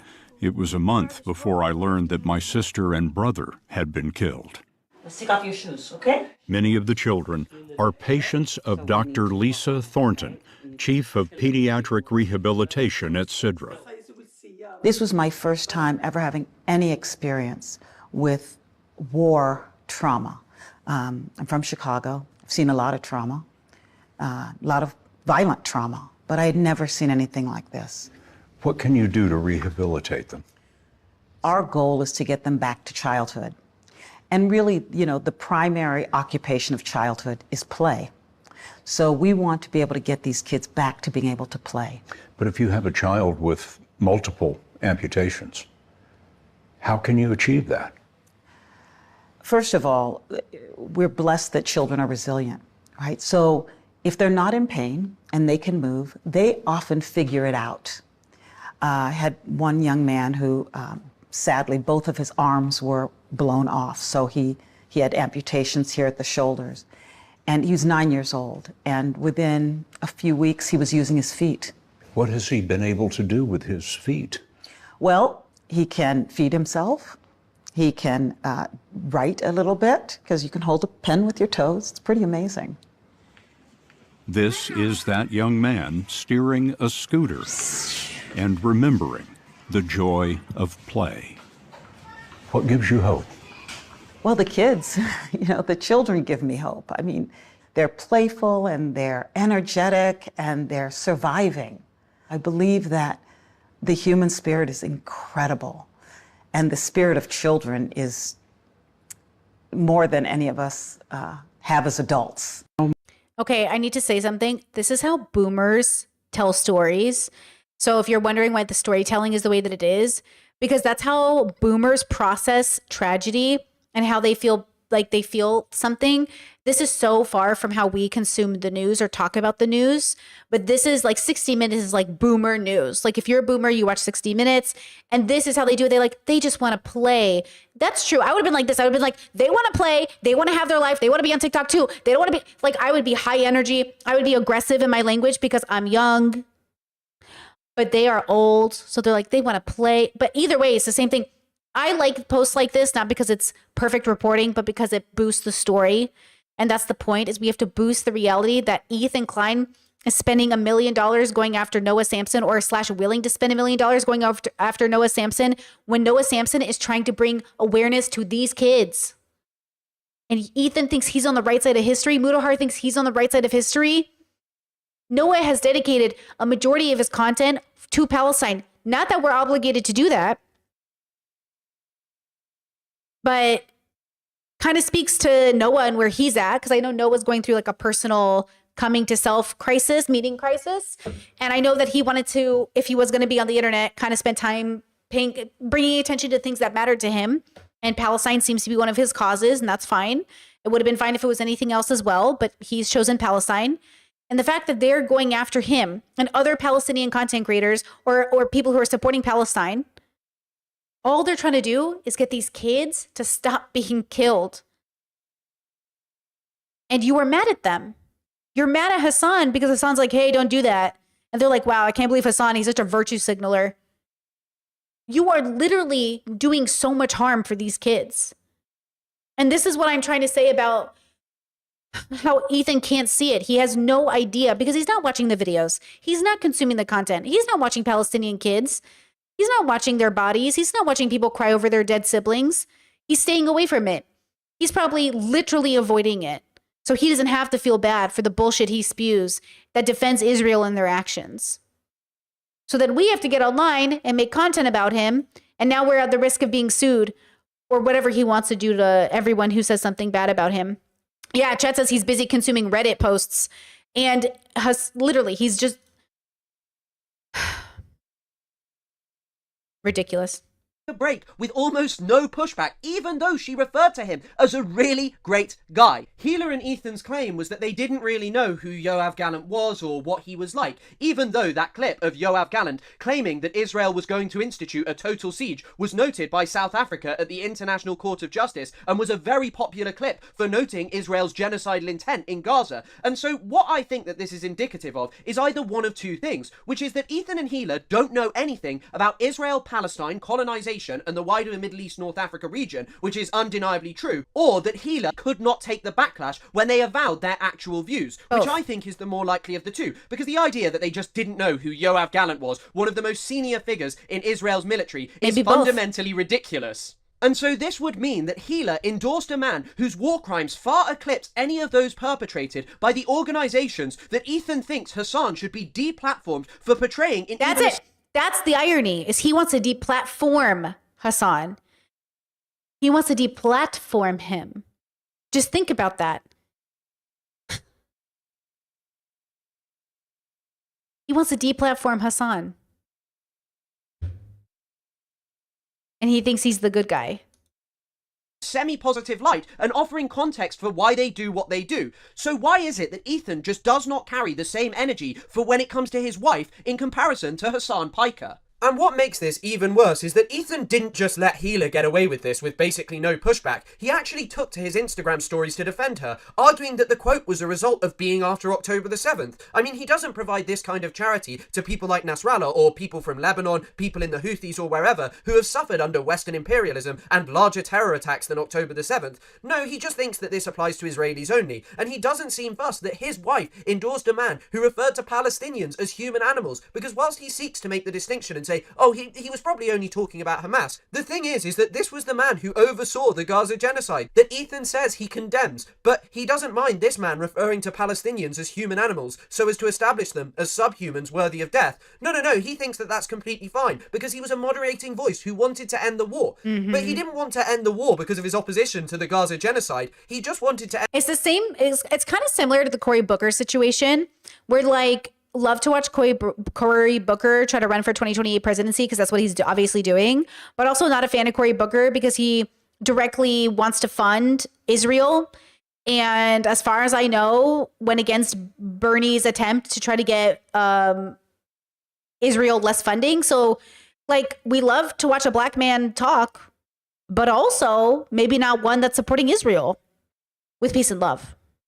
Okay, same thing with Gavin Newsom. Like, love to see a liberal, like, that's a lie. I hate everything about Gavin Newsom. Bad example, Brittany. Bad example. I hate Gavin Newsom. I have nothing good to say about Gavin Newsom. I'm sorry, that was a lie. But, you know, we love Cory Booker. He's a vegan. Love that about him. I see him in all the vegan documentaries I watch. Ghoulish Toad, welcome to memberships. We love to see it. You know, so again, people keep saying like, oh, the left is the reason nothing gets done because you want everything to be perfect. Oh, I'm sorry. Is the option like, hey, the best we can do is get you a guy who molests people, but at least he doesn't rape people. Will you take it? Yes or no? No, I would prefer a person who doesn't molest or rape. They're like, I can't do that. Either he molests or he rapes. Which one? I'm like, I want somebody who doesn't do either. That's what they're doing to us. They're like, hey, would you like a guy who like half genocides or full genocides? Neither. And they're like, that's not an option. I'm like, in all of humanity, 8 billion people, we don't have an option. That's not genocide or half genocide. That's not like rape or we don't have one option. And the war because these are your strongest soldiers. This is the best men can provide. These are the best men in the world. This is it. This is all men can give us. Girl. He thought all of Israel's aims had been achieved, and that no more aims could be achieved via military means. So all of the destruction and mass killing that was already perpetrated in the Gaza Strip, well, he thought that was enough. This isn't even the first time that Ethan or Hila have displayed their love for a figure who is undeniably implicated in racially motivated slaughter. Take George Bush, for example, who in this 2017 clip, Ethan says he loves. I gotta tell you, I saw George Bush on was it Jimmy Kimmel? And I was like, man, I love this guy. I love George Bush. As a dude, he's a fucking. George he's Bush got a lot of character. He's out there, dude. You know, he's like painting. He just made a book of portraits. He's drawing. You know who else painted? You know who else was a painter? Portraits of veterans. This was a guy who said he wanted to launch a crusade in the Middle East and then went on to do so. And the American people are beginning to understand this crusade, this war on terrorism, is going to take a while. Slaughtering hundreds of thousands of Iraqi people, all in the name of oil, something which Alan Greenspan, the former chairman of the Federal Reserve, literally admitted in 2006. Hey, this is journalism. It's so weird. Motherfuckers want journalism, and when I'm trying to do journalism, they go, why are you doing that? What do you mean? I don't really consider Hassan a journalist, but I appreciate it. Like, I consider journalism a very specific category of person, and I don't think any streamer is a journalist unless they are doing very specific work with their streams, in my opinion. But I think he's being hyperbolic here mostly. We're just chilling. We're just vibing. Yeah, we're just vibing. We're vibing big time. Hassan uncritically interviewed this kid for about an hour. It was the most brazen display of disgusting terrorist propaganda that I have maybe ever seen in Western media. So if a 19-year-old from Yemen, who isn't even actually a member of the Houthis, but simply supports them, is an evil terrorist who shouldn't be allowed a platform, what does that make Ethan and Hila, people who endorse war criminals responsible for the slaughter of far, far more people than the Houthis? Left or right, I always thought that, despite our differences, there was one thing we could all agree on. And what was that? That we love America. and everything she stands for. And then there's this part of the content nuke, which has leapt out to me every single time I have watched it. Because why on earth would you say that everyone can agree on loving America? This is most certainly not a universal position. From Iraq to Cambodia, to Vietnam, to Afghanistan, to Korea, across the entire world, tens of millions, hundreds of millions, if not billions of people have suffered under the yoke of American imperialism just over the last century. And even the wider nexus of states that the United States supports is obscene. Take its two current closest allies in the Middle East, the United Arab Emirates and Israel. Both are countries currently facing genocide cases at the International Court of Justice. The United Arab Emirates for its involvement in Sudan, and Israel for its horrifying crimes in Gaza, which absolutely would not be possible without the rhetorical and material support that it was offered by both the Biden administration and the current Trump administration. If Israel didn't have the massive amounts of military aid which America only sells to them so they can maintain an edge over other countries in the region,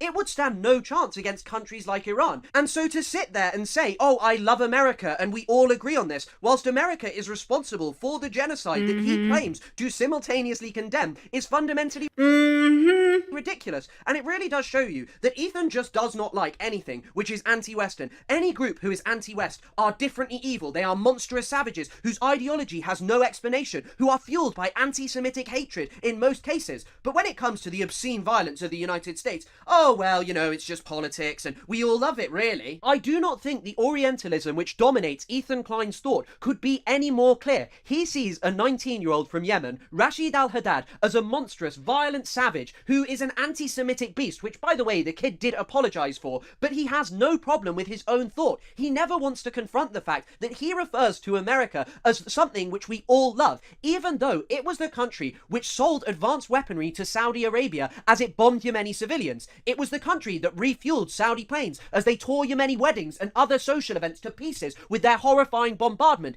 It was the one who trained their pilots as they manufactured a siege and starved the people of Yemen. And this is what defined Rashid al-Haddad's life. And Ethan couldn't have some sympathy and say, you know what, this is what motivates this guy. This is why many Yemenis don't actually like the West. But instead of doing that, Ethan would rather sit there and essentialize them and try and portray this as it is some kind of innate anti-Semitism, some random hatred of the West. In the content nuke, Ethan literally refers to the Houthis as the bad guys. All right, so these guys are clearly the bad guys. So my question is, how does Hassan cover such a genocidal, violent, misogynistic, homophobic, terroristic organization? Which really does show his childish, marvelised understanding of politics, because if you think that the Houthis are somehow the evil baddies and America and Israel are some kind of axis of good, then I don't know what to say to you. You have the political acumen of...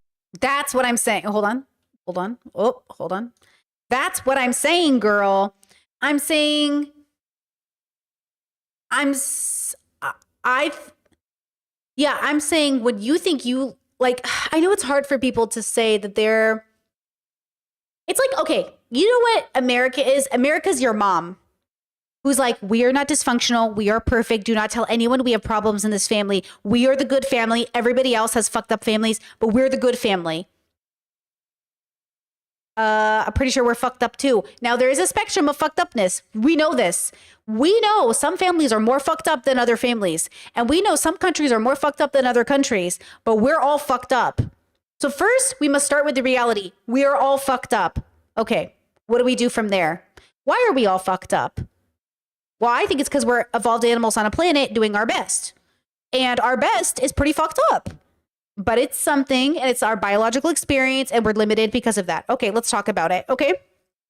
So I think it's this idea that some of us want to believe that, like, none of us come from a fucked up background, or none of our families are without problems. That is the problem, you know? We're all fucked up. Now, the question is, now I think the issue America has is like, well, we don't do these things, so we're not as fucked up, so therefore we don't have to fix anything. You know, I feel like Gen Z parents, our young millennial parents are like the same as boomer parents, where God forbid somebody criticizes your parenting. Y'all are so defensive. When people are like, I'm not interested in becoming a parent, all you do is complain about becoming a parent. And they're like, what the fuck? Young people become the boomers. It's very normal, right? It's a very typical, humans repeat cycles, where humans repeat history. And it's like the young people become the old people again, and then their kids will be more rebellious. Like, I'm pretty sure my brother's kids will be the rebellious generation, because he wasn't the rebellious generation. And so so his kids will be, and then they're going to come be like, my auntie's a YouTuber and you know, I need to come live with her in Europe because my dad's being a bummer. And like, you know, that's a whole thing that's going to happen probably. But I was the rebel.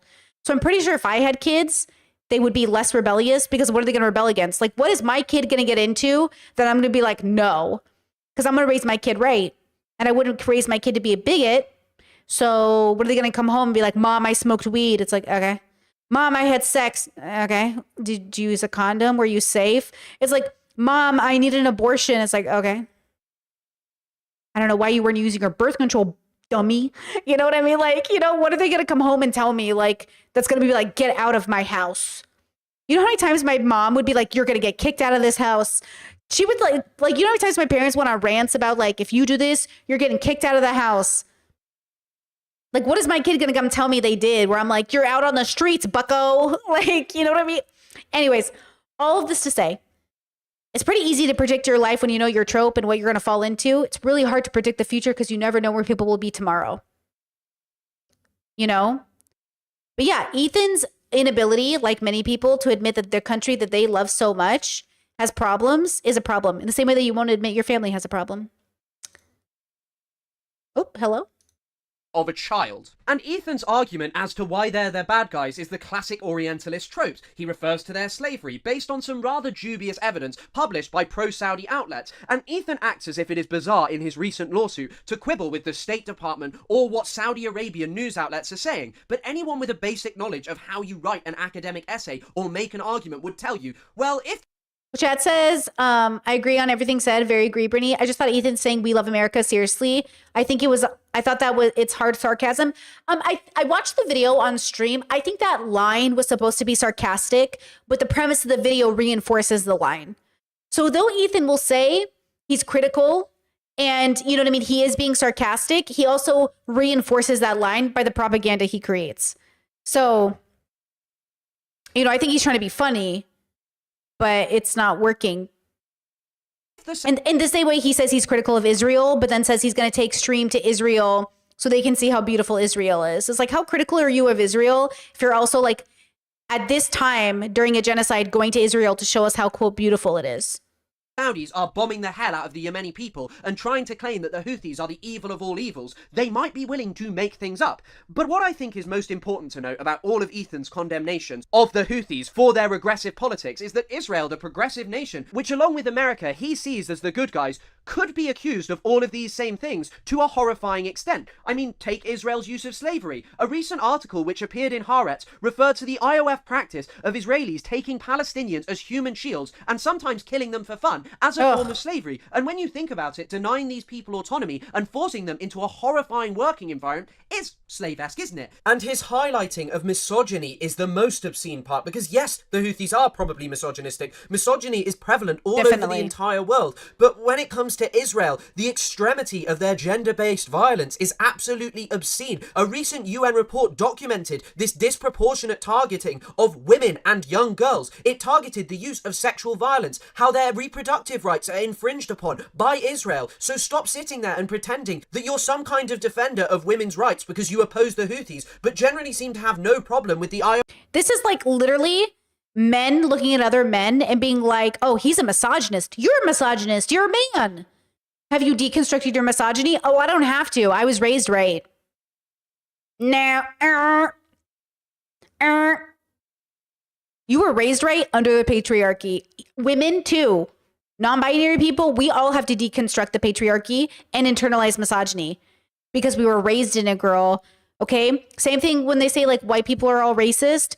What we're trying to say is like, if you're a white person and you grew up like a white person, not just like a Jewish person, a Syrian person, like a white person, you internalized a lot of racist propaganda that you don't even understand you've internalized because you had nothing to counter it against. At least those of us that are white, but we're like a Syrian or Jewish or something, we can kind of have a different relationship to internal or to like racism propaganda, but still we have to deconstruct it as well, right? Like we have to work on it too. Everybody does.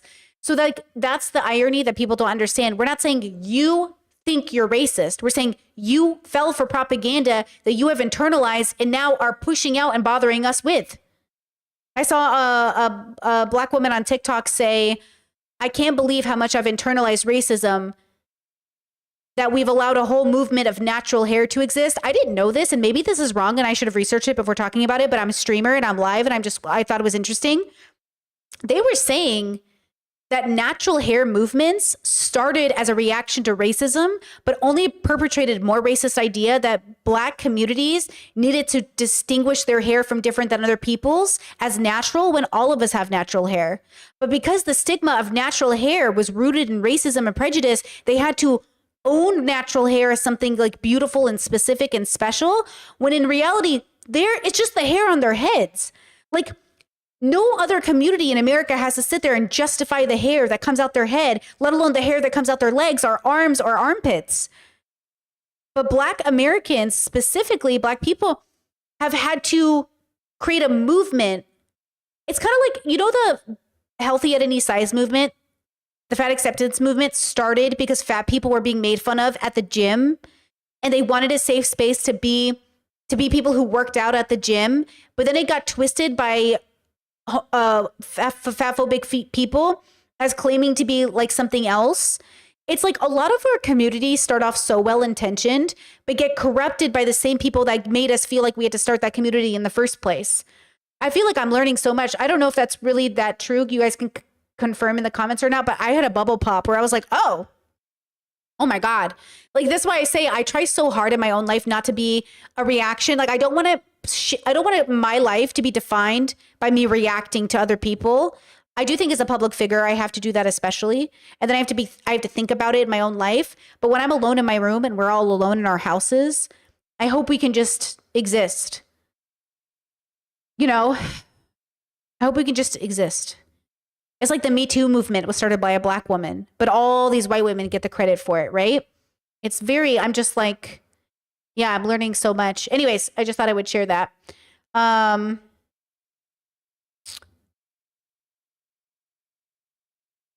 Wait, why is chat saying, Elon, why are you here? Ariana, why are you here? Wait, is that a joke? Oh. Wait, what's the joke? I don't get the joke.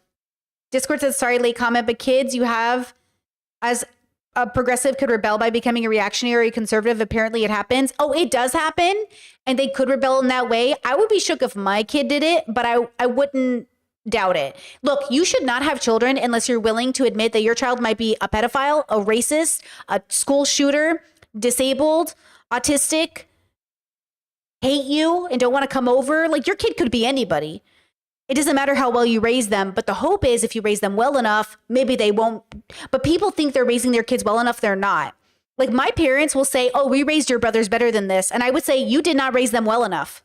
I could see the misogyny in my household. I can see how my parents failed my brothers when it comes to misogyny. I could see it. I'm telling you, I can see it. I could point out 100 times in my life, my parents are exactly the reason why some of my brothers fell into the red pill bubbles.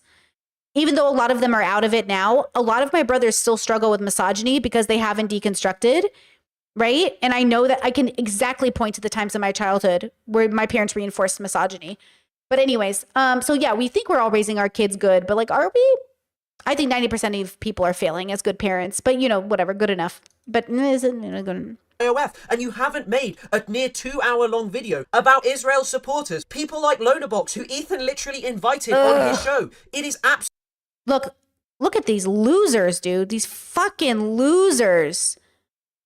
That's what I mean. I should have known. I should have known when I did that collaboration with Destiny. He said he liked Joe Biden, that he was a piece of shit. I should have known. I should have known, dude. I was like, did you say you're progressive? And then when I saw Destiny go to Israel, I was like, oh, you're like a real piece of shit. Going to Israel during a genocide is the most piece of shit move I've ever seen somebody make. Are you crazy, bro? Absolutely ridiculous. And Lonabox is a particularly important figure to highlight because Ethan, as I said, brought him on his show, but as the photo shows, he went on a trip to Israel, laughing and smiling along with Eylon Levy, Netanyahu's former spokesman, until he was fired over some personal issues. But ultimately, this guy has sought to make a career out of justifying the extermination of Palestinians. He was a pivotal figure, appearing on Western TV, using his British accent, which makes him endearing to Westerners, to justify the extermination of Palestinians, to lie about what was going on in Gaza so it was plausible for Israel to carry out its genocide. And since this point, he's continued making videos, including one from the other day where he explained why Palestinians had no right to the West Bank. And yet Ethan just does not care. He's not making 2-hour-long videos about Lonabox.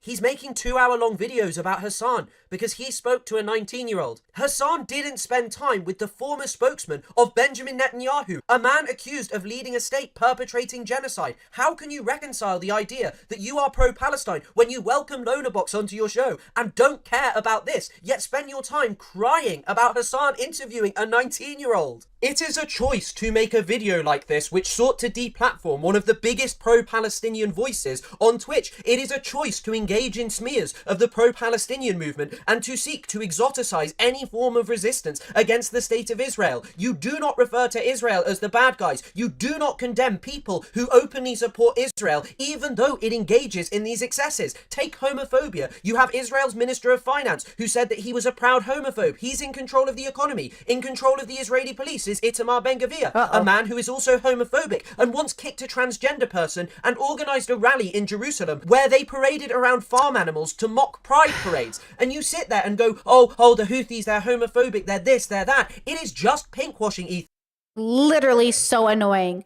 Chet says, Brittany, just curious, how misogynistic do you think your siblings are? Well, it depends on the brothers. I would say a majority of my brothers are the kind of men. This is the kind of misogyny I grew up with.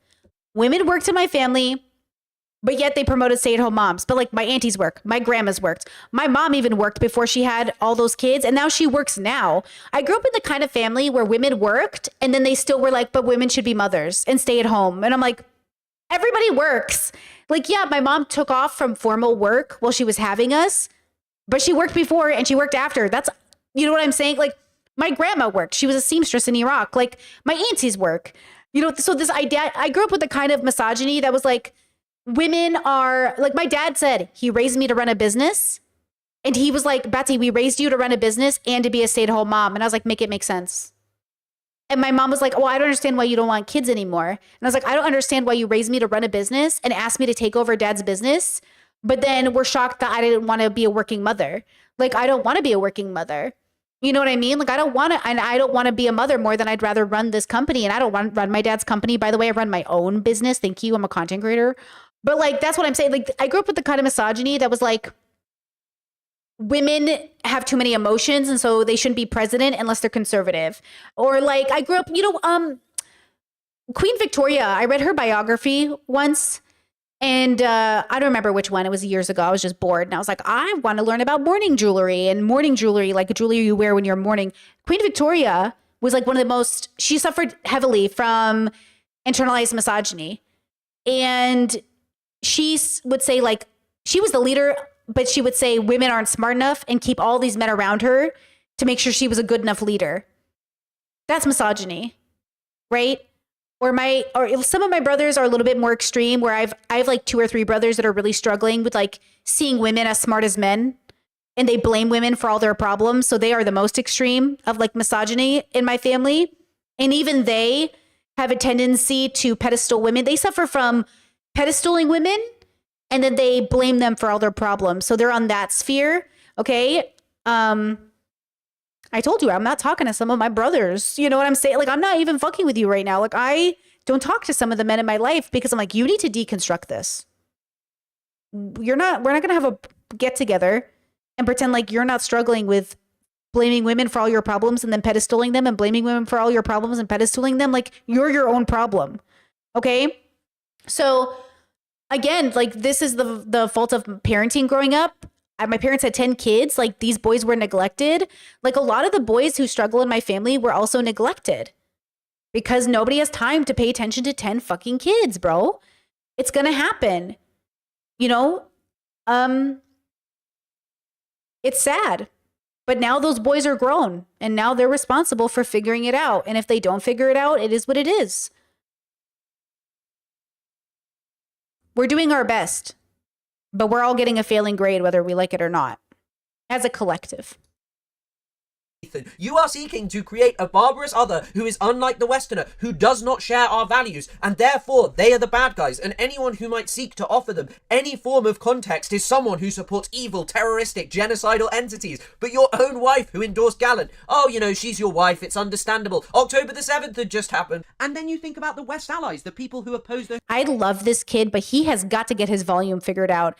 His volume keeps going super, super loud and super, super quiet and super, super loud and super, super quiet. I'm so sorry, guys. I'm trying to like manage it, but that's why that's happening. Houthis, the good guys, according to Ethan Klein, the nexus of pro-Western states. You have Saudi Arabia, most of the Gulf countries, who use the kafala system, something which is equivalent to modern slavery. They invite foreign workers over under promises that they're going to find new and great lives in Saudi Arabia. Then they take their passports and effectively offer them no rights. And many people have referred to this as modern slavery. So why is it the nexus of pro-Western states are the good guys in Ethan's political understanding? Because whilst Ethan might say, well, I'll condemn Israel, I'll condemn Saudi Arabia, this is what America and Israel have helped to set up and maintain in the Middle East for decades now. They want dictatorial regimes like those of Saudi Arabia, the United Arab Emirates, because these keep people quiet. You know, they will perhaps normalize with Israel, allow it to carry out its ethnic cleansing in the West Bank, the Gaza Strip, destroy any hopes of a Palestinian state, whilst they hide behind the idea of a two-state solution. Any time that these things are perpetrated by an ally of the West, it doesn't matter. It's not a problem which is indicative of how rotten and evil these ideologies are to the core.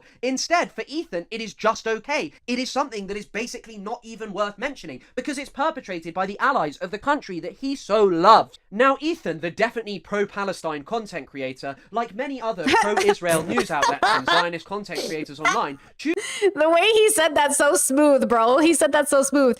Ethan Klein, the pro-Palestinian content creator. I'm fucking shook. Chooses to focus on the Houthi slogan, death to America, a curse upon the Jews, death to Israel, victory to Islam. And whenever I've watched someone's video, you know, they've highlighted that it's just a slogan from people who are oppressed. But what I don't think they've noted is that Ethan comes from a country with elected officials like Randy Fine. I mean, let's just read out one of the statements that he put out on Twitter. There is no suffering adequate for these animals. May the streets of Gaza overflow with blood.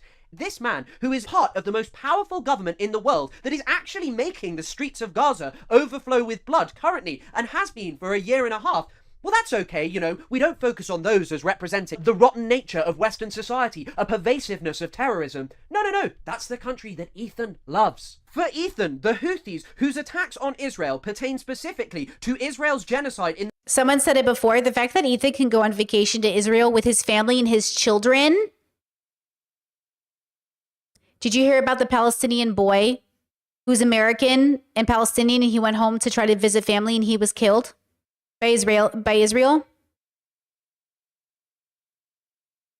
That's the difference. The difference is that if you're Israeli, you could go home. You'll probably be fine. But that boy took a chance and he died. An American Palestinian boy died because he just wanted to visit his family.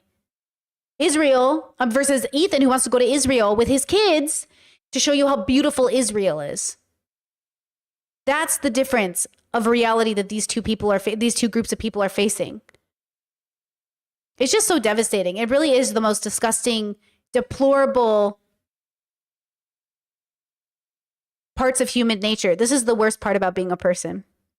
I think the worst part about being a person is knowing that without hesitation, you are so willing to be so cruel. And I'm not just talking about Ethan. I'm talking about people who are willing to do what they're doing. These IDF soldiers, like these are the most disgusting people on the planet who are willing to treat people the way that they've treated people. And maybe not every single IDF soldier, just like not every single anything of anybody, but like it's really gross. And this is the worst part. These especially men, I'm sorry, like I have to call y'all out.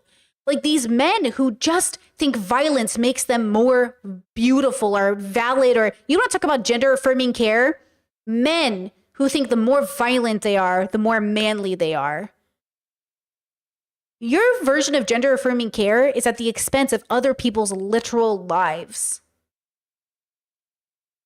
And then you wonder why women get the ick around men, or why people are like, well, if this is what you define as being a man, that's why I say find you a man who doesn't care about being a man. Because a man who doesn't care about being a man won't be a man who has to abuse you to prove that he's a man. Find you a man that's not concerned with being a man, but is concerned with actually just being a good person. Because being a good person and being a good man, those are not the same thing. Under the patriarchy, being a good man does not coincide with being a good person, as we've seen. In the Gaza Strip. I mean, they literally stopped when there was a ceasefire. He is more obsessed with their slogans than the comments and sayings of high-up US officials about exterminating people in the Gaza Strip. And it's not just Randy Fine. You've got others like Brian Mast and many, many other senior American politicians who are happy to talk about exterminating Palestinians as Israel, their closest ally, actually did that. I would encourage the other side to not so lightly throw around the idea of innocent Palestinian civilians, as is frequently said. I don't think we would so lightly throw around the term innocent Nazi civilians during World War II. The Houthis are not doing that. Theirs may be a slogan which people find offensive. However, ultimately, they are not actually perpetrating the things that they are claiming. But let's not just focus on America, the head of the snake. Let's also focus on Israel and the slogans that they love, because they're part of Ethan Klein's magical Avengers team who fight against the bad guys like the Houthis, Hezbollah, and Hamas. But here's an article by the Israeli Gershon Shafir from 1984, who notes that at present, Arabs are compared in sophisticated religious exegesis to the 7 Canaanite nations and to Amalek, and in a popular utterance to a donkey. Now, I think that this is particularly important because what you have here is documentation from the 1980s, before Benjamin Netanyahu had ever been prime minister, of Israelis referring to Palestinians as Amalek, a biblical enemy of Israel who must be wiped from the face of the earth. Do you guys know the story of Cain and Abel? In certain Christian denominations or religions, they'll talk about how Cain had a mark on his head. I think Mormons particularly might adhere to this belief. I could correct me if I'm wrong. And over time, Cain's skin became darker and darker and darker. So all those who are darker are a sign of Cain's lineage. Stop adhering and believing and upholding these racist, misogynistic religions. You know, I watch a lot of everybody on TikTok, but I do watch a lot of ex-Christian community kind of TikToks. And there's like a whole section of Black content creators that are talking about, why are Black people still Christian? And honestly, I also wonder that. Why are you still Christian? You know what I mean? Like, why? You know what? Why? And same thing for women. Why are you still Christian? Why are gay people still Christian? Every time I see a gay church who says they believe in Jesus Christ, why? Why? What is so interesting about this random Jewish guy that you're like, yeah, I'm going to center my whole life around this guy? Why? Why?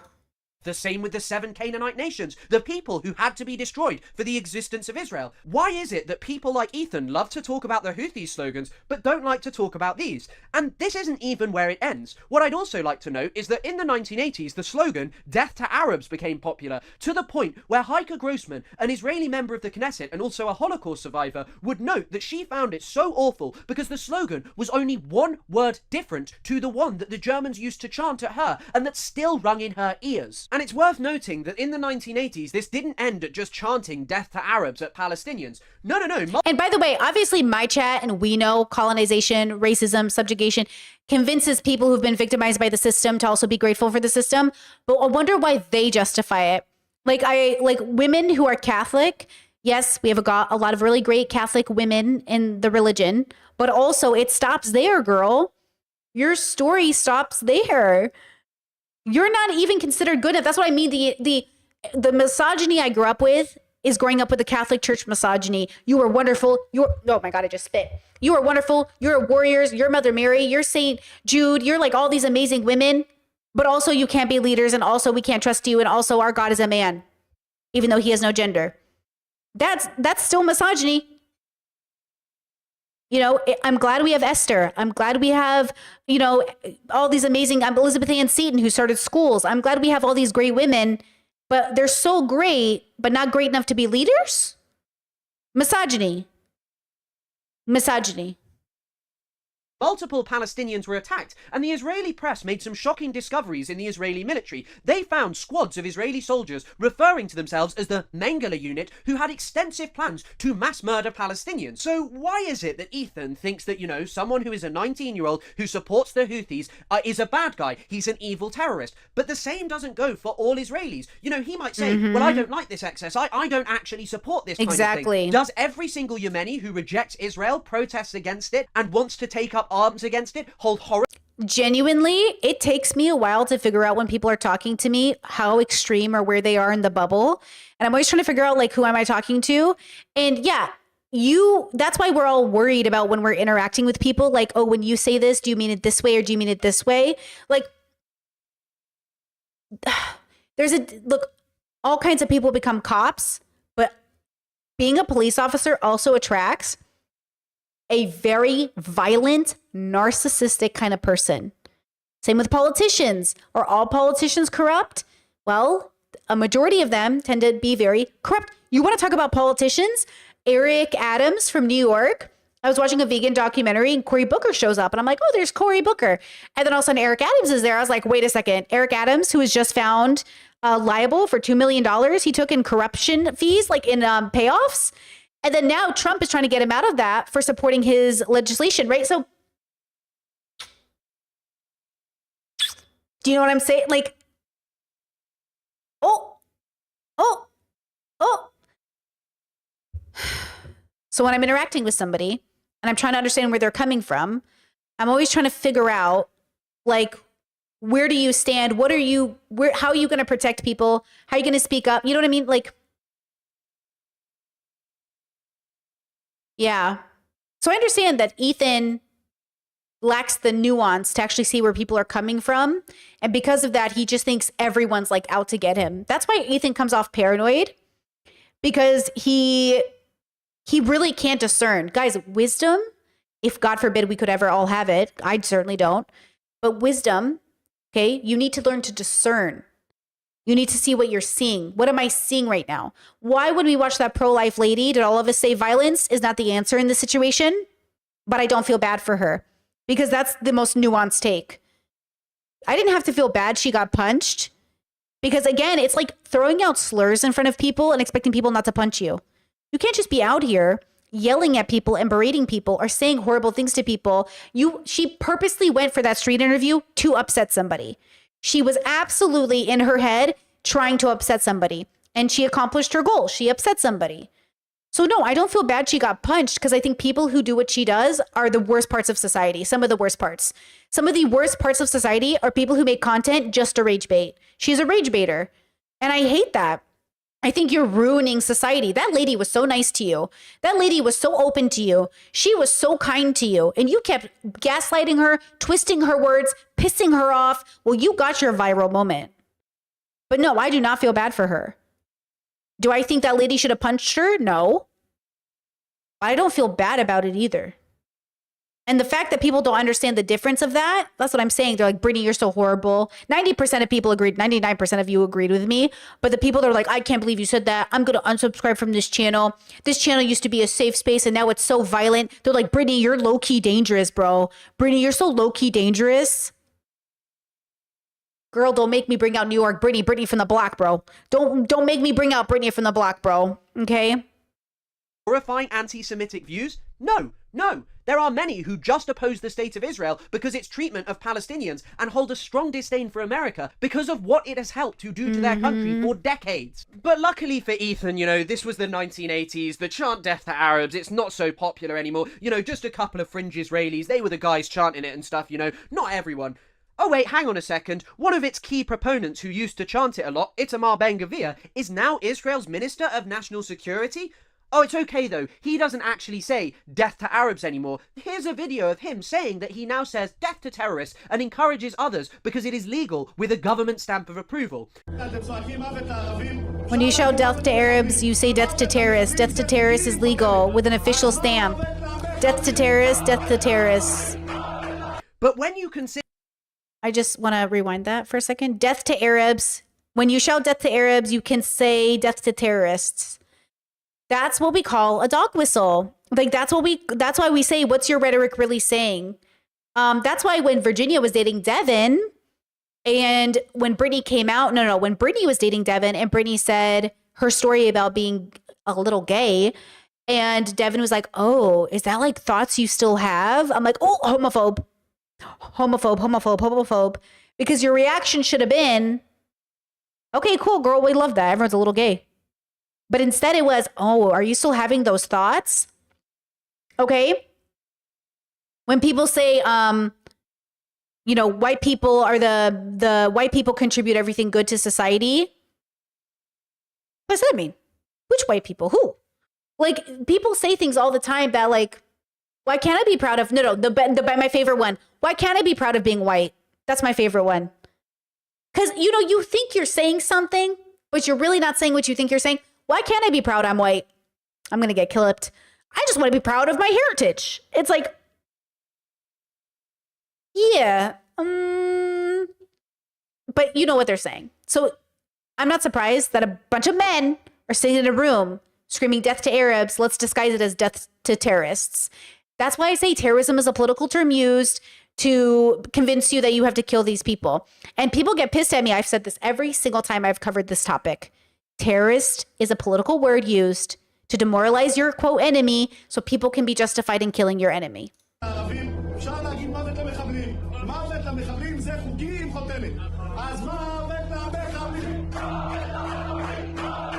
But when you consider that this man refers to all Palestinians as terrorists, including the mother of an autistic Palestinian who was murdered in cold blood by Israeli security forces, what is there to say? This guy has transformed Israel's prisons into even worse torture dungeons than they already were. I mean, there's decades of the horrifying treatment by Israeli prison officers of Palestinians, but it's only worsened in recent years. And Ethan doesn't see this as a sickness within Israeli society. He doesn't see it as indicative of the monstrous nature of their ideology, their movement. He thinks that there is still something redeemable about Israel.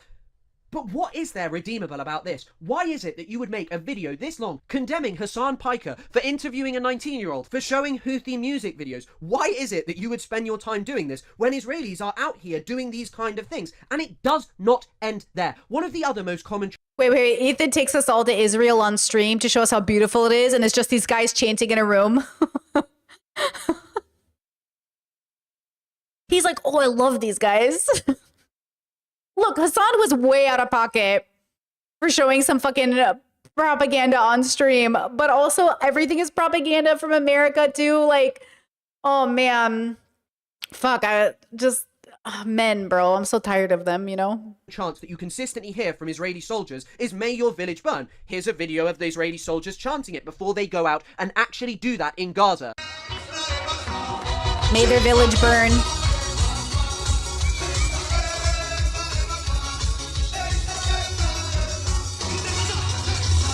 Oh, look, a group of men.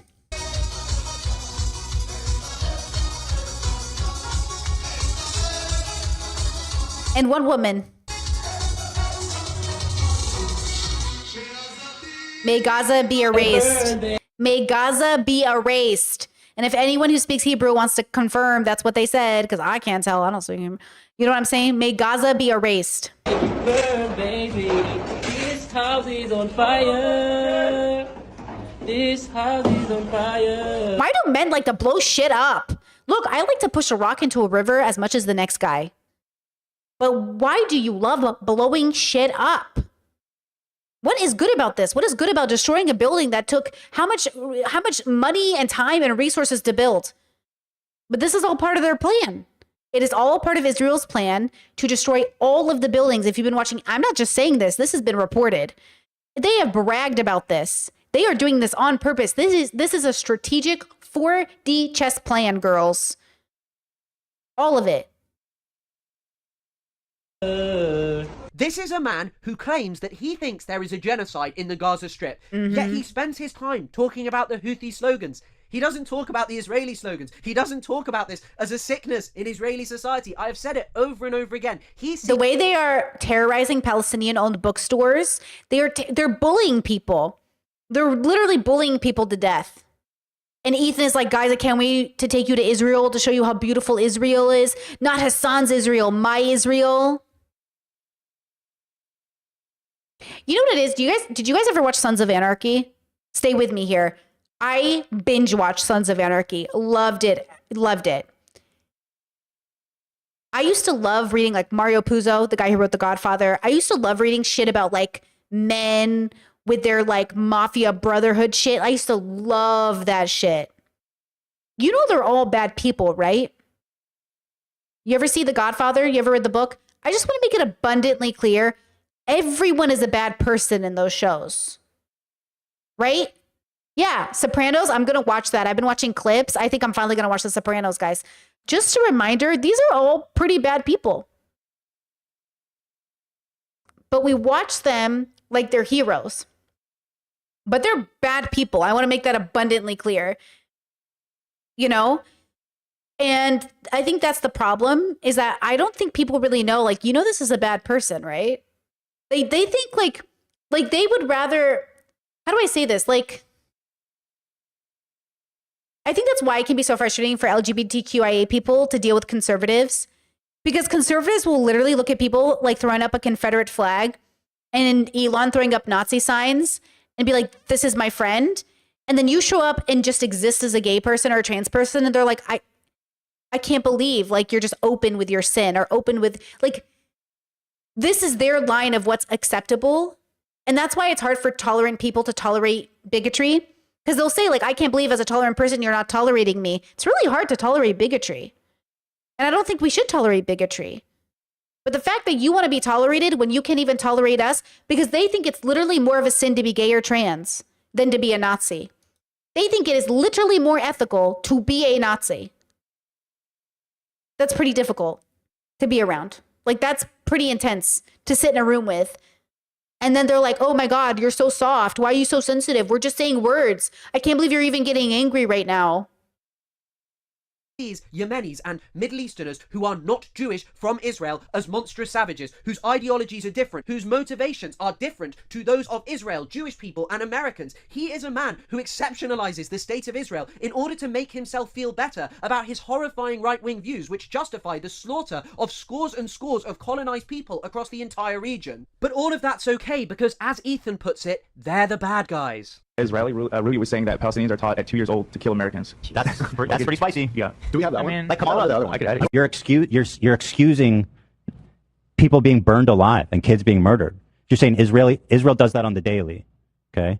Now I'm not denying that. I'm not denying that. So are you denying that? So are you not denying that? So are you? Now look, I don't want to critique Ethan's personal relationship with his wife, Hila Klein, or the Raider of Ramallah as she is sometimes known, because it's ultimately unimportant for this video. But what is important is that it is one of the clear reasons that he deploys Orientalism, to make himself feel better about the clear incongruency between his consistent lack of condemnation of his wife and her behaviour, and his constant condemnation of people like Rashid al-Haddad, who have never even served in a military, yet he sees them as terrorists. Now, as I'm sure that many of you know, Hila served in the IOF, the Israeli military. It's where she came by the nickname the Raider of Ramallah, and she maintains that, you know, she was just doing a desk job for a senior IOF terrorist, you know, a senior figure within Israel's occupation. She was just doing a desk job for him. But then she got bored and one day wanted to go onto a raid in Ramallah, a space which Ethan refers to as a terrorist city. Just watch this clip.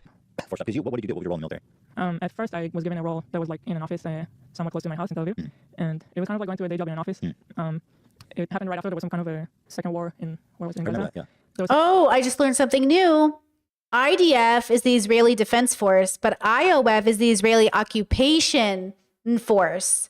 I never heard that difference, so I Googled it to see why he kept saying IOF. So IOF, Occupational Force, Occupation Force versus Defense Force, because I'm assuming the Defense Force sounds like you're doing something good for the world. Is it kind of like pro-lifer versus like anti-choicer? Is that what we're doing? Am I getting it? Did I understand the how the bubble uses it? Some sort of a small war. Yeah. When I was there, and so my job was to, like, when they sent officers or like people to go serve, I had to like logistically help with like their hotel or a room, things like that. But it was all on the computer. It just felt like some computer thing. Right. Okay. So secretary. Yeah. Interesting. And it was super boring, and I really hated it because it was just like I had to take a bath super early, go there, spend the whole day, go back home. I hated it. Okay. Chat has confirmed my observation. Got it. IOF. So I tried to change my role. And it was something like you can apply for it, and it's a form that you fill out, and then they're going to give you something else completely random. Different you have position, no idea. different post, yeah. different location. So I decided to do that, and if I don't like the second one, then I'll just find a way to get out of the army. Was that bad? Yeah, I hated everything about it. Didn't want to do it. You just, because if you're doing something that it felt like I wasn't doing anything, I was just wasting my life. Yeah. It could get really frustrating. And by the way, that is a signal. So what we're doing with language, guys, is we're signaling to our in-groups. We're saying, oh, if you say IOF, now I know how progressive you are. It's same thing. That's what language does. Language, this is slang, this is language, abbreviations. They are signals. We are communicating with each other. We are communicating with each other. We're saying, oh, she said non-binary. She said they, them. She said, oh, she said this. Oh, she said gender is a construct. We're all signaling to each other. So we all know we're on the same page. Conservatives do the same thing. That's why we have the right to look at them and say, I know what signal that is. They're like, no, I'm not doing that. No, I didn't. Nah. And I'm like, yes, you are. Yes, you are. Like, yes, you are. You know, yeah, Gulf of America. Mm-hmm. Like when I hear people say certain things, like when people say my heart goes out to you, I'm like, are you memeing? Or are you memeing in favor of Elon, or are you memeing in anti-favor of Elon? Not in favor. It's like, that's why words are hard though when you make jokes, because it's like, are you laughing with me or at me? So this is why language is so interesting, right?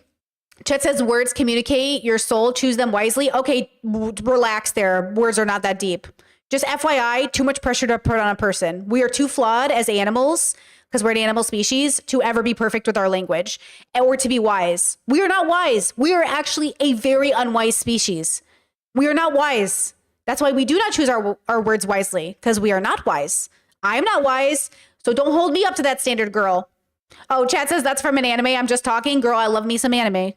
But don't hold me to that standard either. Okay? Just FYI.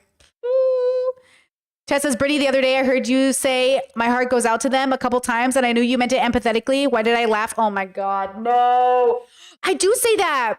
My heart goes out to you is something I say. Oh no. He's co-opted my heart goes out to you. My heart goes out to them. Oh no, he's ruined it. I fucking hate Elon ruins everything. Oh no, he ruined it. I do say that. So now I have to say something else. See, he ruined it. This is something yeah. I mean, it's not like he did it because a lot of people say it. Do you know what I'm saying? Like that, he used that sentence to do the Nazi salute because that's what normal fucking people say. Oh, my heart goes out to you, bro. He took something that's so fucking normal and made it a dog whistle. I fucking hate people. Oh, I hate men. Just kidding. I hate Elon, who happens to be a man. Right. So I filled out that form and I tried it, and then I somehow ended up in a better place that I liked a lot more. Before it was a daily thing where you go back home. Chad says, can we just resist the use of it? I don't like giving up phrases to fascists.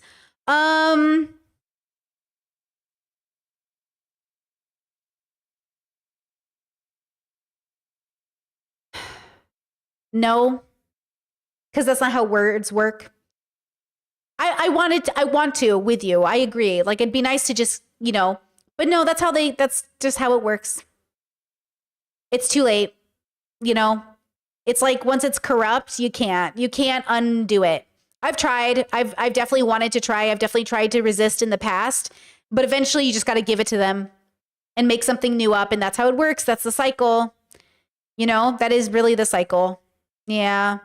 There are things to fight for, and there are definitely things to resist, but things that are cultural, things like that, it is what it is. I think it's probably a waste of time to try to fight for it, but yeah, it is what it is. It sucks. Home every day, and the new one was in a way that was a base that was far from my house, so you go there for the whole week and then you come back for the weekend. So you preferred that? Were you gone for a whole week? I did. Why?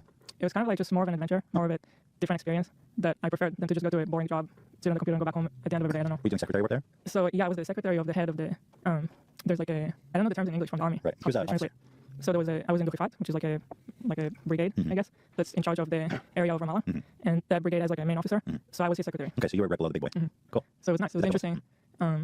It was more demanding in a way, but also kind of more rewarding. You told me once you went on like a mission with them, built like a terrorist city. Yeah. That was kind of a crazy story. Yeah, so my officers and like the soldiers in that brigade, they would go every night on a raid in Ramallah to arrest terrorists, and so I always saw them preparing for it and leaving, and then I would stay in the base. Every night they go. Every night. So one time I wanted to go just to experience it. Why, you just were all of a sudden had an urge to go with them? I just wanted to see what it's like. I wanted to see it. And there you have it. She did this because she was bored. So why doesn't Ethan condemn her as an evil terrorist? Why doesn't he think that she should be destroyed along with members of the Houthis? What is the difference between her and a Yemeni person who hasn't even fought against another country? Well, let's actually just have a look at more of what these two have to say. To serve like everybody else in the country. I mean, it's a very selfish move to decide, okay, I'm not going to do it, but everybody else will. Like Israel as a... See how Hila says it's selfish to not serve in the IOF? Because, and that's how they trick you. That's how the propaganda works. You're so selfish for not serving when everyone else has to. Yeah, but everyone else serving comes at the expense of the Palestinian people. So at least, you know, that's why I don't believe in a draft. All these men that are like, women should be drafted too. Nobody should be drafted, you fucking idiots. Men are so stupid. You are so fucking stupid. That instead of fighting to not be drafted, you want to fight to get women drafted. You're so fucking dumb. Nobody should be drafted. Why do you want the government to be able to draft you? Why would you give them that power? You're so fucking stupid. Jesus fuck, I love you so much. You're so dumb. Oh my God, you're so dumb. I can't believe you do not care about men. Men do not care about men. Men do not care about men. Men would rather see 19-year-old boys get killed than, God forbid, just chill under fucking misogyny, bro. As a place, the mentality of growing up there, like everybody feels an obligation to protect, to serve, to nurture this place that feels like the only place in the world where they can live and be Jewish and not be like discriminated I mean, when you're growing up with constant terror attacks, the army is a necessity. Yeah. And I'm sorry if people think that's a controversial statement. That is the reality of Israel. And not so controversial, it's just for one statement person to decide, I'm not going to do it, is a very selfish decision, because meanwhile, you're not doing it. Everybody else is doing it and putting their life on hold. Very important years of your personal development, you're putting it on hold to go do this. And it helps nothing with your career afterwards. You finish it, then you start you don't even your need actual to defend life. yourself. It's just normal. And I just want to note something before I analyze this clip here. Lying for Ethan and he. And by the way, I think it's Poland. No, what country? One of the countries is getting ready to like militarize their men. And I looked at my partner and I was like, yo, is Croatia going to make us go to war, bro? Because look, for the right war, we'll go to war. For the right side of history, I'll fight. I'll fight a bitch. I'd prefer not to. I feel like violence should be the absolute last answer. And I feel like we're so keen on violence. But like, I don't want to fight the wrong war. I don't want to be drafted into the wrong war. You know, I don't want my partner to be drafted. You know what I'm saying? Like, for the right war, I'm happy to fight. But for the wrong war, I'm not fighting nobody. Okay? Violence is rarely the answer, but sometimes is the answer. And that's the difference. Is like, nobody's going, you know, everyone wants to defend their home. But do we really need to go into Iraq and Vietnam to do that? Do we really need to genocide Palestinians to do that? Is that really the only answer? No. Hila is a very dangerous game because you have published the vast majority of your life on the internet for well over a decade now. I mean, I've been watching you since I was 14, really. And what you said, first of all, was that, you know, Hila did... By the way, because chat says I'm glad you're watching this Hila clip, because when I first saw it years ago, when I used to watch it, I was too ignorant. It didn't set off alarm bells because I thought it was a different culture. Years and years ago, I have Israeli friends. And they're pretty progressive, but I have Israeli friends, and I had interviewed one of them on my video long time ago. And a lot of my Arab viewers were mad at me. And at the time I didn't get it. Like, I didn't actually get it because I interviewed them because they were trans, and the IOF paid for their surgery. And I thought, oh, that's so cool that Israel pays for trans soldiers' surgery. And I was like, that's so based. And I didn't know. And they were like, Brittany, you're supporting an IOF soldier. Like, don't have them on your show. And I didn't understand. And now it all makes sense, because the genocide of Palestinians, the occupation of Gaza didn't happen October 7th, right? So Palestinian people who were probably watching me at the time were probably so frustrated with me, but I didn't really understand why. And I had been talking shit on Israel. Even then, I was talking shit on Israel. Even before that interview, I was talking shit on Israel. I was like, they're fucking over Palestinians. Like, I was vocal that I had Palestinian viewers. And then I interviewed an IOF a soldier. And yeah, now it just makes so much more sense. Yeah, when you really live and learn, you know, this isn't anything against that particular person. This is explaining why Palestinians were upset even then, why Arab communities were upset even then, right? So yeah, like, you normalize things in your head. Like, I used to normalize American violence so much. Like, I used to normalize American military occupation so much, you know? Like, I used to normalize that shit like it was cool, it was badass, like, boom, going to other countries. I used to, like, as a young teenager, fantasize over, like, you're not going to do what it takes, but I'm going to do what it takes to defend America without even knowing where future Britney would end up. And here I am, like, 15 years later, almost 20 years later. You know what I mean? And you're like, oh, my bad. So you do need time to grow. You need time to pop the bubble. And it's not a guarantee for a lot of us, but it also never stops. You know, it like never stops. You know, you have to face the fact that, like, man, like, your whole life is going to be deconstruction if you're really seeking wisdom, which I'll probably die unwise. You know what I mean? Chat says, you're such a boy, Brit. No, for real, though. Yeah, for real. Yeah, I really suffer from that misogyny, you know, that internalized misogyny. Didn't actually want to serve in the IOF, that, you know, she was kind of forced to. But I think what's becoming clearer is that both of you are letting the mask slip more and more, because in that original clip, you claimed, oh, it was mandatory and all of these things. But now Ethan is saying that it is a necessity, and Hila is saying that people who don't serve are shameful. That's not really congruent with the idea that you didn't want to serve, is it now? And Ethan and Hila are claiming here that the IOF is a necessity because of the really serious threats that Israel faces, terror every single day.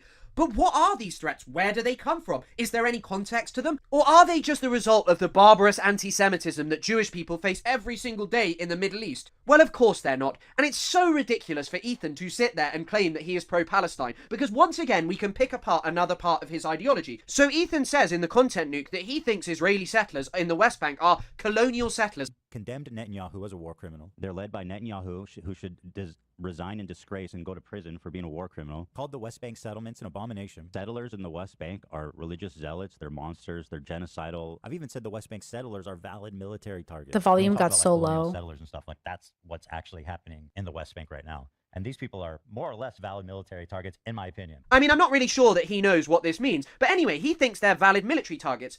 But he doesn't have a problem with his wife who served in that area, who raided terrorist cities. He has no problem with that. He said just a few days ago that he is proud of what his wife did. And like, and I mean, to me, like, that's shameful and it's embarrassing. Hila served her country. She did her civic duty. And I think that's a good thing, you know, regardless, like just in general. But at the same time, he's against the occupation. He's against the extremities of Israeli society. What does he think Israeli soldiers do in the West Bank? They're not just having fun or protecting Israel. They are maintaining Israel's colonial regime in the West Bank. They are there so as to ensure that the Israeli occupation does not face any form of serious resistance. She was arresting people. Remember that story of the Israeli soldier that had, I think, he had PTSD, and then I think he unalived himself, right? And because he had run over Palestinian bodies, like he had to run over and kill people. And everyone was like, wow, like what Israel has to do to defend itself. And I'm like, did you have to run over people's bodies to defend yourself? Like, y'all know that's not self-defense, right? That's like running over people with your vehicles is not self-defense. When these people are in their homes they've been in, they're just trying to defend. Like, it's so ironic that Israel gets to defend its homes, but Palestinians can't defend theirs. And that's all you should process. If you were Palestinian, you were born Palestinian, you were in Palestine. When you try to defend your home, which is the most sacred thing people talk about, defending your home, and once you do it, you're considered a terrorist, you would be driven crazy. If I took the average ass American, average ass conservative, and I put you in Palestine and I said, okay, go ahead, defend your home, they would go crazy from the fucking gaslighting that Palestinian people have to go through every day, being called terrorists for simply self-defense. It's bullshit, dude.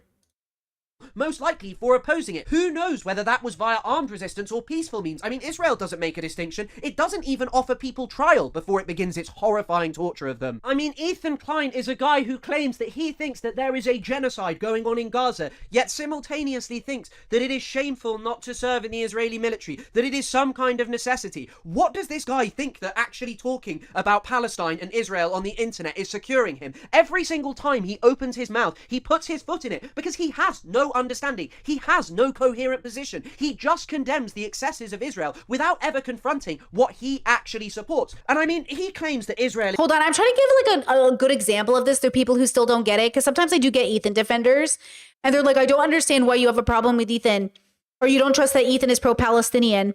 Hold on.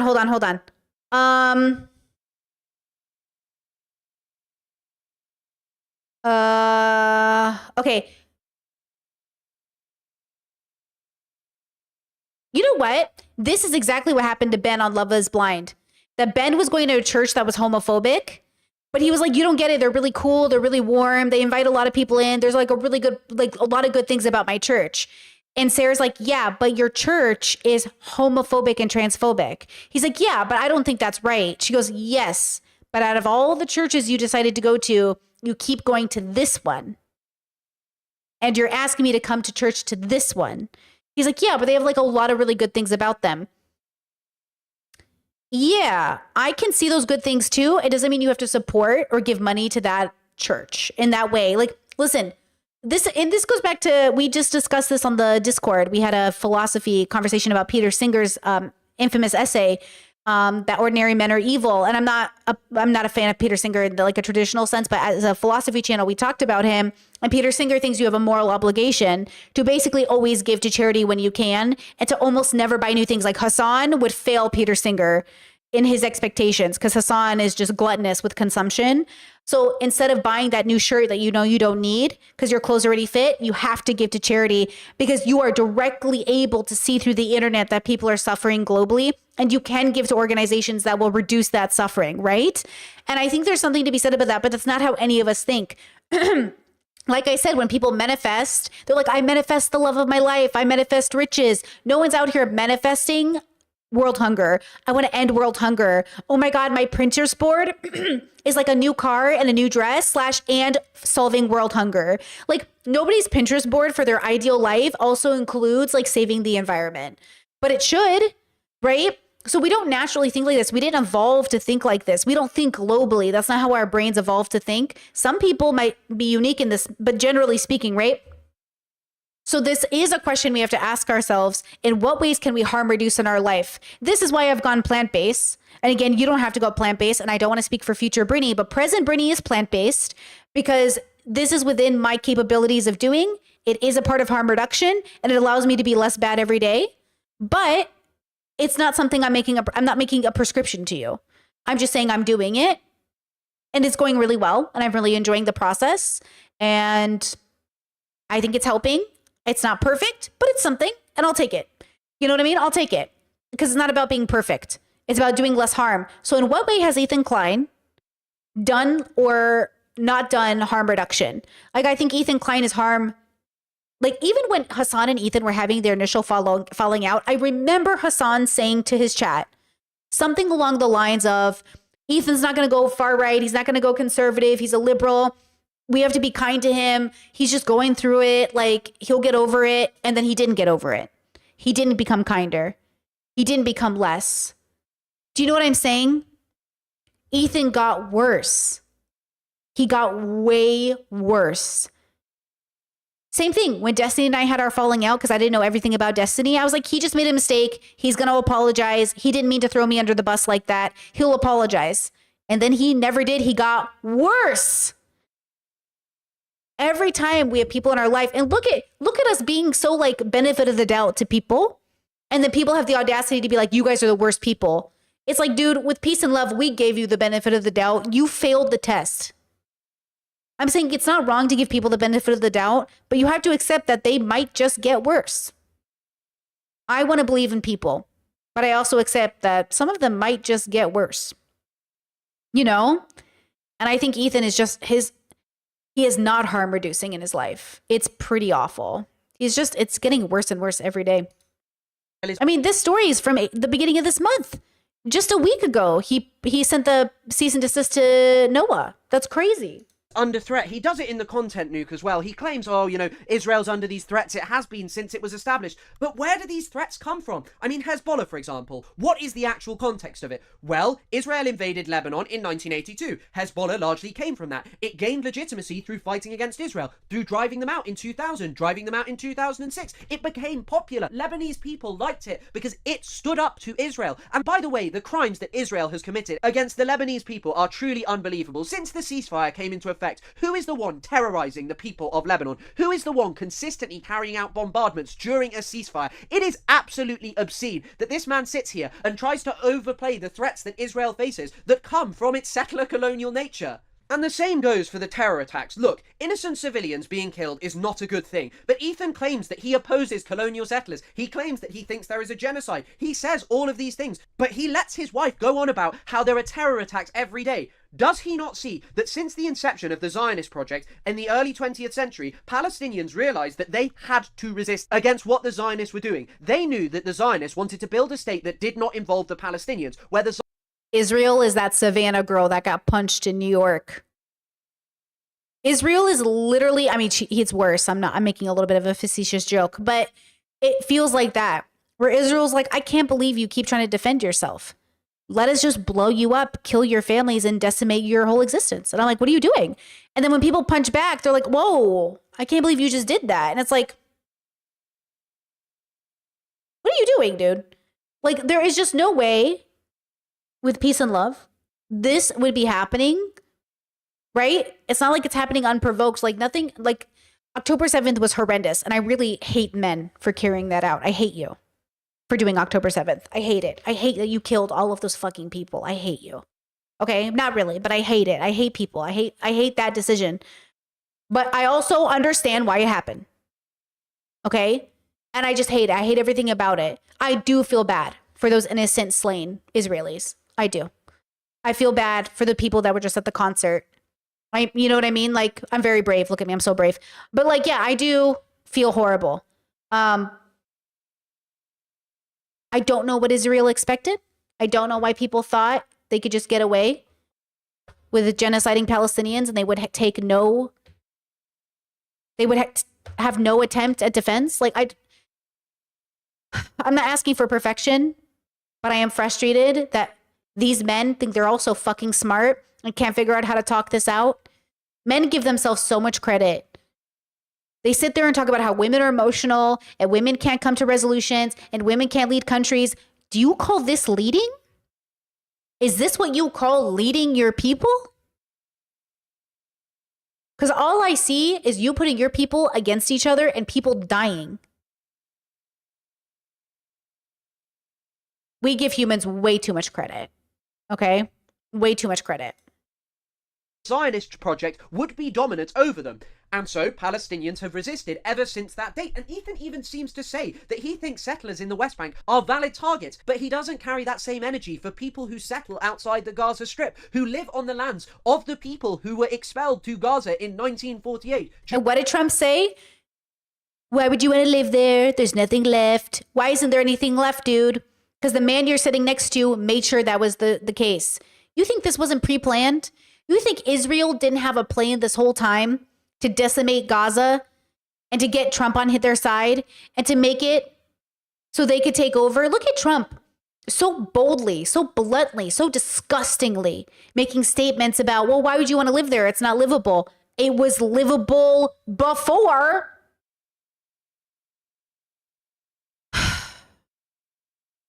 It could have been more livable without the occupation.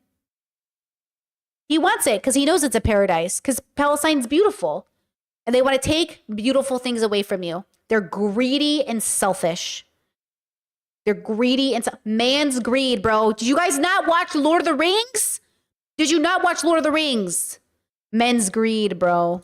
during the Nakba. He doesn't care about that, that doesn't matter. He's more interested in trying to talk about the Mizrahi Jewish people brought over to Israel after the expulsion of the Palestinians, rather than talking about the suffering of the Palestinians and actually contextualizing why they might resist. He would rather resort to, as he did with the Houthis and any other group, claiming that they are some kind of violent anti-Semitic savages. For Ethan, militant groups in the Middle East are irrational savages who carry out violence against Israel and America because of their horrifying ideologies. But people like Hila, who serve in the Israeli military, an entity who, as I have said over and over again, engages in all of the crimes which Ethan allegedly so hates, he thinks that that is a necessity. He thinks that she is some kind of rational person. But what is rational about defending the colonization of an indigenous people's land? He says that he thinks Benjamin Netanyahu is a war criminal, but he thinks it's necessary for Israeli soldiers to serve in it, and he thereby condemns the tiny amount of Israelis with an actual conscience who don't serve and go to prison for a few months. People like Tal Mitnick, who I've actually spoken to, who I said over and over again, oh, it's a brave thing what you're doing. And he said, nah, laughing my ass off, it's the bare minimum. Because the truth is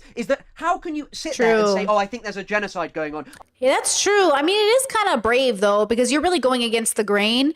But also, compared to what a Palestinian is going through, it's kind of the bare minimum. But also, depends on your bubble and your perspective.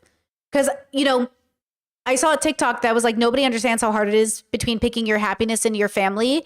Like, we struggle in so many other ways, just like living up to our parents' standards. We can't even, people pleasers be out here suffering because they don't want to say no to people. Like, that feels like the end of the world. You know what I mean? It might feel very difficult to imagine being put in a position where you go against a majority of your country, a majority of your friends, a majority of your parents to stand up for what you think is right. But also, like, activism is a minority action, a minority. What's the word I want, guys? Like, standing up for what's right is not what people do usually, right? Because we're actually taught to not do it in a sense, right? So, like, I think it's actually quite difficult in a sense. Like, to be a person is difficult. Just to exist is difficult. I think it's always going to feel difficult to stand out. Yeah.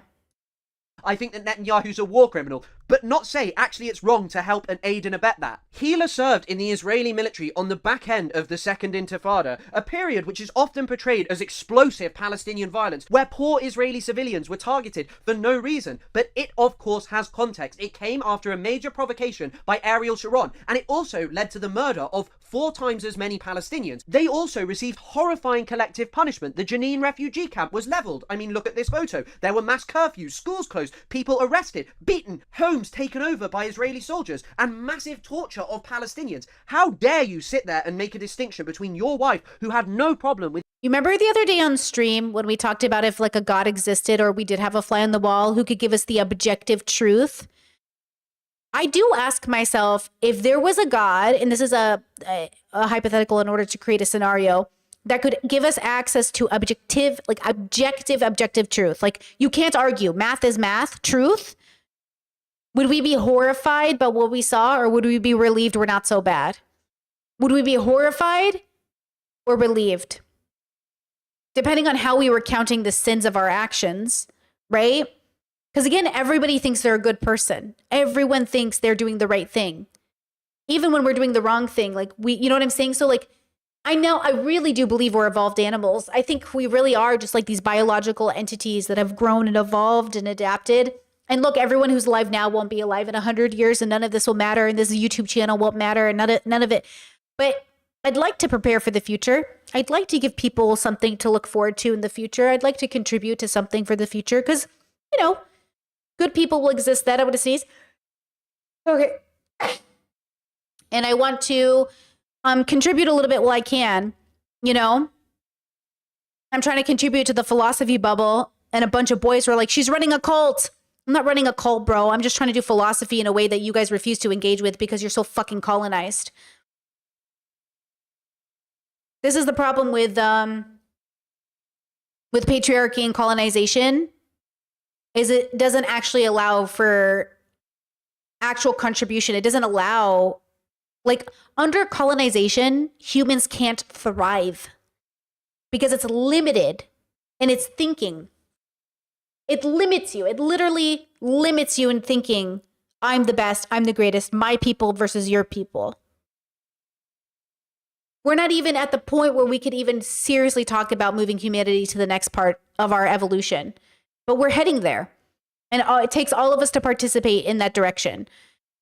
That's why I say I know it's exhausting to see that billions of people are still religious and still bigoted and still horrible, but billions of people are also not that.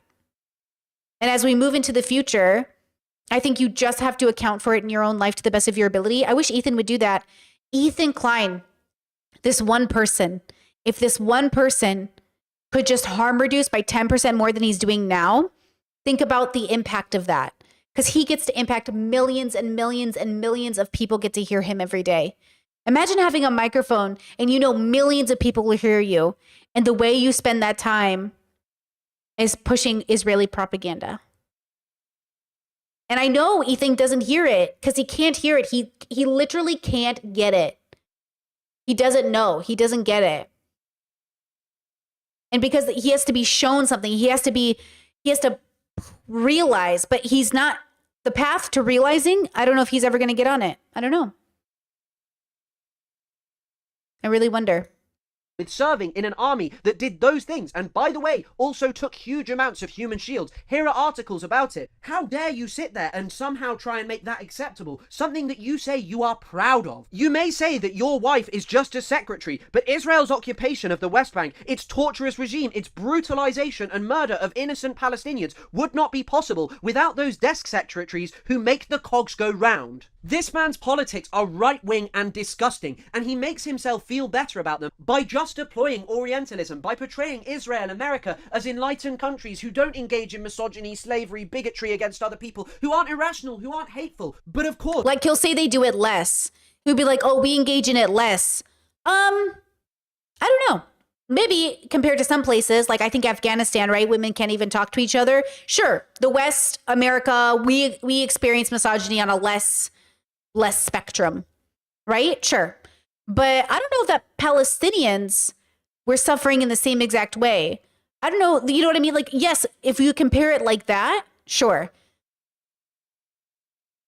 But also, I think my favorite thing is meeting modern Muslim people and remembering that like we're all different, and being afraid of Muslims is kind of like being afraid of Christians. There's definitely a reason to be afraid of them because their religion is based in bigotry, but there's also a reason to definitely not be afraid of them, because though they have a religion of bigotry, you can get along with most Muslims and most Christians.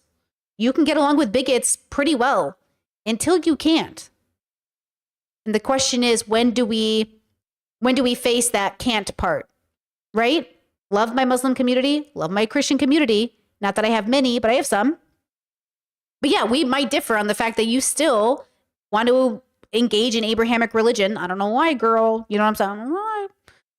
But that doesn't mean that you deserve to be genocided or murdered or killed or limited because you believe in those Abrahamic religions. That's the difference. In my world, all of you exist. But in Israel's world, only they exist. Now, they're convinced that Palestinians feel the same about them. But I don't think Palestinians inherently think that way of Israel. But I think Israel feels that way about Palestinians. I don't think Palestinians inherently hate Israel. I think they're put in a position where they hate their oppressors, and you just happen to be the oppressor. But if you weren't their oppressor and you were an ally, I feel like y'all would get along better. Y'all believe in the same God. What are you waiting for?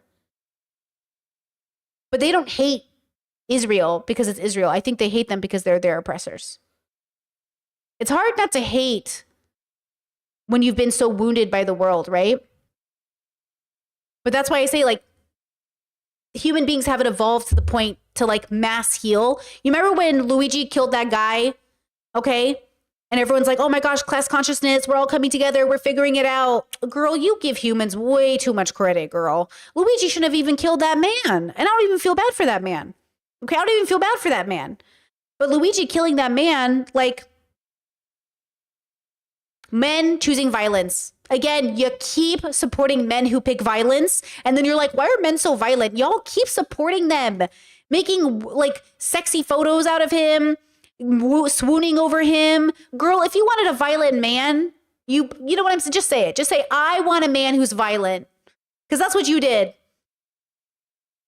Isn't that amazing? Amazing.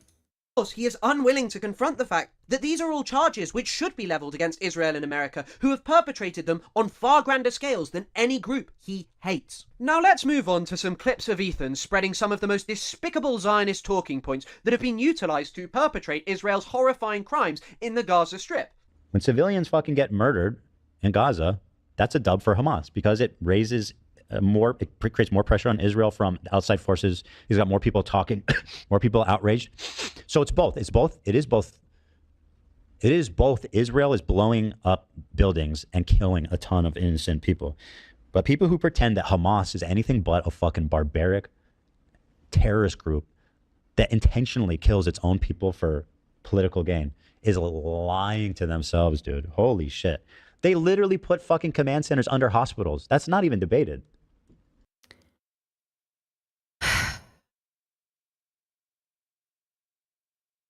Even if Hamas, okay, first of all,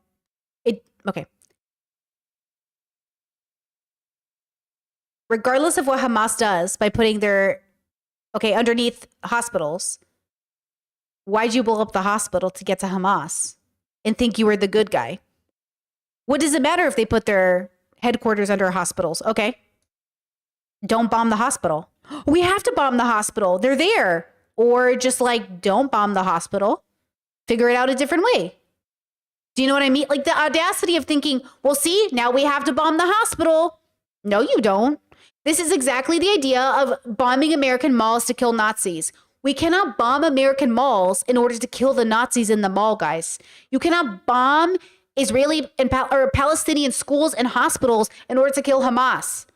This is not the way to do things. But this is the logic. No. Figure it out. Do it different.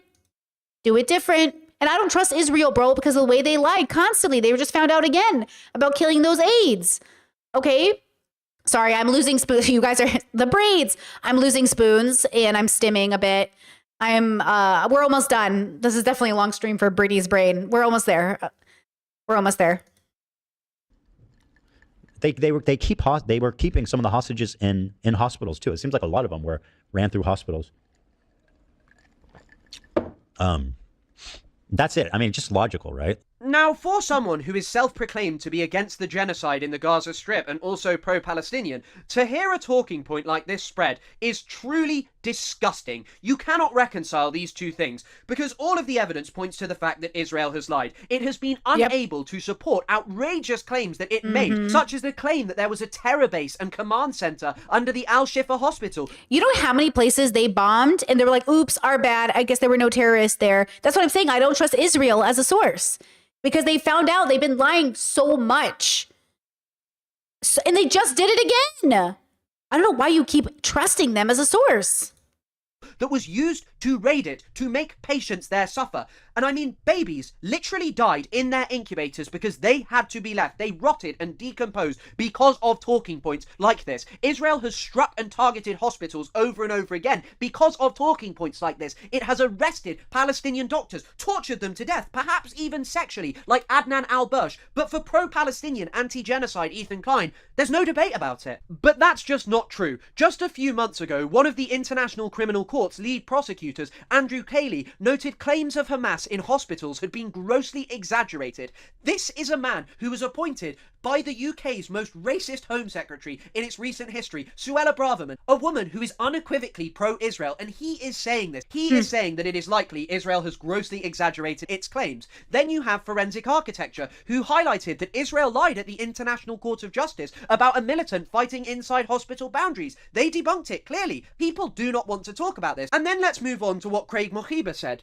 As he noted, the mere presence of armed forces of members of the enemy in populated civilian areas does not constitute the use of human shields. Indeed, Israel should carefully consider the implications of its repeated claims that it does, given that it maintains its military headquarters in a busy section of Tel Aviv. Ethan has spread one of the most deadly Zionist lies. It is truly despicable. For this man to try and sit there and claim that he is pro-Palestine is utterly obscene. And it's provable that the Israeli military just make up numbers when it comes to claims about terrorists or militants. You had this Haaretz article which stated that of 200 people who crossed an arbitrary line invented by Israel, which they executed, less than 10% of them. Oh, and by the way, that 14-year-old Palestinian American kid, Israel said they were throwing rocks at us, so we had to kill them.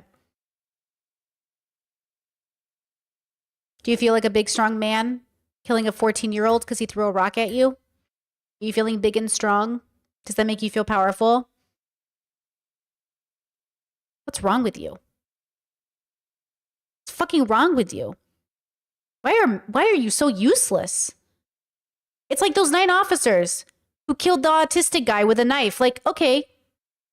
First of all, it's not illegal to hold a knife. I don't know if y'all know this in America. You just have a knife he was in his own yard with a fence, in his own backyard or his own front yard. And the police officer just came up, swooped in and killed him. Or not killed him, sorry. He's in the hospital. Shot him 9 times, right? Why? Why? And I know, girl, I'm not exaggerating. It is so stupid. It is the stupidest video I've ever seen in my life. The stupidest group of people. 9 people, and all of you are fucking idiots.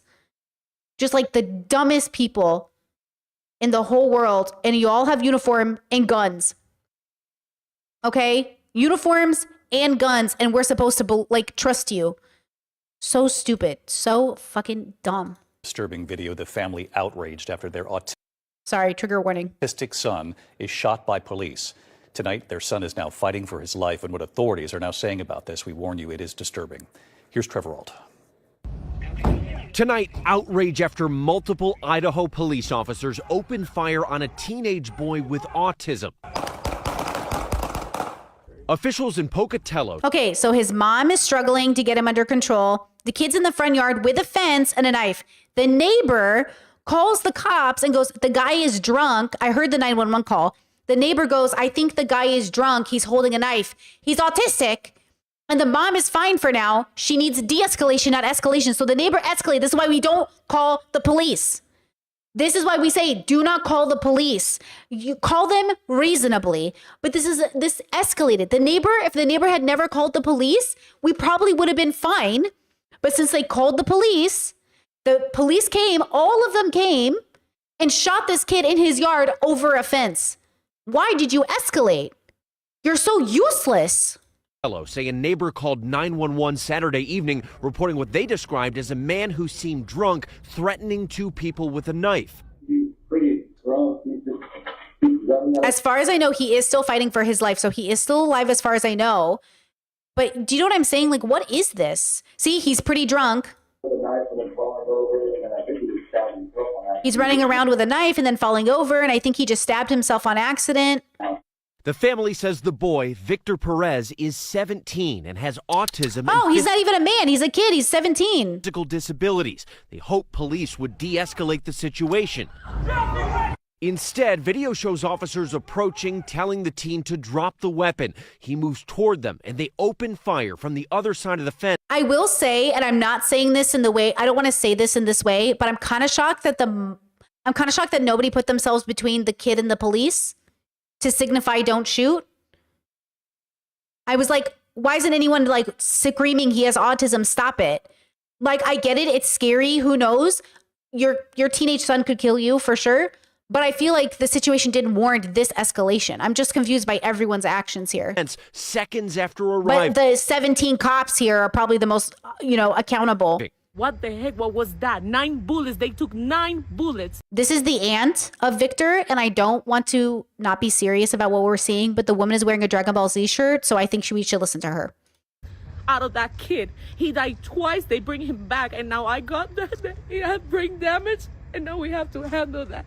Pocatello's police chief defending his officer's actions. We know this incident has deeply affected the community. The full picture requires careful review of all facts and evidence. David, this shooting's now under investigation. Family members say they're not sure if this teen is going to survive. Hey, maybe we should get his story told on Love on the Spectrum. You know what I mean? This is the reality of having autistic children in a system that doesn't respect you, in the skin color they don't respect, in the neighborhood they don't trust. So when you call the cops and ask for help, they shoot your kid. Well, he is in his front yard and there's a gate between you and the kid. What was he going to do? What was he going to do? Useless. Them had any link to Hamas. Or you have this article from the BBC about Israel's bombardment of Lebanon, where Israel made the claim, oh, we were bombing a Hezbollah command center, we were only targeting militants, we were eliminating Hezbollah commanders. But of the 73 people killed, only 68 of which could be verified, likely because they were torn to shreds and their families will never even get to bury them. Only 6 of them had links to Hezbollah's military wing, none of them held a senior rank. The other 62 of them were civilians, 23 children. And they were killed, and Israel lied, and people like Ethan believe it, and they show it to their audience of millions of people. Tell them these kind of lies that are currently killing people in the Middle East. These are the claims which undergird Israel's genocide. This is the way that the consent is manufactured, which makes Israel's slaughter possible. This is why people are so anti-Israel, America, and the media in our countries. And as I have said over and over again, to the point where it is getting tired, for someone who claims to be pro-Palestine and anti-genocide to say these things is despicable, but it still shows you his Orientalism, this distinction in the way that the other fights. They are savages who lie, who want their own civilians killed, not like Israel. No, Israel's a moral nation. His wife was in their army, you know, it's something that he's proud of. And I'd like to end with a very short segment about the recent anti-Hamas protests in Gaza that Ethan, like many other liberals who purport to be pro-Palestine but in reality are Zionists, has not been able to get over. This man has been so excited about them. He's found a new way to condemn Hassan, to say, oh, he's more pro-Hamas than me. Oh, I think that these are the only way to end Israel's genocide, and they're going to be brilliant. But what I would like to say is, look, no one who knows anything about Palestine should be surprised that there is anti-Hamas sentiment in Gaza. Life is very difficult in the Gaza Strip. During times like this, people turn against their government. And so I wouldn't actually have a problem with Ethan covering them if he hadn't used them as yet another way to excuse Israel's genocide. Because Ethan has posted a plethora of... And that's what's happened. So Palestinians, some of them were upset over Hamas, which is fair. You're allowed to be upset over anything, girl. You can protest if you want to protest. It's the fact that Ethan and other people use this as a reason to support Israel that pissed me off. Don't use this as a reason to support Israel. Those Palestinians aren't all of a sudden pro-Israel just because they're calling out Hamas, right? Like, they're allowed to be pissed about what's going on in their own country, but don't use them as like, aha, see? See what, girl? Stories about this, but I just want you to watch this very short clip where Ethan effectively says that these are the only means to end Israel's genocide. The reason you don't see this, and I mean, Israel's forced them into a point of desperation where like they're willing to risk their lives, but like protesting against Hamas publicly is a grim, it's a grim outlook. That is not something you want to do. Hamas, just read their charter, listen to what they say. They're Islamic, they're violent. Interesting wordage. Interesting. And, you know, protesters, and it's known that protesters, people that there who dissent against Hamas, get scooped up, get punished, disappear. Now, if at this point you don't believe that Ethan is Orientalist and creates a distinction between them and us, he literally refers to one of the reasons for Hamas being so dangerous as them being Islamic. Yeah. I think if I were to say that Israel is the way it is because it is Jewish, he would make videos about me calling me an anti-Semite. It is completely insane that he would say this, especially when you consider that Israel's violence against non-violent protesters is off the charts. During the First Intifada, a mass uprising that was largely non-violent, Israel deployed some of the most horrifying torture that you could possibly imagine. And you can read about how horrifying this torture was in texts such as on Gaza Beach. Yitzhak Rabin, someone who is considered one of the most peace-loving Israeli prime ministers, issued an order to break the bones of non-violent protesters. Jesus. And this isn't something that went away. Israel's response to the Great March of Return, a march that initially was not supported by Hamas, although later they didn't come out against it, but was largely non-violent. Israel responded by shooting Palestinians. Look at this one, where an Israeli sniper bragged about maiming 42 Palestinians in one day. These were horrifying, traumatic injuries that led to... Oh my God. Oh. Oh, I'm so annoyed. 42 knees in one day. What do you want, a fucking medal? I mean, you're probably going to get a medal because we reward violence. To people losing their legs and being unable to walk. But Ethan would never dare to say that Israel is an innately violent country, that it is this way because it is Jewish. No, because that's not acceptable. But when it comes to Muslims and people from the Middle East, he sees them as different. He sees the way they behave as unacceptable because of where they come from and because of the fact that they challenge the dominance of the West and Israel. I mean, listen, I feel like this is a force that's going to help end the war, not fucking keeping hostages and underground and like sending just continuing to provoke Israel to attack them. And the core problem with this is that the Israeli government doesn't care about the hostages. The Israeli government doesn't care about Hamas. Just a few days ago, Benjamin Netanyahu stated that voluntary migration was the plan, that they would control the Gaza Strip, that's it. They're not hiding it. It's a plan. Anyone can discuss it with them. They are openly planning to ethnically cleanse 2 million people. Why are you obsessing over these protests? They are not going to save the Palestinians. They are not going to end the suffering. The genocide that you allegedly condemn, the thing that you have spread the propaganda that has enabled, Israel is just ramping up the destruction. It's why they blew up the Turkish cancer hospital, the only cancer hospital in the Gaza Strip. No one's going to be getting any cancer treatment there anymore. Where are they going to have to go? Other countries. They won't come back. Gaza is gone to the Zionists, and anyone who is going, well, if Hamas released the hostages, it would save everything, is wrong. The only answer to this situation is massive, massive pressure on Israel. But that's not what Ethan wants. Ethan is planning on taking a trip to Israel to show you its real side. But what real side is there to Israel when it is a country that is openly planning to perpetrate the greatest crime of the 21st century? You can say, oh, I don't like Netanyahu, I don't like this, I don't like that. It won't change anything. The Israeli military that you are proud of your wife serving in is going to expel millions of Palestinians from Gaza. Then it will turn on the West Bank. Then it will turn on Palestinians inside Israel proper. And you want to go and show your supporters this wonderful side to it. It is one of the most obscene and shocking things that has come out of Ethan Klein's mouth over the last year and a half.